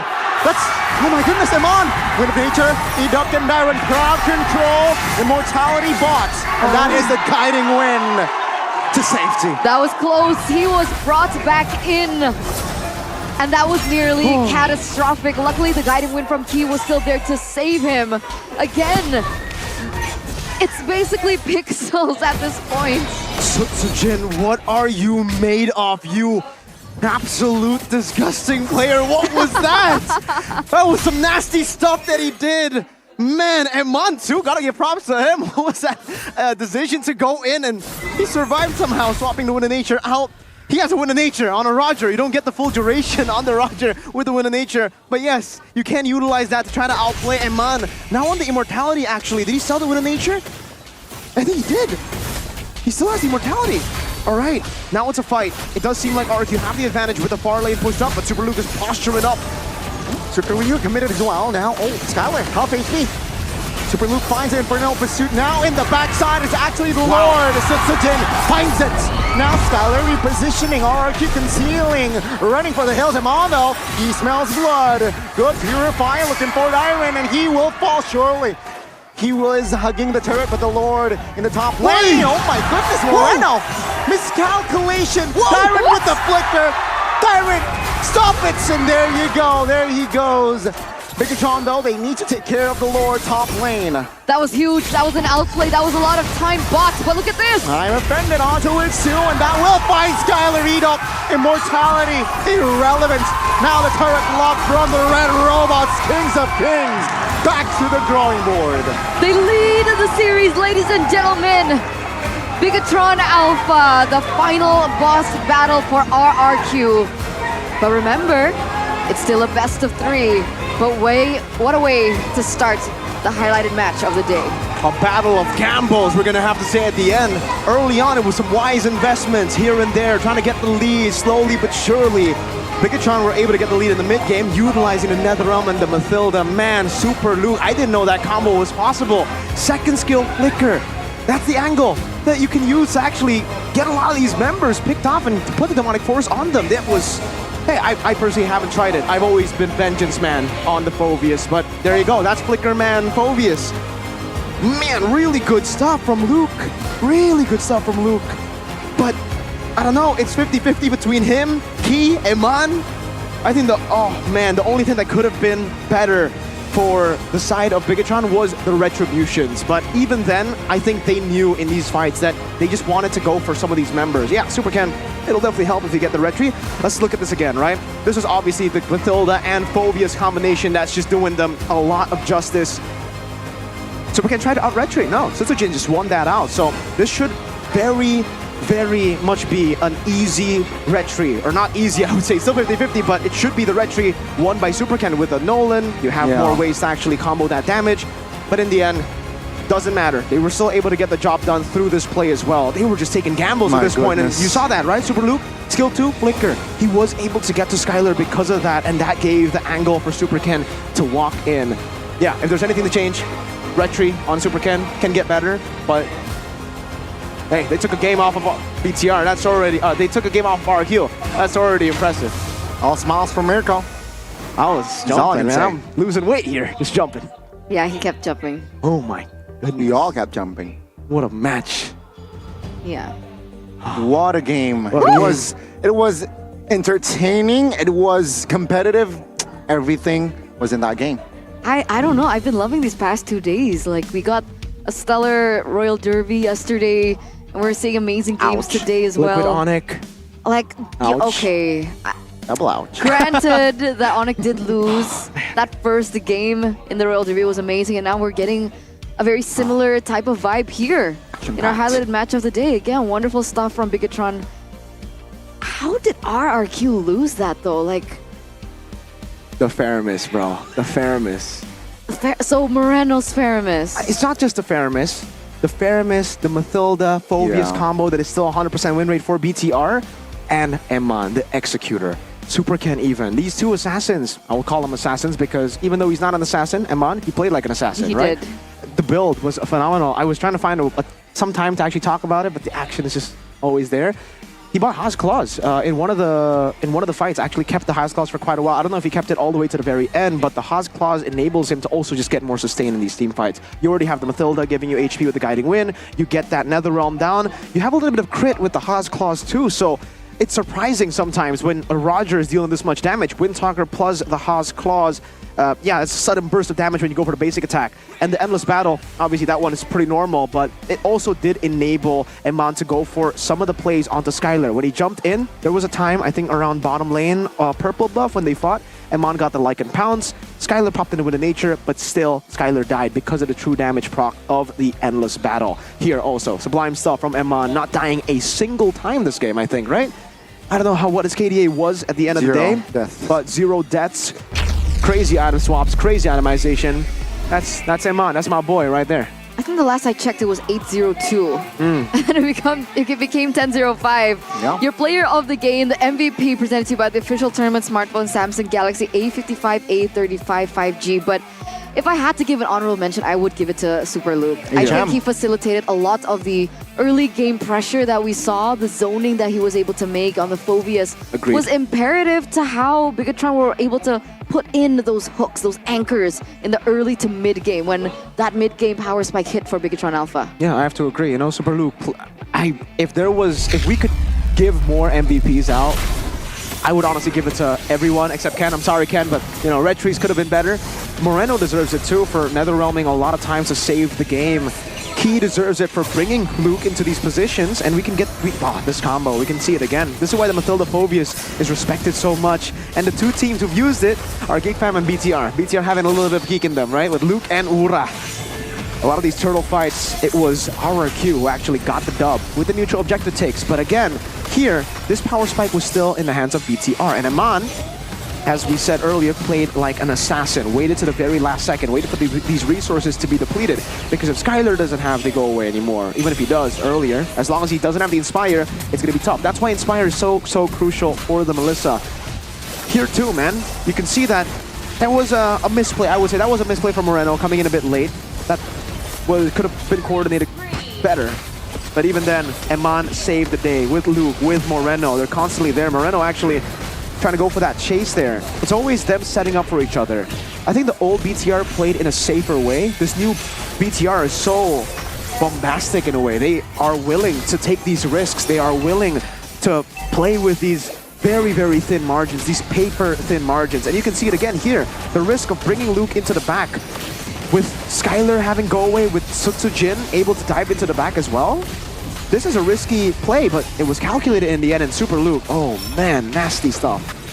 That's why Super Luke and the Key, like Super Luke plus Key combo is disgusting. Yeah, but also Dyron. This moment? Yeah, that was crazy too. What the heck was this, Dyron? I know, a glimpse of that 1v5 Miracle defense, making a deal with the Devils, Gani said. Remember? But Eman, he was constantly the crowd silencer in game 1. Oh yeah. RQ, they were chanting until Eman shut down. Monster kill. RQ, yeah, they sat down. They did. You know, for the longest of time, you know, despite how strong Bigatron Alpha has been for the past few seasons, I think so many things had relied on a Key to make these plays. And with Super Luke coming into the fray and seeing that chemistry that they have, by the way, Phobias and Mathilda. Yikes. So you don't only have one playmaker, you have two. And then they have chemistry and synergy like that. This is a super team. There's no way around it, right? BTR are a super team. They were already a super team before, but they choked in the playoffs. In the regular season, they were dominating. They were looking scary. This season, looking to make those adjustments in the playoffs and in the regular season, trying to keep what they already had. It seems Gani's actually crossing his fingers there. Hopefully, for your sake. Oh, thank you, man. Yeah, it's gonna be very scary if they don't. But let's 22 minutes at the 22-minute game. Yeah, neutral objectives was controlled mainly by RRQ Hoshi through just better setup all around. You can see why the Turzla and Vexana was a threat to the Phobius, but because the Mathilda was there, I don't think the Turzla and Vexana became the worst possible matchup, right? If it was the Phobius alone and there's no way for him to get out, yeah, you get Chain CC'd, you're dead. With Vengeance, with Flicker, doesn't matter. But he has multiple escapes, and this is the beauty of it. They were actually playing not for Eman, but they were playing for the Phobius. They were playing to enable the Phobius, and that, by enabling the Phobius, you enable Eman as an executor. The damage, for the most part, I think, was, yeah, Moreno and Luke, because they were the ones at the front. Eman was the assassin, the carry. Also, 99,587 damage dealt. Bigatron knew that RRQ Hoshi's composition is very reliant on front to back. That's why the Faramis got a lot of value there. Yes, you get a lot of value with the Melissa, but with the Faramis HP, with how Moreno was using the Netherrealm tool, it was never in the right moment for Skylar to abuse the clumping up nature. It was always to save one member, usually Luke. It was usually to save Key as well. But Eman and Superken was always on the sides, waiting, looking for different angles, and the front to back completely collapsed because of that. Wow. Well, indeed, Gani. Getting a game off of RRQ, not for everyone.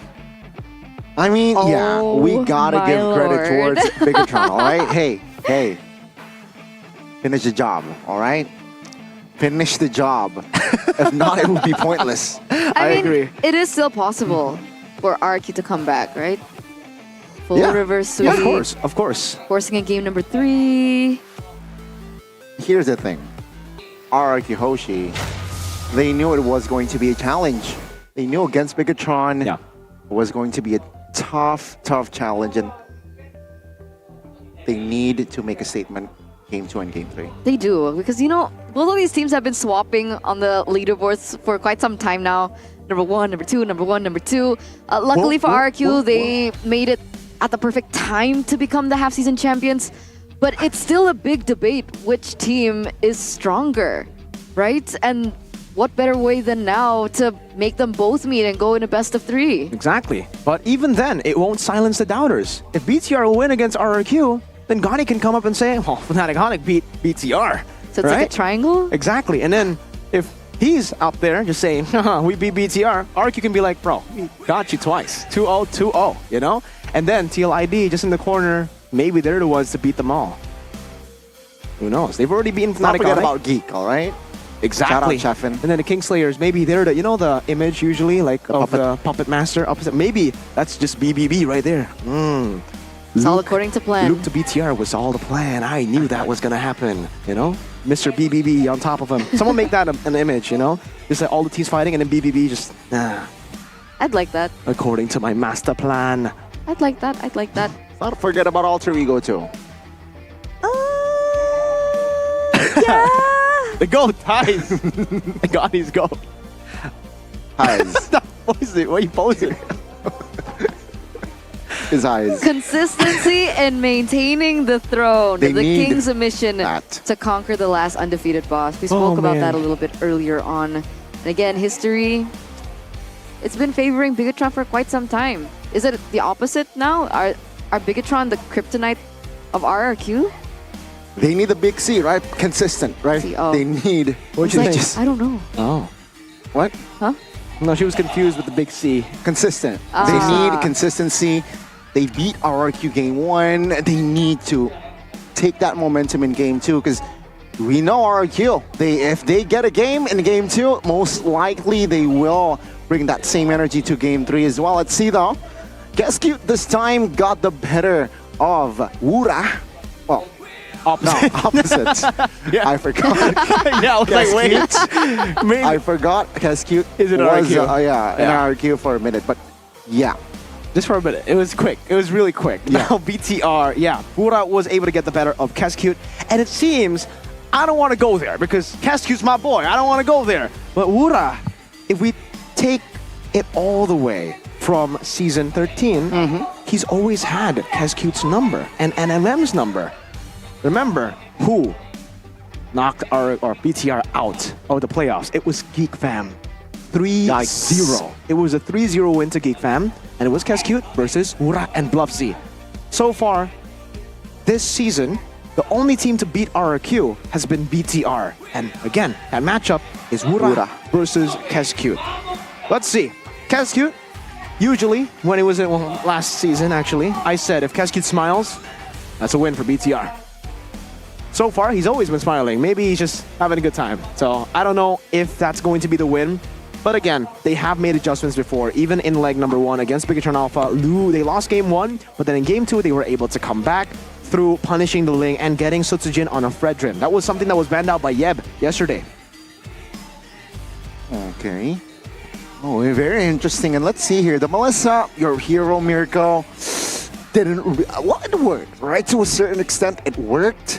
But was it impactful if you compare it to Amon, who was on the gold laner? No, of course not, right? Yeah. Skylar here, give him a conventional marksman maybe for game 2. Yeah, I think if there were some nitpicks to be made, first pick selection for Bigatron Alpha, so RQ decided to go for the red side, and I think the Phoveus ban will have to come through. Let's talk about that, right? Okay, let's talk about the Melissa. I think Skylar on Melissa, it just doesn't fit his playstyle. Exactly. He usually needs someone that can blink, someone that can dash, someone that can outplay, and Melissa can do that, but it's a very different style of outplay. It's like you on the Assassin versus you on utility. I would say Melissa's more on the utility side. You just have to be very, very on point. Meanwhile, on the Assassins, you need to be flashy, so that same metaphor could be used for Skylar's style. He wants those flashy picks. So, yeah, let's take a look at this. Now that RRQ are on red, Chip, Ling, and Harith were banned away. I think at this point, they might as well just leave the Harith, right? Leave the Harith open. Don't ban it out. Ban away the Phoveus. The Phoveus has created a lot of problems for them. And so far, I don't think I have seen RRQ pick up the Mathilda.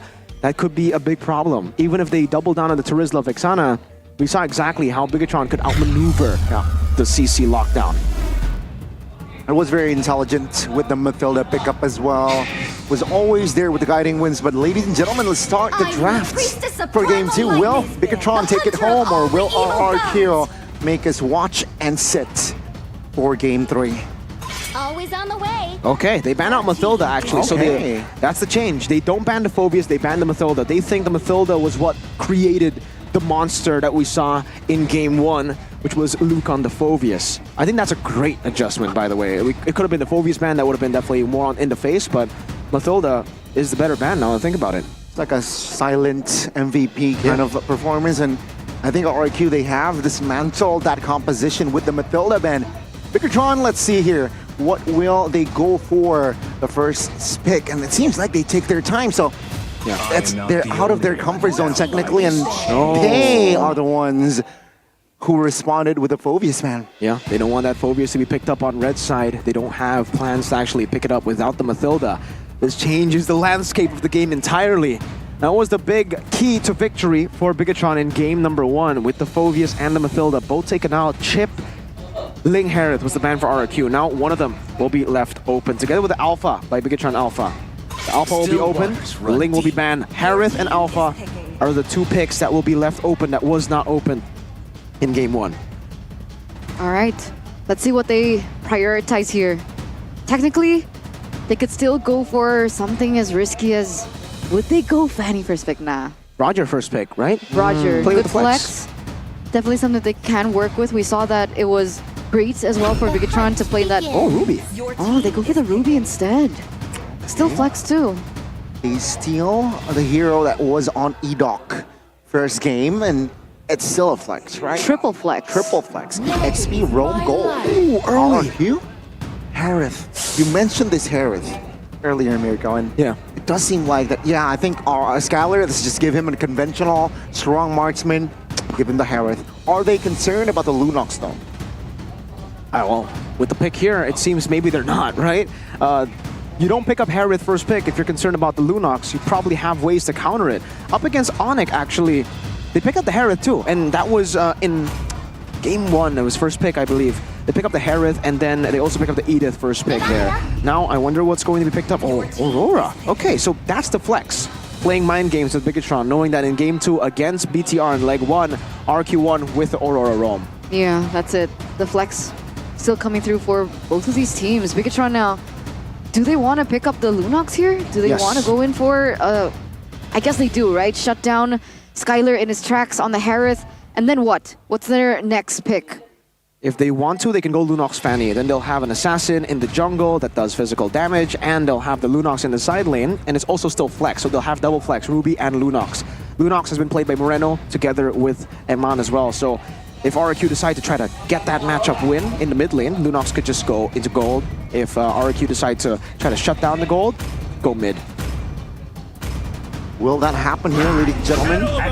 Does seems like it's going to be a different approach. Zask and Hayabusa here. So extra aggressive. RRQ, fast response. Roger. They were the ones who will have that flex potential. So this shouldn't be flex anymore, right? Yeah. Roger in the jungle, Harith in the gold lane. Meanwhile, for Bigatron, the only flex that we see is either Ruby in the roaming position or Ruby in the EXP, so that's definitely something that they can work with. Meanwhile, we do have some cross-region data here. MPL ID Season 14 has the highest pick and win rate for Phobius with 36 picks and a 66.7% win rate. And second with MPL BH Season 14 with 21 picks and a 61.9% win rate. So yeah, Phobius eliminated. They understand the value of the Phobius. And now in the second phase, the Tigreal and the Jawhead has been taken off the board. Good stuff from BTR, getting that Jawhead out. That would certainly become a pretty tough problem for them. The Hayabusa. That's a Lolita ban. Oh, trying to kind of read that Lolita Hanabi perhaps going for BTR. With the Jawhead banned out now, Rogers that they picked up, so it's yeah, either Rome XP or I think Terizla would be a pretty solid ban right now. They really have the Ruby that can be flexed. Dyron won't really have a hero right now. If they ban Terizla, it'll kind of force him on the Arlet. It's either Arlet or Terizla, I think, the choice to be made here. They've already banned the Edith, Phobius, Hylo, so a lot of emphasis on XP. see here. Will they commit on towards the EX? It's going to be the export, so it's going to be neither. Maybe they want to trade that Terizla and Arlet, right? Terizla, Dyron, Arlet for, of course, Super Luke. Will that happen? That's assuming that RQ don't pick up the Terizla here. True. I mean, then you pick up the Arlet, right? They need bodies, right? They need tanky members. Beefy Boys, of course, out of RQ. Maybe Terizla. Yeah, Terizla or Arlet. You can utilize it still as flex if you go Arlet. Oh, they go Gatot Kacha instead. Okay. Gatot Rome, right? We don't know. I've seen it in XP too. Yeah, in some of the different regions as well. No way. Oh my God! It's the dreaded Bruno Diggy that they're hovering over. I had a feeling that they were gonna go for cheese, but I thought the cheese would be Alpha. Or sorry, not Alpha, Atlas. Because I've seen the Atlas change now. What even crazier? Rock? Where are they? Ruby Gold? This is even crazier than the Bruno Diggy. I have no idea where the...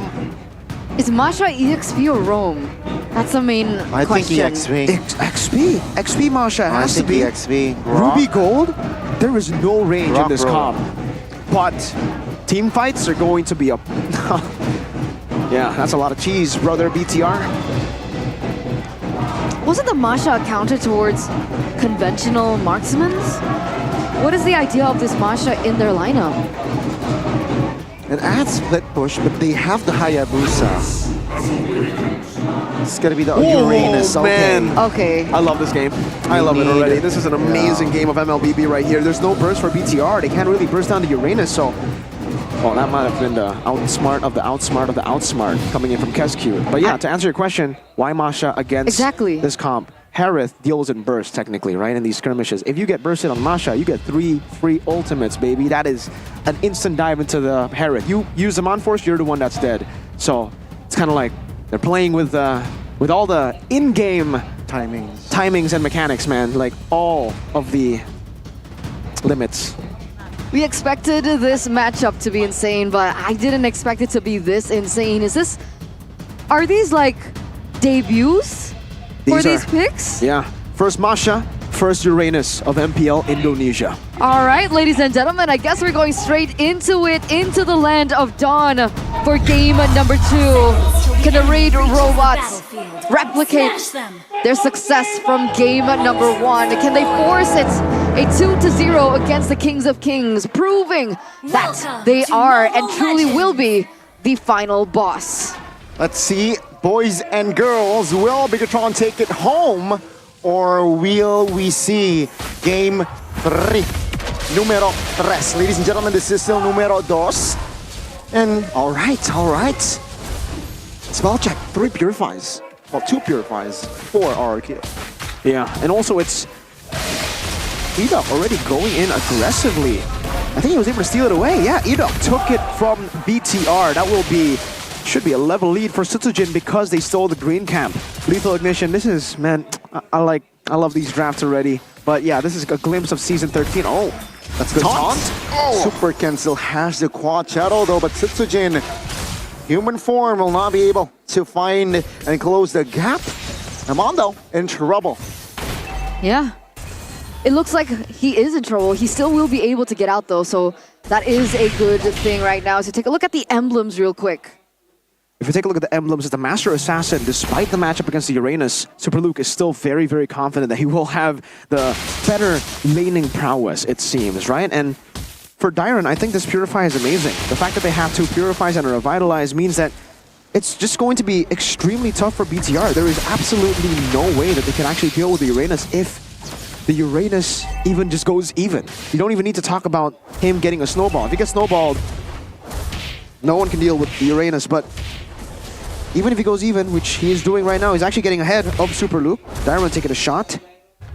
Okay. So what's the solution here? Are they supposed to win it out in the early portion of the game? You don't look for a moment before Dyron gets to that late game and scales with that item? See here, it's still RQ just controlling that neutral objective. And it does seem like now with immunity, they want to contest. Rigid Glacier does not land.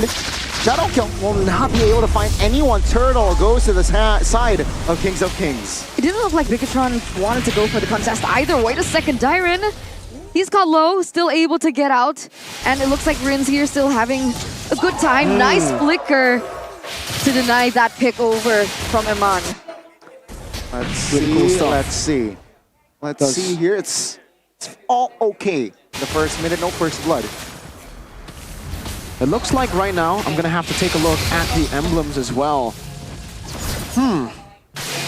With the Impure Rage, I'm trying to figure out how Bigatron can actually try to beat RRQ in these team fights, because earlier you saw that even Edok alone, he was isolated. Shadow Kill wasn't able to take him down.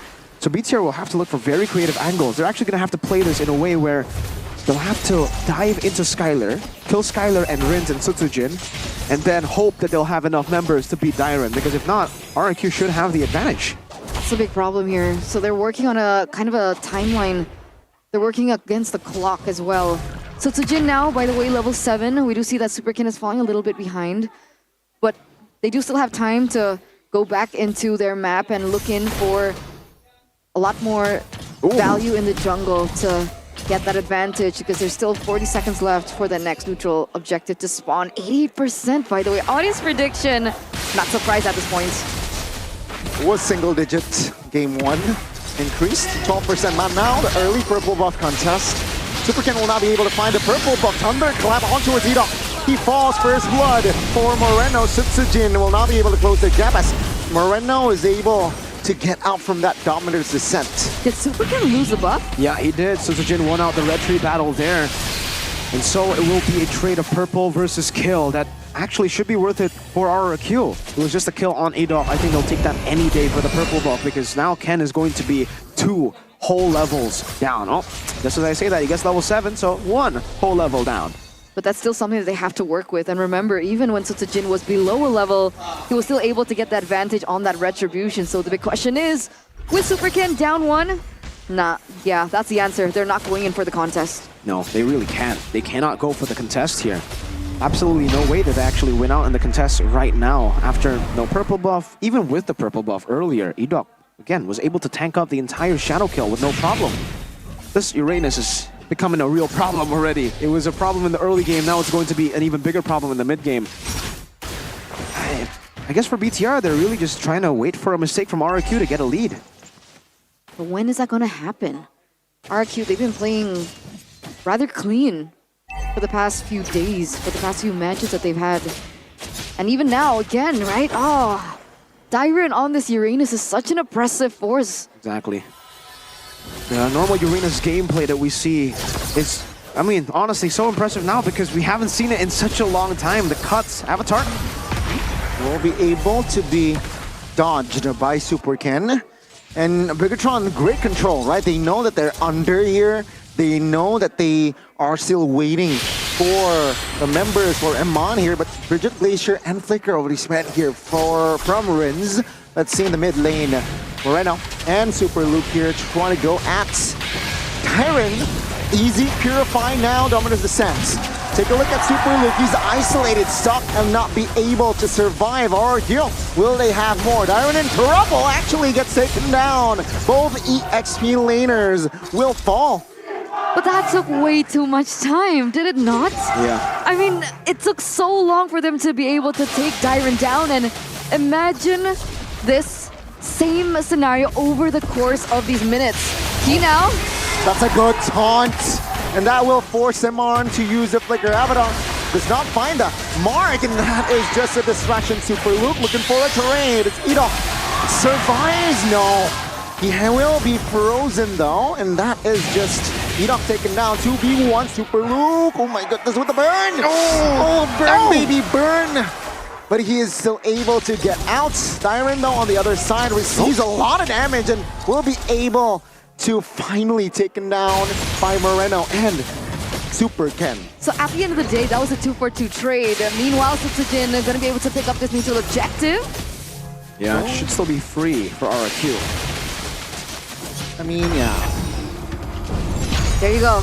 Turtle slaned in by Sutsujin. 7 minutes has elapsed. A 2.6k gold lead. What do Bigatron need? Do they just rely on Super Ken to dish out that damage? Could he go for a different kind of set build on this Hayabusa? It's all about farming at this point. They're not thinking of fighting. And if they fight, again, it's to ignore Dairon. They need to go for Skylar, Sutsujin, and Rins. That is the only win condition for BTR. It is fight or flight. Yes, they don't want to fight right now. No, they just need to farm. Again, they just need to farm, wait for the item power spikes, and then look for that one moment. I think 12 minutes, maybe, that would be the moment where they actually really look to fight. But right now, it's all about skirmishing, looking for maybe pickoffs, and then farming. They cannot take a fight full on against RRQ. Their front to back is still a bit too strong now. Oh, Super Ken, what happened? Oh, they're very low. Now in the mid, they're trying to clear. Avatar will not be able to find anyone. They're still are able not, no. They will not be able to clear, and they want to fight. RRQ will find Moreno in the act, and Iman as well. RRQ with the glass super look a little bit late. Is this wise? I don't think so, brother. Sutsujin finds that kill. 3 members of Bigatron down and out. Ladies and gentlemen, it's only been 8 minutes. 8 minutes and a 5K gold lead for RRQ as the crowd in the MPL arena is going wild. The key, though, in a little bit of an isolated moment. Overextending, almost punished, but that will be tier 2 taken care of. RRQ, this is a one-sided game. I feel like 8 minutes, 9 minutes, 6,000 gold lead almost. Bigatron, no response just yet. The gamble was in the draft. If the Masha had not been countered by the Uranus, maybe they would have been able to get that lead at this point of the game. But because of the Uranus, the Masha has been neutralized almost completely from the start of the game. And now you can see that Luke doesn't have enough farm to really have those items just yet. And again, it comes down to BTR just farming. At this point, that's all they can do. If they fight and fight and fight, RRQ will win. There is no angle for BTR to actually take these fights right now that I see by the way RRQ are playing. Very safe. Sutsujin, Rins, and Skylar always together with the rest of the team. Good disengage there by Ken. This is just going to be a free lord. Is it Super Ken? Looking for an angle. Oh my goodness. Good drive by Avatar of the Guardian. Will try to hinder the movement of Super Ken. Super Ken nowhere to run. No quad shadow. Shadow kill though. This might be an opening for the escape, but no, Dairon denies it away. The Lord falls to the hands of Bigatron, but they lose Super Ken. He was 2 levels below of Sutsujin. For crying out loud, how is that possible? I have no idea. After, you know, the main criticism being his retry in game 1, he's out here to silence the doubters. What retry? I can retry even 2 levels below, 6,000 gold behind. Did they not see it coming? Did Sutsujin, was he caught off guard? What's with how clean Sutsujin's retribution in game number 1 was? That felt so uncharacteristic. It's a flicker, Virgin Glacier, Super Ludente finds Skylar. And now with the Shadow Kill to Ryan, Munch members down, but it's just going to be Skylar and Luke taken care of. Lord, irrelevant. RRQ, they took care of that Lord marching top lane. But was that a shutdown? No, it was a 2-kill Skylar. So, nope, not a shutdown, no bounty there. But it does buy Bigatron a whole lot of time, and that's what they need. Like I said, maybe 12-minute mark is when they are going to be comfortable to take that fight. And Mon got an amazing I'm Offended earlier on the Skylar that baited out the Purify, and that was what enabled Key to get the wild charge in the end to actually stop Skylar and take him down. So you saw the win condition there. We saw a glimpse of it at least, right? If they are able to dive and get Skylar, but they need to get more than just Skylar. They need to get Skylar, Rins, and Sutsujin. Yeah, that's gonna be tough. But hey, the damage is piling up. Once Luke gets the second BOD, we're going to be in for a show. But when's that gonna happen? A while. We're gonna have to wait for a while. I think earlier I said 12, but because of the little mishaps, the stumbles, they might have to push it to 14. So maybe they're gonna have to ask Ken to pull off another miracle retry. It's a tough task to ask from someone. Let's see what they can do about it with the comp though, right? Because as we're entering the 12th minute of the game, these Lord dances are going to be quite imperative. With Bigatron still on the back foot, they do still have answers. Super Luke is on the Masha, we have the Hayabusa on Super Ken. Could that potentially be the angle that Bigatron needs to kind of stall in the game? Wait a second though. Myron's trying to distract and bait out resources. Beat-off does not connect with the Avatar of the Guardian. Super Ken though finds the Quad Shadow Kill as well. will be able to get out of that situation, but RQ, hey, when they're clumped up, they're A-okay in receiving that shadow kill. Okay, I saw another opening there. I mean, Super Luke saw it. I just saw it as well, but from the bird's eye view. If RQ isolate themselves, or if BTR are able to actually isolate some of the members from RQ, that could also be another win condition. They could just go for these pickoffs one by one, have that man advantage, and then in the end, do what they wanted to do at the start, which is again, Rin, Skylar, and Sutsujin dying in these fights. It's a 5,000 gold lead, it's tough, but somehow BTR are actually still able to get some good round on RQ around the Lord. Now, it was 2 levels before, now it's 1 level. Can he make it happen again though? That's the question. Super Ken already in the position. Now Super Luke jumps on towards Skylar. Avatar of the Guardian trying to cover Super Ken from the flank. Skylar, he's low, but he survives, no? With the shield, Super Ken eyeing Skylar with the moves. He's just too slick with it. Amon, on the other hand, will fall alongside Super Ken. This spell disaster is Moreno. Nowhere to go. And that is Sutsujin finding the Maniac. Another Maniac, ladies and gentlemen, for Sutsujin. And at this point, we are not surprised. Bigatron took a gamble, but the gamble did not pay off. Ladies and gentlemen, the Kings of Kings will not bow down. But remember, Super Luke is up alongside King. They're going for the clear. Can they do it? The answer is no. The Kings of Kings take us to game 3. We're going to game number 3. And what's better way in our highlighted match of the day? Like you said, the Kings of Kings, they will not bow down. Not now, not today.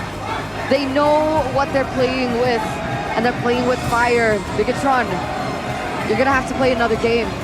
They will. I think it's a good time to actually go for the cheese, but again, RQ, Cute, knowing exactly how to counter it. That Uranus last pick was the icing on top. Perfectly done.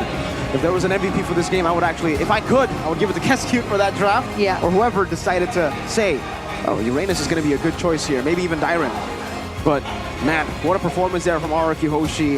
That draft was sublime. And in the end, BTR had to just go for the fight. They had to. I mean, to be fair, yeah, they could bank on a Miracle Steal, or they could fight.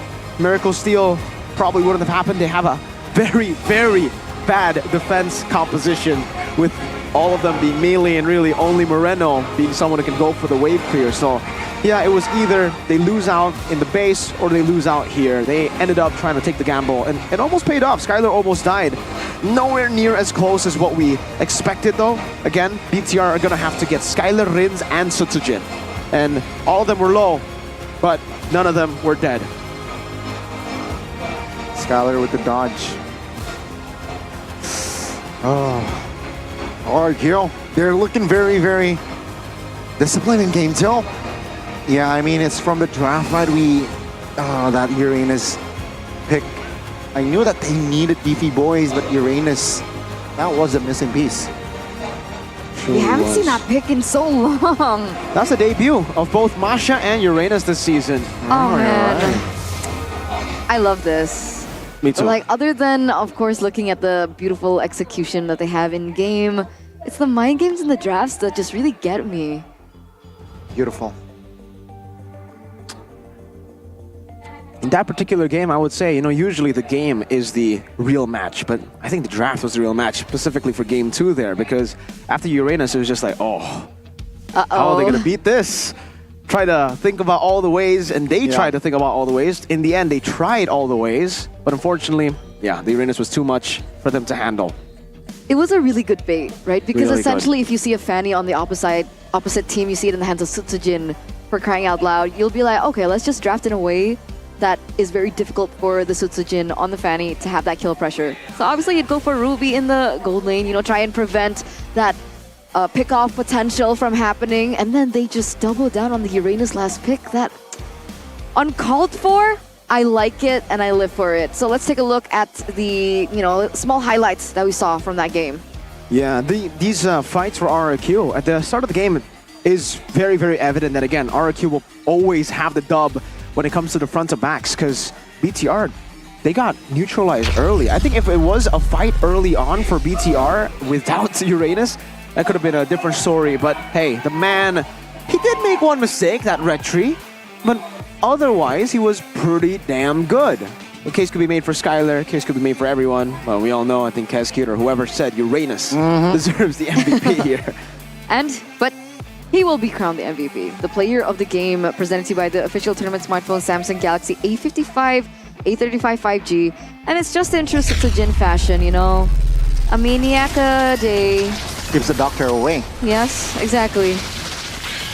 And it does seem like it's his third maniac, right? This season. He got a savage, so you can count. Do you want to count that as a maniac? Because that's you gotta get a maniac before you get a savage. True. But yeah, if we take a look at the highlights, I think this is getting quite repetitive now. But yeah, RRQ, they have such a massive advantage in the early fights. They can just constantly look for these crazy fights again and again. Meanwhile, for BTR, it's looking bleak for them, man. They always just gotta go for either pickoffs, but RRQ definitely know how to counter the pickoff game. They always have to go for the group up. They're always grouped up together. This is the crazy steal from Super Ken. I don't know how he did it, 2 levels down. After, in game 1 on the Nolan, getting out-retreat by Sutsujin all across the board, he decides to say, I can retreat too, it's just a bit inconsistent, you know, I can do it too. And then the final moment, the gamble. It's either they give the Lord over, that is an enhanced Lord with a composition that can actually siege, versus a comp that cannot defend. So, they decided to pull the trigger, go in. Maybe that caught Moreno off guard, because he didn't use the Dominator's Descent instantly too. He actually waited for quite a while, and Man was then left alone. I think if all of them committed in, maybe they would have gone Skylar. Would it have been enough to win the game? I don't know. I don't know. What would happen if, let's say, that Sutsujin didn't go for that kill? What if he just waited in the bush and went in for that 50-50 coin flip on the Lord again? If Super Ken went for the 50-50 instead of... No, if Sutsujin did. Sutsujin. I mean Super Ken. Yeah, Super Ken, right? So, yeah, I mean, that's a gamble. If he gets it, then they buy more time. They can wait for the next Lord, and that would be better. But I guess the inevitability, right? Yeah, Fumi once, that retry, shame on me. Yeah. Fumi twice, shame on you, right? Shame on me. I think it's the opposite. Okay, we never can get it right. Anyways, I she said yeah. I was like, yeah? Okay. No, I got scammed. Anyways, yeah, no, that would have been a gamble either way. So they decided, we fight here, maybe get an equal trade, buy some time, and then go for fight later. But going for the retry win while he's a level down still earlier in the fight, and with RRQ having the better comp for neutral objective control, it would have been real tough. It would have been. What a series, man. We expected game 3, and we got it. All right, it's great. We get game 3 in our final day. What were your predictions, by the way? 2-1. 2-1? It was 2-1 for me too. 2-0. Oh, well. Always gotta... I mean, I predicted 2-0 for every match of MPL ID. Getting a game off of RQ isn't for everyone, Gani. Yeah. 13-5. Hey, Liquid. Whoa. Did Gani just shush a TL fan in the desk? You literally just lost to us. Guys, calm down. It's beats here for RQ. Calm down. Right, sorry. Sonic fan, Liquid fan. Calm down, man. All right, let's take a look at this. Damage dealt is actually still Moreno, the carry. Yeah. Sandbag is key. Surprisingly, I thought Dyron would have been the sandbag on the Uranus, taking a lot of those shots.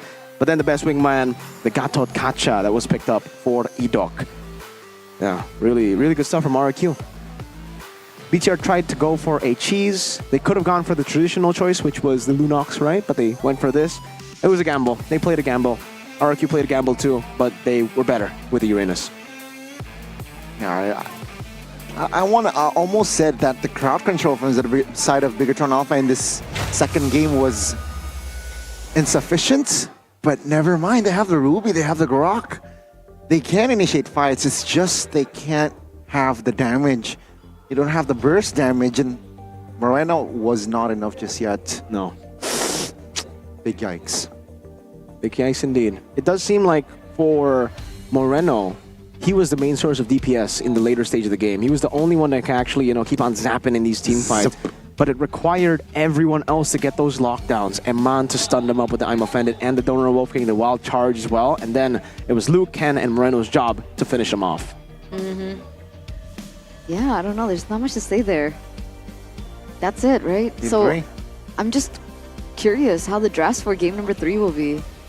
Because like, you know, that's like the final game. I don't think, do Yep. they still want to experiment with the drafts?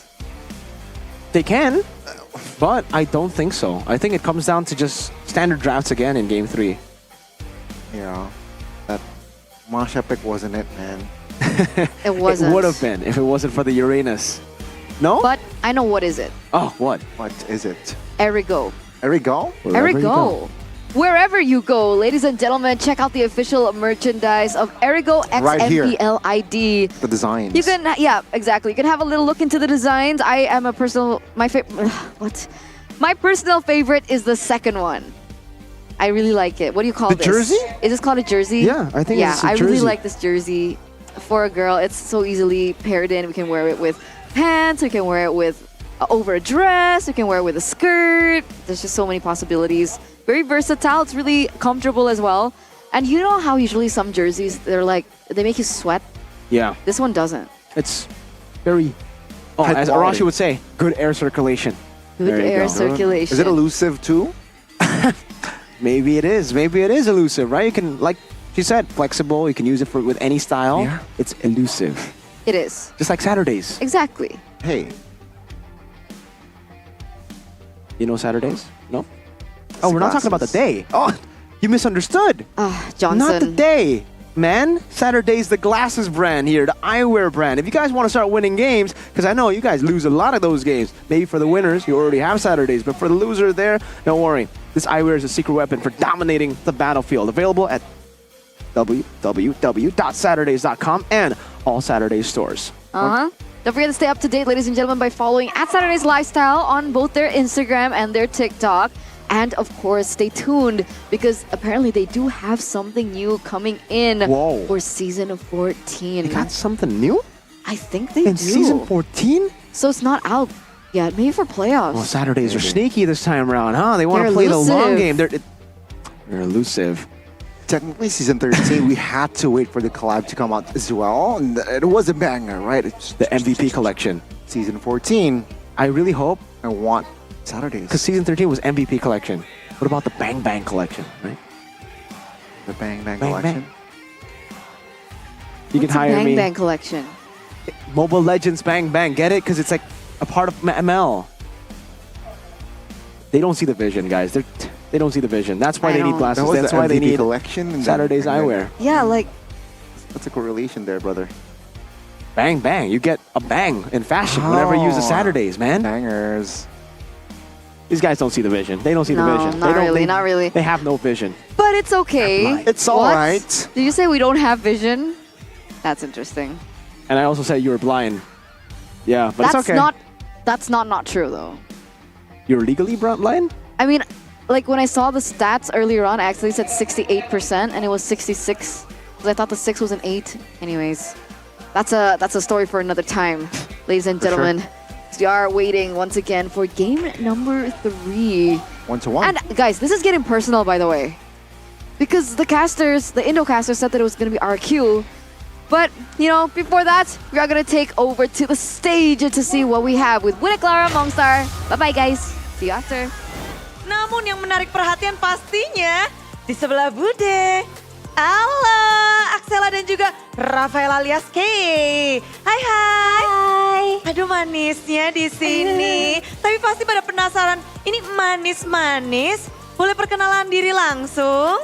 Halo semuanya, aku Axela dari RQ Mabar School Ambassador Season 3. Wah, halo Axela. Lalu ini Rafaela datang dari Land of Down nih. Halo. Halo, nama aku Kay dan aku pemenang cosplay contest yang coswalk-nya. Wow, dan sekarang ini season 3 sudah selesai, berarti kalian adalah pemenangnya. Congratulations. Tapi jadi penasaran nih ya, berarti udah siap dong untuk yang season keempat. Coba dong boleh diceritain gak sih keseruannya nih di RRQ Mabar gimana? Oke, aku jelasin secara singkat dulu ya.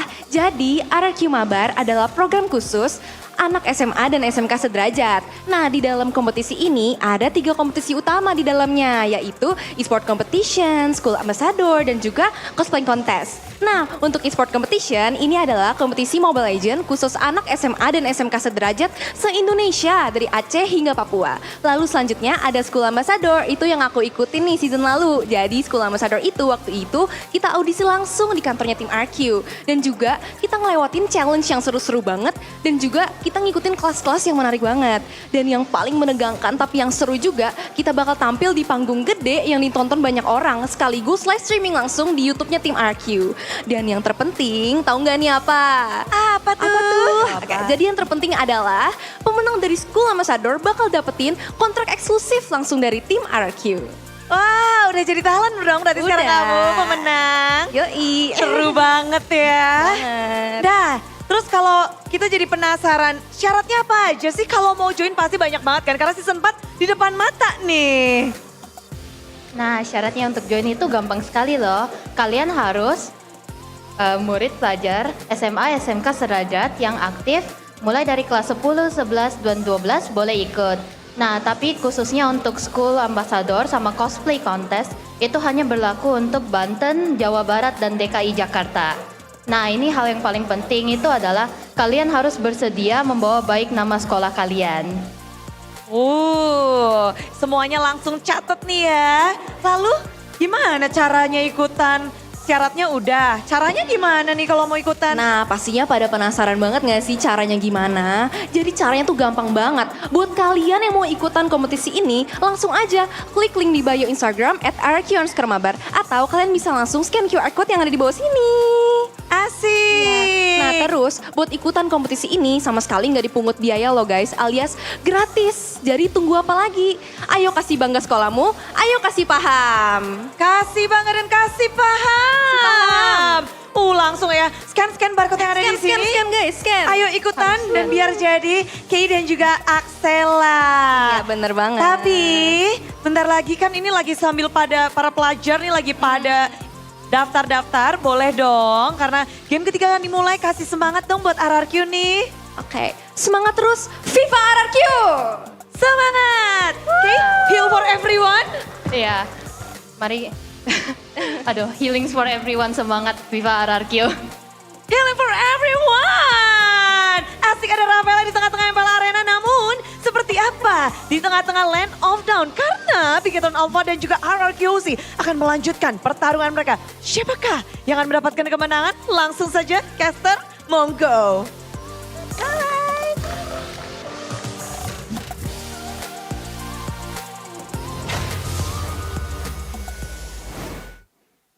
We're back, ladies and gentlemen, to game number 3 in this best of 3 series. Earlier on, Bigetron were able to win that first point, but RRQ have forced that third game, and it's now back to a best of 1 in our highlighted match of the day. We knew it was going to be spicy, but it's just spicier. Let's see game 3, right? Super Ken, come on. Step up game 3. All right. Super Ken from game 2 or from game 1? What? For game 1 or game 2? Or just game 3? Or just game 3? Okay. Just in general. Just in general. Okay. Also, of course, RRQ, Edok, personal fan. Oh, you're a fan of Edok now. After the Gatot Kacha game? You play Gatot? No. Okay. Why are you suddenly a fan of Edok? Yeah. Because I am still trying to understand the concept of Gatot Kacha Rome. I think now I'm inspired. Okay. Do you get it a little bit now? Because of Edok, man. Only because of Edok. Man, you know, I was hoping that the Aurora would go Rome. So I would personally see what that's about. I don't think you'll ever see it again. I mean, they won. Did they win? Yeah, they won. See, they won. Yeah, but you want to Aurora. keep your trump cards a secret, maybe for true, playoffs. true. Maybe he's learned that, right? From his time last season. Now, speaking of trump cards, was that too early for Bigetron to unleash and launch the Masha coming out? Is that something they wanted to say for playoffs? I don't know, but I think it's okay because sometimes you want to reveal it once, like again the Aurora from RRQ, a lot of the picks from different teams as well. You can think of a few different strats, like GeekFam 2 had a pretty good strat, but It's still first pick, by the way, for BTR, still staying on their comfort side, but no, I don't think it's too early. I think that was a perfect time to actually try to go for a cheese pick, too. It is 1-0. They had a lead already, right? So why not? Just try to go for the cheese pick. If they get the win, that's a clean sweep 2-0. But luckily, RQ, well, not luckily, they had Kescute and NMM. They're masterclass, man. These guys are just so good. Instant Uranus. After seeing the Masha, most people probably would see the Masha and be like, oh, okay, just go for the normal stuff. Don't panic. But Kescute was probably like, they try to go Masha? Yo, what's that hero that does good against basic attacks? What, Uranus? Yeah, pick that up. I think Kescute, you know what BTR boys called him? What I called him? BTR boys? Yeah, the BTR boys. They call him Abang, which is Big Bro. NMM, he's Big G. Oh. Yeah, Moreno calls him Big G. So, what does the G stand for? Gangsta. He's a big gangster. Oh, okay. I mean, I guess that is reflected with the win rates from Bigatron Alpha, 75% and 75%. They're the jack of all trades. Let's see if they're a master of RRQ, though. Presented to you by the official tournament smartphone Samsung Galaxy A55, A35 5G. Let's see. The drafting phase will commence on, again, Bigatron being on the exact same side. However, when it comes down to the bans, it looks a lot similar to game number 2, right? In game number 1, it was Ling being banned out. But this time, Matilda again. Still waters run Ling deep. goes through once again. All right, so it's the exact same bans. If it ain't broke, don't fix it, especially for RRQ. It'll still be the Ruby, so maybe their adjustment will be no Masha this time, or ban Uranus in the second phase. Now, knowing that Darren, well, Uranus is in Darren's arsenal, maybe that can be the case. But RRQ, are they going to indulge by picking similarly for Game 3? Let's see. Earlier on it was, of course, the Roger, I think. Well, no, it was the Herod and Aurora. So maybe they still can go for that. And it seems like it's not going to be the Aurora early this time. But the Gatot Kacha, though, will come through. Yeah. But Gatot's not a flex, right? No, I don't. Again, technically it is. It can be. Right. But this time they go for the Fanny and the Roger. Oh, they ain't playing no games this time around. No Lunox to be seen, but they have a different plan. RRQ, they need to stop her. I think because they showed the Gatot. Exactly. Kufra. Yeah, would usually be. This will be a risk if they do flex it and pick up the Kufra here. Let's think of other stoppers. Xana too. Moskov is going to be tough. Xana. Oh. Wait, are we assuming that the Gatot flex? It's still a risk though if you play in an XP, right? Because we haven't seen it. Maybe it's not a risk to them, but yeah. I mean, if they want to eliminate flex, if they still want to put Gatot in the roam, what about Terizla? Yeah, they can go to Rizla. That will win out in the XP. But they go for Allen. Okay, so a little bit of CC with Terrify, some displacements by herself, some dashes that maybe deal with the Fanny. Now we enter the second phase of drafts. So what do we go for here, right? A ban towards the EXP, potentially the Arlets and the well, the Edith's already banned out. So the Arlet first and the Terizla next, maybe. What about Cho? For RRQ? As a stopper. For RRQ? XP? Stars and see. Could be it, but you're up against a Ruby. It's going to be kind of tough. So what's the solution then? That's why I'm having the same troubles, man. Lo Yi ban coming out here, respecting Moreno. I'm still trying to think as well. What stopper do they want to go for? Or do they go for a different stopper? BTR, game 1, they didn't go for any stoppers, by the way. They just went for a composition that would dive better. They went for Faramis, too, to add sustain. This time, no Matilda, no Faramis, though. That was the answer in game 1. That's a good one. Yeah. What about Bane? Sutsujin, Fredrin, banned out. The Bane could be an answer, too. Bane, Fredrin with the deadly catch, but Fredrin would have been the best option there. Good read by Ura. All right. The Fredrin does get banned in. We are going to see RRQ. Are they going to commit onto a mid lane ban? They're really respecting Moreno, by the way, picking up the Valentina for themselves. They ban out the Luo Yi. But technically, there are still other options available, like the Jushin that gets banned. Zask is an option. Aurora, Vexana. Yeah. Still a lot of mid laners on the board here, especially for Bigatron Alpha, and seems like they will let go of the Bane. Though they will not let go of the Alpha. So RRQ still has a chance to go for the Bane. I guess they should just get the jungler here, right? Just get it over with and then see the EXP or the roam later on. Depends if you want to set up, because right now there's not a lot of jungles. Haya? Do they want to go against a Ruby? Haya against Ruby. What about Nolan? Is Nolan also tough? That would be a good choice, I think. But they go for the Arlet first, so yeah. They reveal, actually they don't actually reveal it, the Arlet's pretty flex too, but I personally think it's going to be the Arlet on Dyron. It is the Gatot Kacha on the hands of Edok. Now revealing, trying to ask BTR to reveal their picks first. They need a roamer for sure. Actually, not even that for sure, because the Ruby can be flexed. So, mid lane. Mid lane is the one for sure. Roamer, mid, or mid XP. No Arlet. That's a good deny pick, by the way. This is what BTR likes to do back in the first leg as well. The Ruby Arlet. It's going to be tough, because if they go Aurora Vex, Valentina can steal it away and it can backfire your composition. Exactly. And you can't go for big moments like the Grox, the Tide Drills can't be picked up. Lunox mid. And the Grox. That's great against Herod. The Valentina. The double dash. All right, it's starting to make sense. But last time Key played the Kufra. It was against Dewa, right? Was it Dewa? Oh, Franco. This last pick. Bane, there you go. Oh no, I thought it was Franco. So, why did I think it was Franco? I mean, they sound similar. Okay, it's Bane. But I was about to say, yeah, Franco would have been weird. Where would the Gatot go? Okay, Bane, yeah, Bane. Gatot jungle. Bane roam. Franco mid. I don't know.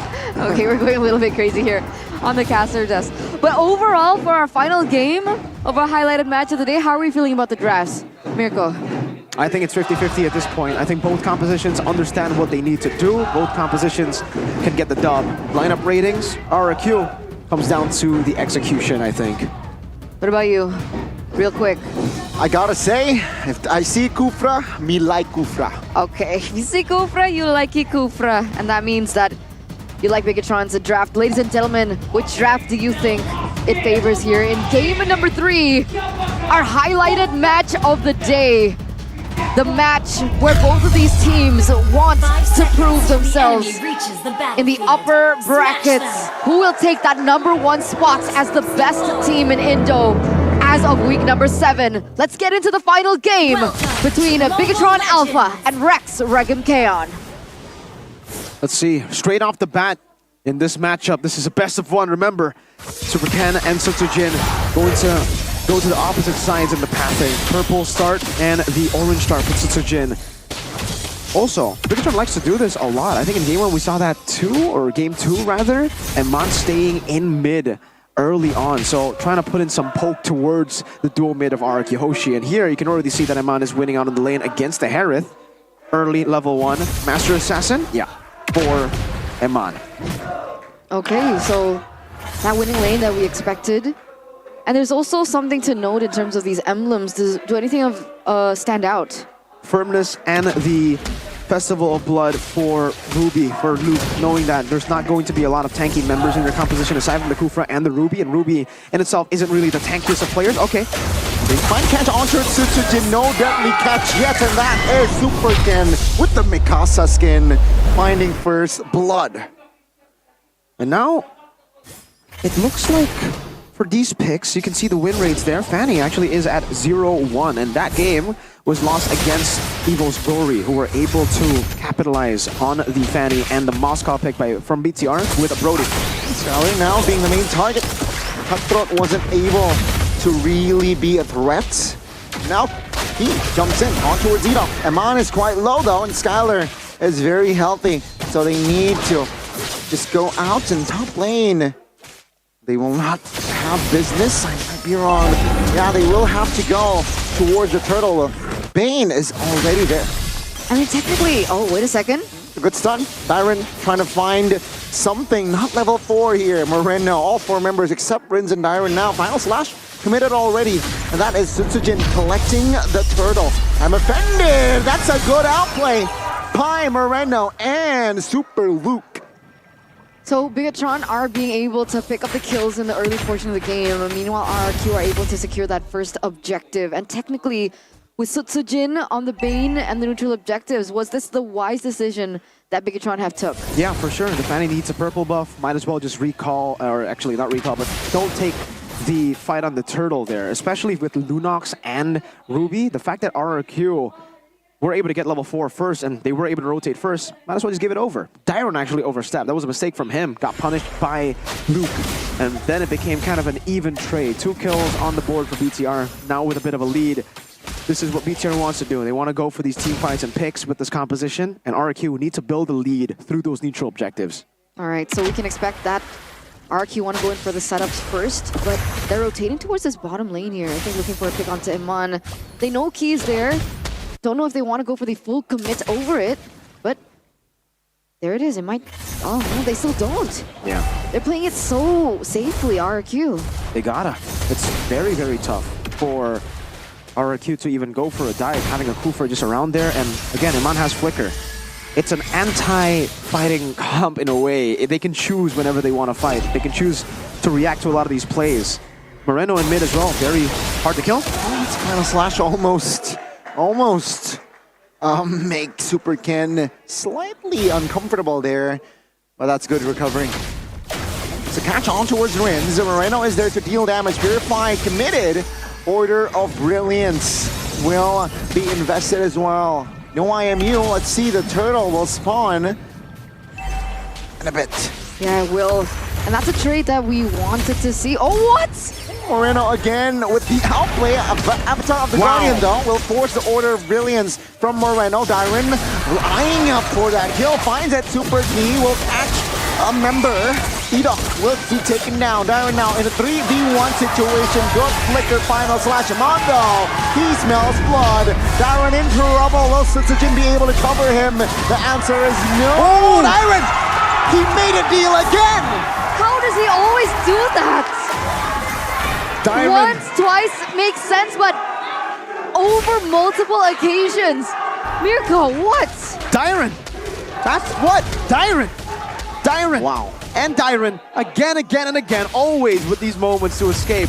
He didn't escape death the first time up top, but that's all good. Good taunt to cancel it out. Super Ken 2v1, coming for a zone! Oh my god, the damage that Super Luke is there to execute that member. Now Amon actually is going to be the trade, so both gold laners here are eliminated. Still a very close match, you can see there. The skills come on, and even the macro from both these teams rotating across the board. But yeah, Dyron just really understanding the limits of the heroes, limits of how much he can sustain, how much he can go and get away with the Vengeance resets too earlier. Really well played, man. Bigatron Alpha though, remember, having a Lunox in mid means that you do scale, and the Harith, if he doesn't become a snowball force in the game, Lunox will still ultimately be a counter pick towards the Harith in the later stage of the game. The fact that they have a Roger to execute too, so let's say the Lunox does get picked off, like in RK vs Fnatic Onyx when CW got picked off, they kind of lacked all the other resources, but here there's a Roger and some more CC. I'm offended, good stun, no follow-up though, and that is Super Luke punished, RRQ. They were ready for a big fight, and they will take Super Luke. That was the initiation made by Bigatron, right? Yeah, they were in the bush. They were trying to look for a little bit of a... Oh, Byron's so angry after surviving that. Oh, that's the sound of anger, folks. That's Donnie's sound of anger. Apparently so. 500 gold in for RQ. So within the span of 6 minutes, RQ haven't been able to pick up the lead, but nor has Bigatron. Maybe this will change. Sutsujin already posturing in for this turtle. Ooh. Let's see if Super Ken can steal it away. Charged by Kane, and Super Ken will be able to find a retribution, though they will have to sacrifice Luke in the midst of it all. Yep. Well played there by Luke. Was able to get the I'm offended, so it made it 100-0. All Super Ken needed to do was press it at the right time. Sutsujin Chain CC, but now they should be able to get a trade. They got Super Loop, which is already good, but that's a turret that makes it extra good. RRQ, what happened? Winning the trade. But Superkin should be able to push in that tower in the bottom lane unless Darian wants to go in for the clear. Yep. Still will be able to do that, so they don't even get that trade off. Skylar also doing the same thing here in the top lane, while both Key and Rins just battling it out. Fishing for more information, fishing for one another to make that first mistake. It's a turret up top by RRQ. BTR. Purple buff contest. Fanny this time will still be able to get that purple with Retribution. No, I think for BTR, they're playing towards that mid game, but so are RRQ, and they have a 1.5k gold lead. Speaking of scaling, the Harith actually scales up pretty well too. We've seen Skylar even yesterday. Dilada, a lot of damage onto Fnatic Onic. And the Bane, slowly but surely, if he hits the item power spikes, especially with the Crab Claw Cannon if it bounces. If BTR clump up together, they're not in for a good time. He's already on the War Axe Thunderbolt. That is the 2 items he needs building up to an endless battle. Super Ken. Careful. Wow. Potential 1v4 there if he's not careful, but that will mean M1 will claim that structure top lane. Yeah, all he needs to do is go for the clear, right? To protect that turret, and it becomes a favorable trade for Bigatron. Again, both of these teams are playing it so carefully. They're using the mind games, they're playing in the macro, because it no longer depends on the mechanics at this point, right? Between both of these top-tier teams. Oh, wait a second. I'm offended on towards Zyron. Avatar will not connect. Super Luke, though, with the taunt. Isolated and taken down. Oh, Gil. Flicker final slash from Dyron. And that is RRQ trying to collapse, but Bigatron, they have successfully disengaged that fight. Now mid-turret, great response by Superken. Yeah, but still great timing in from RRQ, right? They have the man advantage. They're going in for the blitz over the Lord. I don't know. Can they steal it away this time? Slash. Skate recipient on that ult, and he will fall. That disengage with a deadly catch. That sure ensures that Jalord here for Subsugin. RQ, they press that gear on towards another gear, and this is RQ just controlling the map. The domino effect. My goodness. Oh, man. The stagger for RRQ. They were able to stagger a lot of these fights from happening. Again, catching Luke off position. This seems to be a trend right now. Him overextending and RRQ getting the benefits of him being very, very overextended. Also, that was a double value kind of play, because not only did they get a Lord, they get the purple buff too, and on top of that, they're about to get some turrets with the gold benefits. If this gold lead spirals out of control, it's going to be very difficult for BTR to defend. So far, it's the first Lord though, so I think it should still be okay. They're going to lose the tier 2s up top, down below, or actually maybe all the tier 2s except for the bottom lane. They might actually keep the bottom lane tier 1 even still alive, but they won't be able to do so in the mid lane. RRQ really doing a good job at clearing out these waves. Regardless, RRQ are still standing at a 4k gold lead.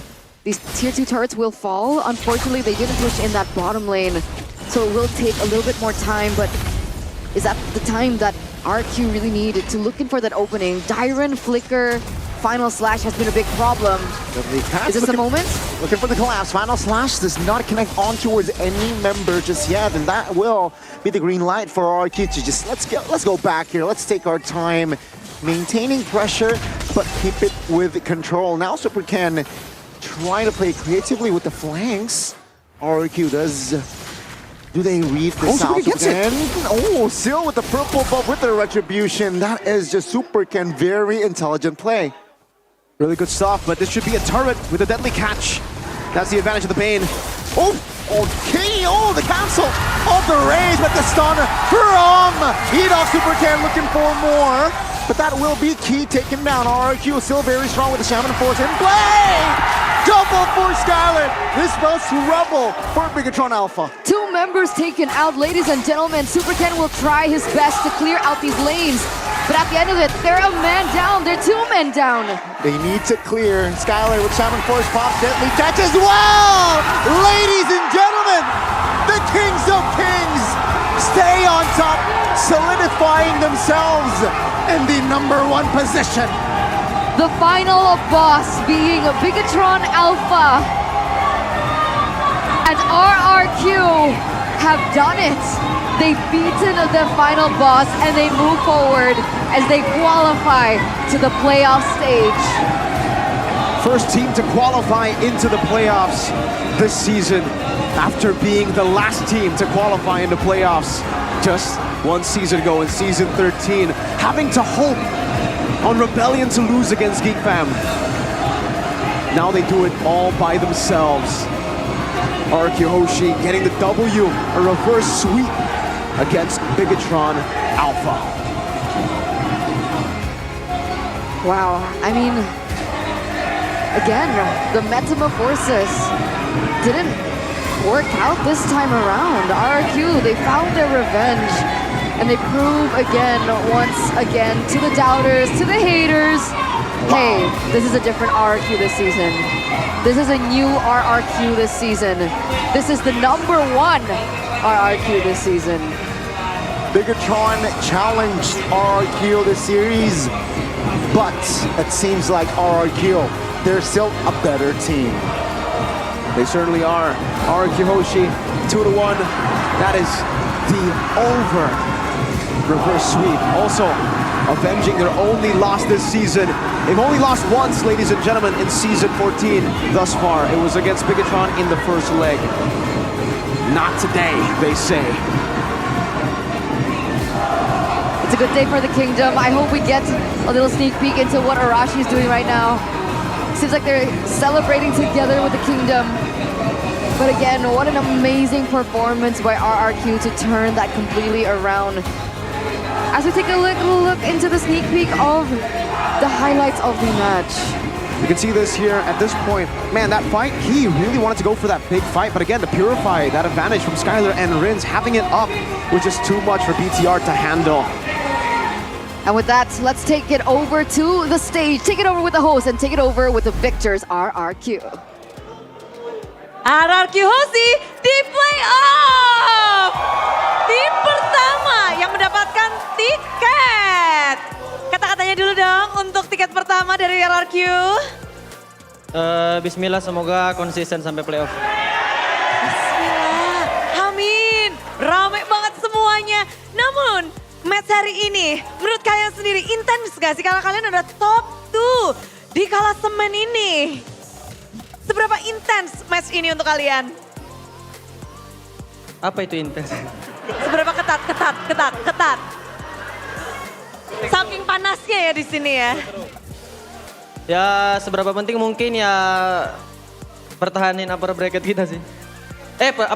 Top klasemen, sorry. Ya, untuk mendapatkan upper bracket sebenarnya. Karena tujuan kalian pastinya ingin mendapatkan upper bracket dong. Lawan Bigatron. Di leg pertama, kalian kalah dengan 2-1. Kalian balaskan dengan 2-1 pula. Apa nih? Apa yang berbeda dengan kalian di leg kedua ini? Ya mungkin ya kita juga kan kemarin ke bawah win streak dan anak-anak juga ya solid juga kayak pengen lawan Bigatron. Soalnya kita kan leg 1 ya kurang kasih hasil maksimal yang terbaik aja sih sebenarnya leg 1. Dan sekarang dimaksimalkan. Udah maksimal belum sih 2-1? Maksimal kalau band Matilda kayak Jadi tadi yang bikin kalian kesulitan adalah Matildanya kayak Iya tadi game 1 nggak bisa sih tuh. Melisa juga ketemu Matilda kan. Berat. Iya. Berat, tapi berarti di Ido ya. Ido, bagaimana kamu melawan KYY dari Bigatron untuk kali kedua? Masih tetap susah sih. Masih tetap susah, tapi bagaimana kamu menghalau semua kesulitan itu dan akhirnya bisa balas dendam? Main Gatot. Ada gak sih? Kasih tahu dong, ini kan banyak banget nih mulai ya di ranked ya Gatot kaca. Tips biar main Gatot dan anti Gatot. Gak tahu nonton Baloy aja Baloy. Nonton Baloy, itu. Ternyata gitu ya. Tapi ada sesuatu yang akan kita tunjukkan bersama-sama. Apakah itu? Budi juga penasaran. Inilah dia. RRQ berada di puncak klasemen. Masih mempertahankan posisinya dari half season champion. Sampai sekarang pun demikian, minggu ke-6 masih di atas. Kerja keras kalian. Ini kan udah dapat tiket playoff, udah dapat ya posisi yang nyaman. Apakah kalian punya plan lain? Akankah kalian mau mencoba untuk mengeksplor sesuatu yang baru dari tim RRQ? Mungkin ada yang... Ya kalau mau explore mungkin kita di outgame sih pengen main Pandora lagi. Oh, jadi main bersama di outgame ya. Suka yang serem-serem kalian sekarang ya? Lemon sih yang suka, jadi kita suka juga. Pada pengen ikutan kan? Pada pengen ikut kan? Tapi itu bonding kalian ya jadinya? Iya. Oke, dan mengeksplor di outgame aja, di in-game masih pengen konsisten untuk mempertahankan top 2. Iya, kita setiap hari ya belajar lah. Walaupun kita di scrimnya kurang maksimal, disitulah kita waktunya belajar juga. Soalnya ya balik lagi, ada Abang Keskut dan Bang Kevin ya di mana kita saat ya kita terpuruk, mereka selalu support kita juga. Ngasih tahu kekurangan kita masing-masing lah. Jadi terus walaupun menang masih ada yang dikasih masukan oleh abang-abangan kita, abang-abangan RRQ. Ya. Ya, banyak ya ternyata PR dari tim RRQ yang terus diperbaiki walaupun 8 kali win streak. Namun tadi Sutsujin. Nah ini Sutsujin mengeluarkan Fanny-nya, lalu juga ada Pain. Bagaimana sih kamu hari ini melawan Bigetron? Susah banget tadi main Fanny-nya. Susah banget.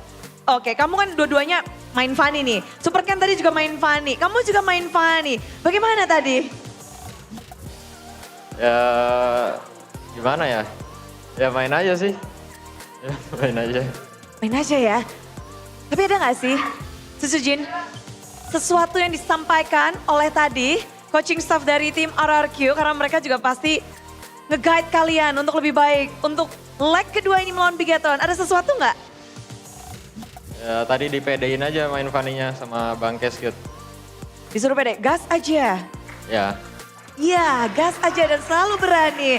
Tapi dari Rins mungkin bisa sharing sesuatu nggak sih? Gimana tadi kamu bisa untuk menghalau semuanya, menghadang segalanya, kunci kemenangan dari Rins? Apa ya, mungkin kita ban Matildanya kayak sih. Oh sama ya, emang kayak ya ini. Morenonya? Ya lumayan sulit juga lawan Moreno. Lumayan sulit juga. Dan nextnya sebenarnya kalian minggu ini tersenyum, masih 8 kali win streak. Next akan ada sobat kalian, ada kita EVO's Glory di hadapan kalian. Ngelihat posisi kalian di atas, nextnya adalah posisi yang kurang baik di posisi 9. Bagaimana kalian ingin menghadapi EVO's Glory di season 14 ini di leg kedua?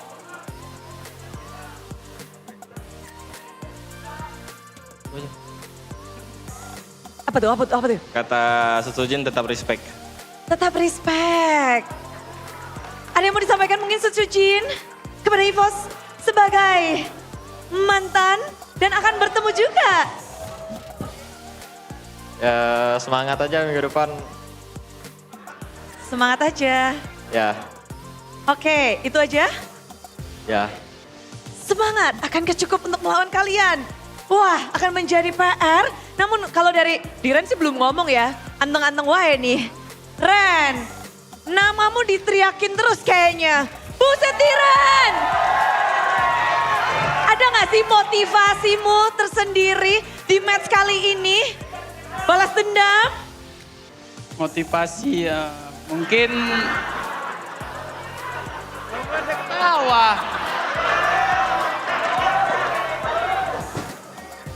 Mungkin ya pengen ngalahin Luke mungkin ya.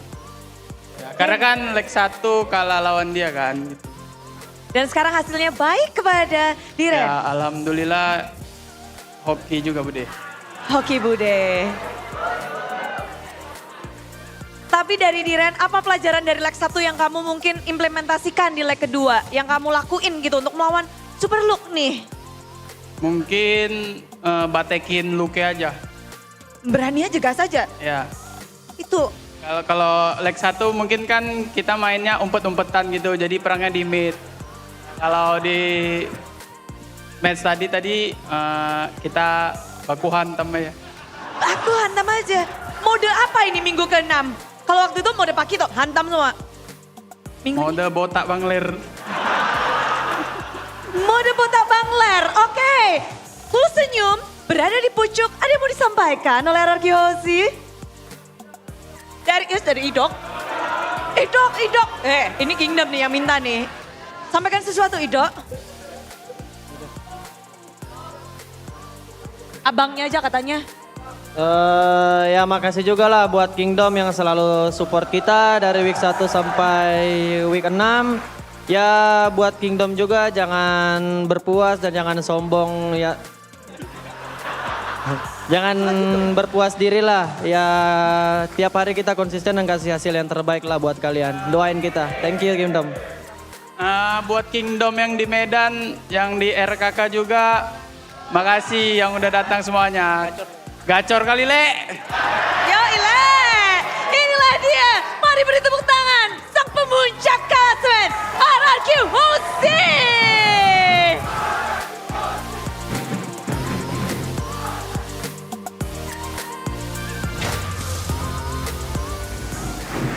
Look, I don't know if I should congratulate RRQ or the Kingdom right now because, I mean, technically they've also been waiting for quite some time to be as dominant as to support the RRQ that they once knew and love. Yeah. And finally that they're here, they are loud about it. I mean, for all of you who are not loyal to RRQ, regret it now. Regret it. If you don't support your club while they're at their lowest point, you don't deserve to celebrate their victories either. And man, they were the last team to secure playoffs. They were the first team to be knocked out of playoffs in season 13. Yeah. And now they are the first team to secure playoffs. And maybe very soon, first team to secure upper brackets in playoffs too, because they are 9-1 right now. They've only lost to Bigatron once. If they can do what they did to TLID and Geek Fam in Leg 1, then it should be a almost perfect run. And let's talk a little bit about the game because Dyron, hands down, my player of the match, my player of the game too. So many hero moments from him that really saved the game. Yes, he made one mistake, but that was the deal with the devil. You have to sacrifice something to get something back from the devil. Exactly. Kes Cute, no wonder he doesn't have that hair tied up. He unleashed his full force here, man. Played so well in the drafts, but Sutsujin, class, absolute class. I can see it. He said he looks, or he doesn't look like Lemon, but he said he has the same vibe as Lemon. This guy rarely smiles, but we saw him smile after a win against BTR earlier, and this guy's just ice cold, bro. He's so flexible. On the Bane, amazing. On the Alpha, fantastic. On the Ling, ridiculous. On the Fanny even, where's the hole? Hayabusa, that's the only hole we've seen. And the Alpha misplay from last week, that's it. Oh man, this is just some impressive stuff, really, from RRQ Hoshi. Even here, in a lot of these skirmishes, punishing Moreno. This looked really, really good for BTR. They should have really been able to take Dyron down, but again, Dyron, the final slash flicker, using the Vengeance to displace himself to get away from the cables, and then even here, while he's getting scratched by Iman, finding the angle to go back with the Vengeance twice, even without the reset, getting the stun, almost outplaying Super Luke. And we heard in the interview to Dyron, that is one of his... Even here, dude. Come on, bro. That's ridiculous. No, so that's how they got the kill on Iman up top as Skyler was picked off down below. Yeah, he said one of his main motivations was to beat Luke because he lost to only Luke in Leg 1. And he did it. He used that motivation to beat Luke and, so many hero plays. Stop this man. I love it. It's an exceptional... I mean, we saw that glimmer of brilliance when he first was in RRQ. What season was that?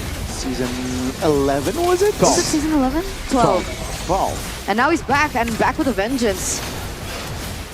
I mean, again. Yeah. Literally vengeance as well, right? With all vengeance. Even here in the moment where Super can, again, that little bit of poke delayed him from getting full HP to go for the final, maybe defense. Speaking of moment, let's take a look at the UBS Golden moment. Setengahnya dulu. Ayo cari Haya. Aman. Aman di makannya cari Haya. Udah tarik ya. Ini Mas nih. Ini Mas nih kok gue nih. Gold Mas. Lihat Mas ya, guys. Masnya mati. Ayo dari belakang. Gue tutupin belakangnya nih. Lari. Aman. Zakai. Aman gua ada shadow. Mati di belakang. Lihat ya. Zak. Minta nggak? Ayo. Lu ada belas, lihat Diren guys, lihat Diren. Aman, ada Diren. Gas saya ini udah mancur turunnya. Turinnya aja balik ya. Gold itu. Balik. Sabar. Kupra ngejar. Lihat nih bakal gua demo. Aman. Flicker tuh. Gas. Lu ngapain? Ruby ada picker. Gas saya. Lihat gua nih. Pelan-pelan. Ayo, picker. Dekat mid, Fanny mau ke mid. Aman. And there it is. Very clean, very calculated, very disciplined. And oh wow, I didn't... What? 11 minutes and 38 seconds? That was quick. That was so quick. The first game was 22 minutes. Game number 2 was 13 minutes. And then RQ, they double down.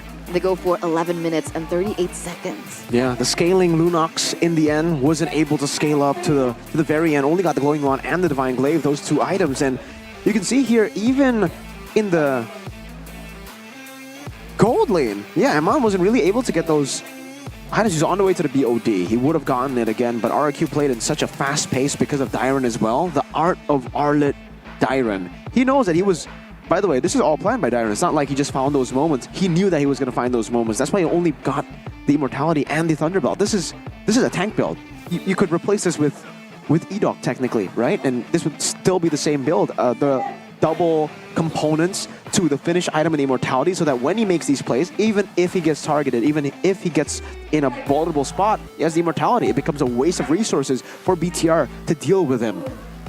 This is just so well played from Araki Hoshi. The drafts, the execution, everything in their game looks to be top class right now. And if it wasn't already proof here, they were able to 2-0 Fnatic Onyx just yesterday. And again, only 1 loss this season. 1 match loss. And they already avenged that loss. And TLID, they lost to RQ too. Wow. That was with the new lineup that beat Fnatic Onyx. Yeah.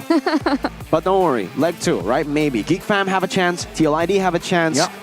Right now, it does look like RQ is the strongest team in MPL ID, however, because you are not supposed to be the damage dealt carry man, Dyron. You are an XP lane that went Robe and Dreadnought armor and Thunderbelt. Dyron, you were not supposed to be here. What was his spell? Flicker. What? This is a playmaking Arlet that was the carry for the team. Not Rins, not Sutsujin, not Skylar. Dyron. Told you he's my player of the match. Look at this guy. What an absolute nerd. Because nerds know how to play the game real good. Dyron, ever since Rebellion, I would say the hype was definitely already there for this man. But back then, he was on the Benedettas, the Paquitos, the heroes that want to stay in lane. Now he's evolved and matured with his playstyle. I will say it one last time. Some coaches preferred Banana and Dawn over this guy last season. Okay. Huh. Play the cat that does. Huh? What was that? Is that Arashi? Did you see that? Flashing the RQ. Look at that. That's Arashi. That's Hoshi, man. He had his belly out and everything. His belly? His belly? His belly was out? Yeah, he was jumping and his belly was... Yes, salmon belly? Yeah. All right. I guess now we know what Arashi's belly looks like. If you ever wanted to know. I mean, I wish I couldn't see it, but... There you go, ladies and gentlemen. We can be scarred together. I mean...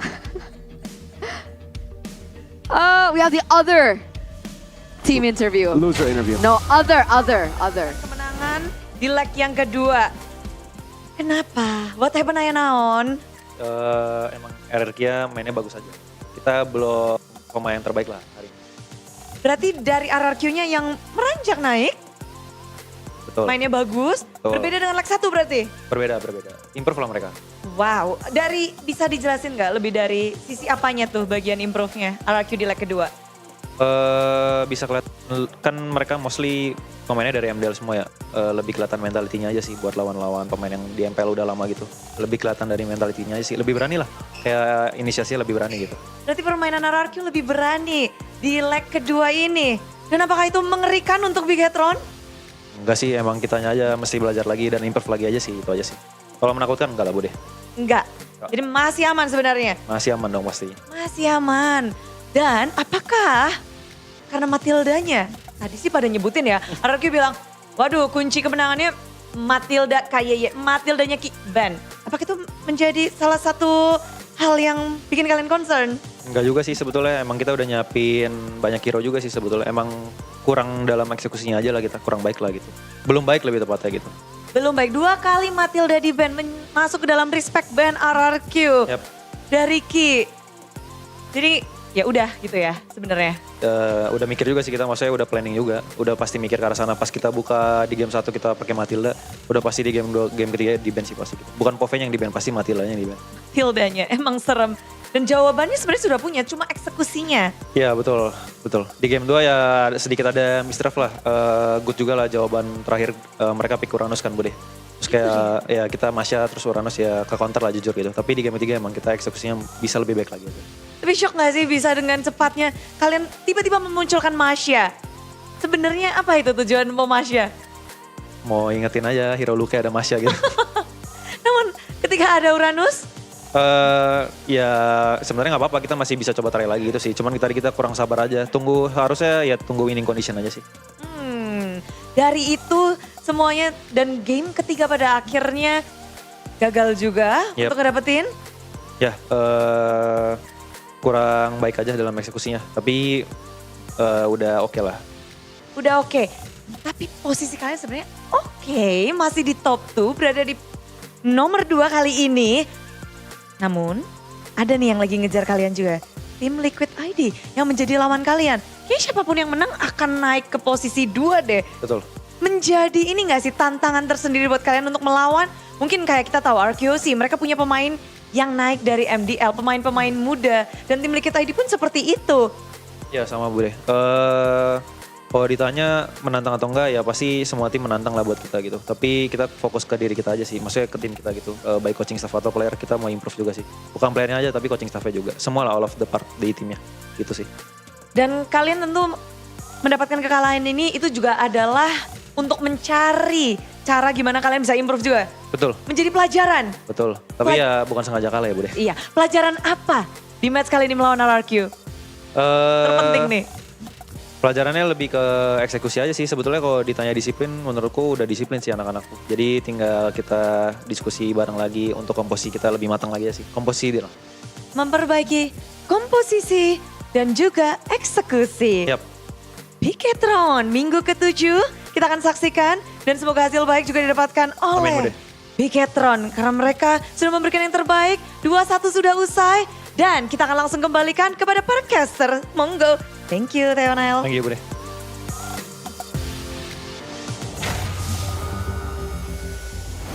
Thank you so much, Bude Clara Mongstar, and thank you so much. Do I call him Coach? Coach, right? Coach Theo. Coach Theo. Coach Theo for the other interview. It was insightful. I guess basically he did mention that he felt for leg number 2, RRQ played a lot more braver. Yeah. They were... Lapu Lapu's ult is the bravest fighter, so they were Lapu Lapu's ult. They fought very bravely. A lot of these skirmishes, Dyron especially, but we have Mirko basically, right? A bigot trooper here with some quotes, criticism for BTR. In my opinion, Bigatron still has a lot of potential. However, sometimes they tend to make unnecessary extra moves that end up causing unintended misplays. Do you agree as a BTR fan? I think this could be just changed from Mr. Luke to Mirko. Mr. What? I was about to say your last name. Oh, Mr. Loho. Mr. Loho. Yeah, you can dox me, it's okay. Everybody knows. People know. Mr. Luke. I agree with you, Mr. Luke. Mr. Loho agrees with Mr. Luke. So, yeah, I think unnecessary moves, definitely sometimes. I think the draft, again, I think that was just an outdraft from Mr. Kez, right? Mr. Kez Cute on the other side, picking up the Uranus in Game 2. Game 3, however, yeah, a lot of unnecessary moves here and there. And this time it was actually different. Last week, or previous weeks, it was Super Ken that made those unnecessary moves. Now, it is not Super Ken and Moreno, it's actually Eman and Luke. But wait. Shh. Play of the day, Iran. Okay, TLID. With the Flicker final slash. Getting 3. I'll be honest with you. I think Dyron's survive play is better. Yeah, whatever. Same Do you agree, hero. Gani? I mean... Whatever. Especially as a Fnatic Onyx fan. No, don't make it personal, man, you know? Yeah, I think Dyron and Laron, equally. No, so it should be What was plays my of the personal day. play of the day? I don't know. There were a lot, honestly. Yeah, there were a lot of plays Fair of the enough. day. Like the Three steals. maniacs. Maniac from Nile twice. Ooh, Niall's play, yeah, was Exactly. great. There are a lot. But these are the standings, ladies and gentlemen, to close out week number 6 before we head on over to week number 7. Presented to you by the official tournament smartphone Samsung Galaxy. And there it is, RRQ back in number 1. The first team to qualify as well to the playoffs. And it looks like they are on a run to get that upper bracket slot. So 9 wins is playoff secure, right? Right now, so that's the mark that they gotta go. Bigatron and Team Liquid are up next to qualify for playoffs. All they need to do is get one more match victory to get that 9-match point. And with RRQ securing a slot, if Bigatron and Liquid continue this run and make it to 9, less chances for Rebellion and EVOS. It honestly might be 0 already for EVOS, but we don't have confirmation just yet, so we won't say it. Now let's see here. And Fnatic Onyx again. Very, very... Yeah, I'm not used to seeing Fnatic Onyx in the 5th position still. See the Rookie of the Week though, shall we? Yeah, about the Fnatic Onyx at number 5, you know, it's growing on me. Oh, It's growing on me just a little bit. But the Only you, Rookie baby. of the Week, Mr. Favion. Flavor Fave. Still amazing, continues to amaze with a win against FNOC to prove the doubters that he is the real deal by Mr. Louis. Loho. Hey, again, most people... I thought we were swapping their names. Lugi. Oh, yeah. Well, Flavor Fave was playing on the Nolan in game 1, and in game 2, why are you laughing at Nolan? Game 2 was the Alpha. Is he French? Is he French? I mean, Well, the way we I say don't Flavor know. Fave sounds very European, so I wanted to add a little bit more flavor with the Favion on Nolan. Okay. But what about the Player of the Week? Clearly, we know who it is. Let's say. Drum roll, please, ladies and gentlemen. It is going to be Mr. Sutsujin! The sorry, I'm not doing your quote justice. Let me recover from that. The definition of class and consistency, especially this week. You sound Wow. really feminine, Amazing. Gani, today. I mean, he just not got, he has 2 C's, all right? Not just a big C. He got class and consistency. No, he has 2 C. S's in his name, not Exactly. C's. But guys, come Class on. and Hey, consistency. it could be, right? Maybe his girlfriend calls him Chuchuchin, Yeah, right? exactly. You never know. Sometimes you have baby names. Maybe he does have the double C, just not in the real name, but in the baby name. Is that what we call it? Yeah, You know, yeah. The girlfriend name, the Chuchuchin. What's yours? Like Miracle sounds like you can't no, spin Miracle, right? She doesn't call me Miracle. My girlfriend never calls me Miracle. Anyway, next week's schedule, ladies and gentlemen, Hey. week number 7. Classic Friday. Derby. Oh yeah, Classical Derby. Look, Friday. No. Look, Friday. Maybe later. BTR Friday. versus Talid. Oh, Sunday, right? Sunday. okay. Man. Okay, this is very interesting. Kingslayers. I believe I'm going to be casting... Oh, I forgot. Oh no, I'm not casting on Friday. Which I'm going to be casting on the... Oh, You guys don't know why she's bummed out. Usually when she doesn't cast Talid games, they lose. No, it's been fine this Exactly. season. I was about to say, this season, she didn't cast it the week 2, and week 2 was all wins for Talid. So, exactly. Sometimes Fnatic Onyx versus RBL though, right? That's, for me, the highlight match here, because RBL were able to beat Fnatic Onyx. Why give me looks, guys? Stop giving me looks. I'm not giving me We're looks. not giving you RBL was looks. able to beat Fnatic Are you Onyx. okay? I think he needs water. He's hallucinating. What the heck? They literally just stared me down as I said that. Also, we got Rebellion versus Bigatron on Sunday. You need to look out for that. See, guys, Right? you're smirking while you say it. What? No, going seriously, on? I want to see Fnatic Onyx versus I'm RBL. so I'm confused. serious. Don't give me looks. I'm not giving this guy. RBL He beat has no Fnatic evidence Onyx that that with happened. Cars on a Paquito last season. I want to see that again from Cars. He said, she said. Cars came. Right there. He was there. Really? Yeah. This he is watched. a lie. No, why would I lie? Wait. No, really. For Really? real, He was for here real. earlier? Yeah, he was Oh. there. I saw him.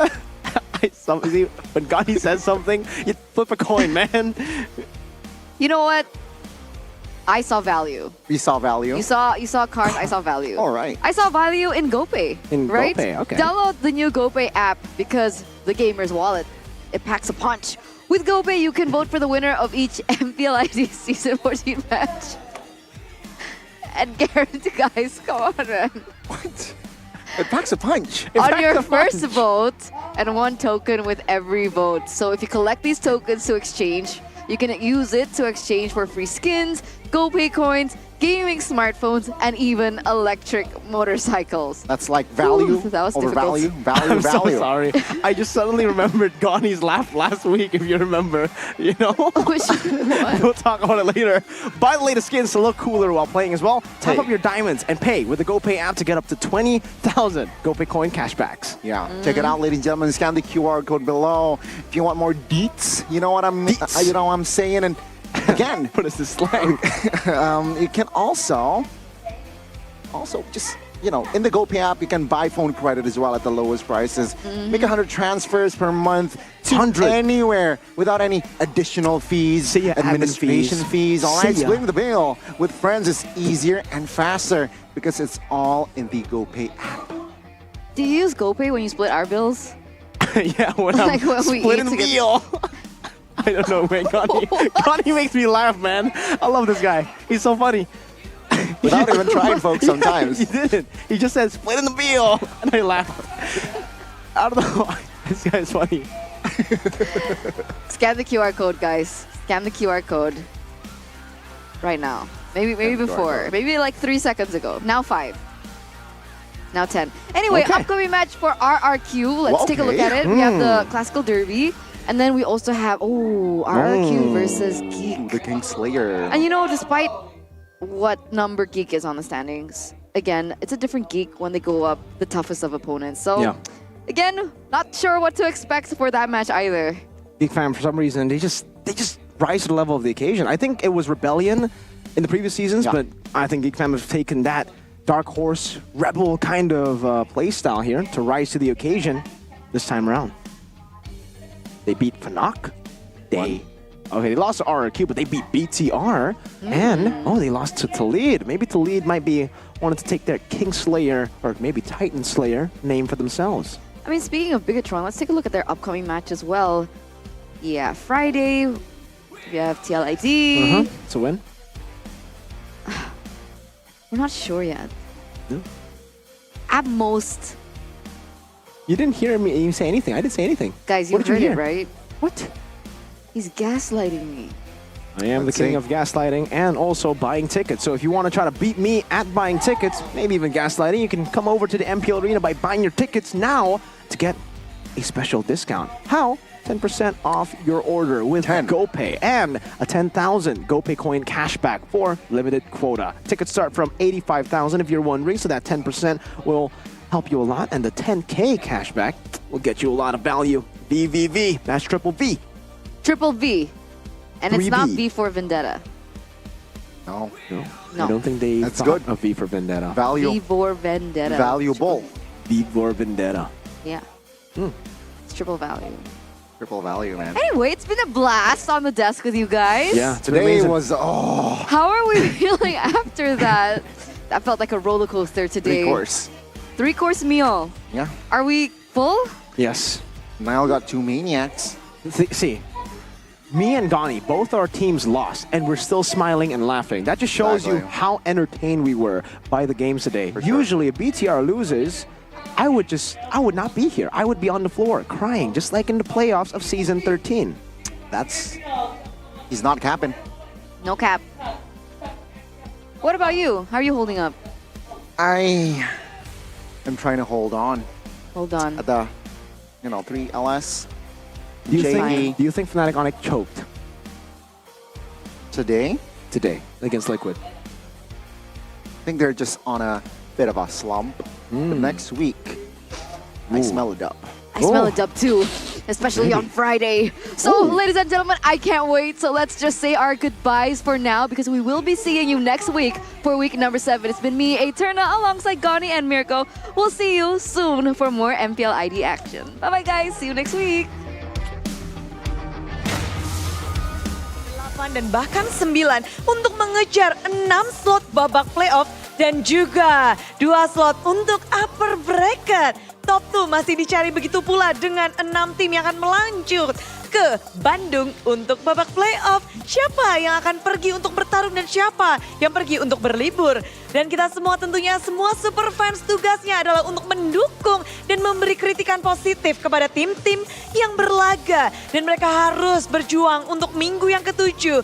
Menjawab tantangan di minggu yang ke-6 dan juga mempertahankan. Jika mereka punya tren positif, mereka harus bisa memberikan yang lebih lagi untuk minggu ke-7. Namun minggu ke-6 sudah usai, izinkan Budaya mengucapkan terima kasih kepada kalian semua. Tentunya yang lagi nonton dan juga kepada semua pendukung beserta dengan kepada para sponsor. Karena MPL Indonesia Season 14 powered by Moonton. Presented by Official Turnamen Smartphone Samsung Galaxy, Origo, Klik Indomaret, Yummy Choice dan juga Saturday.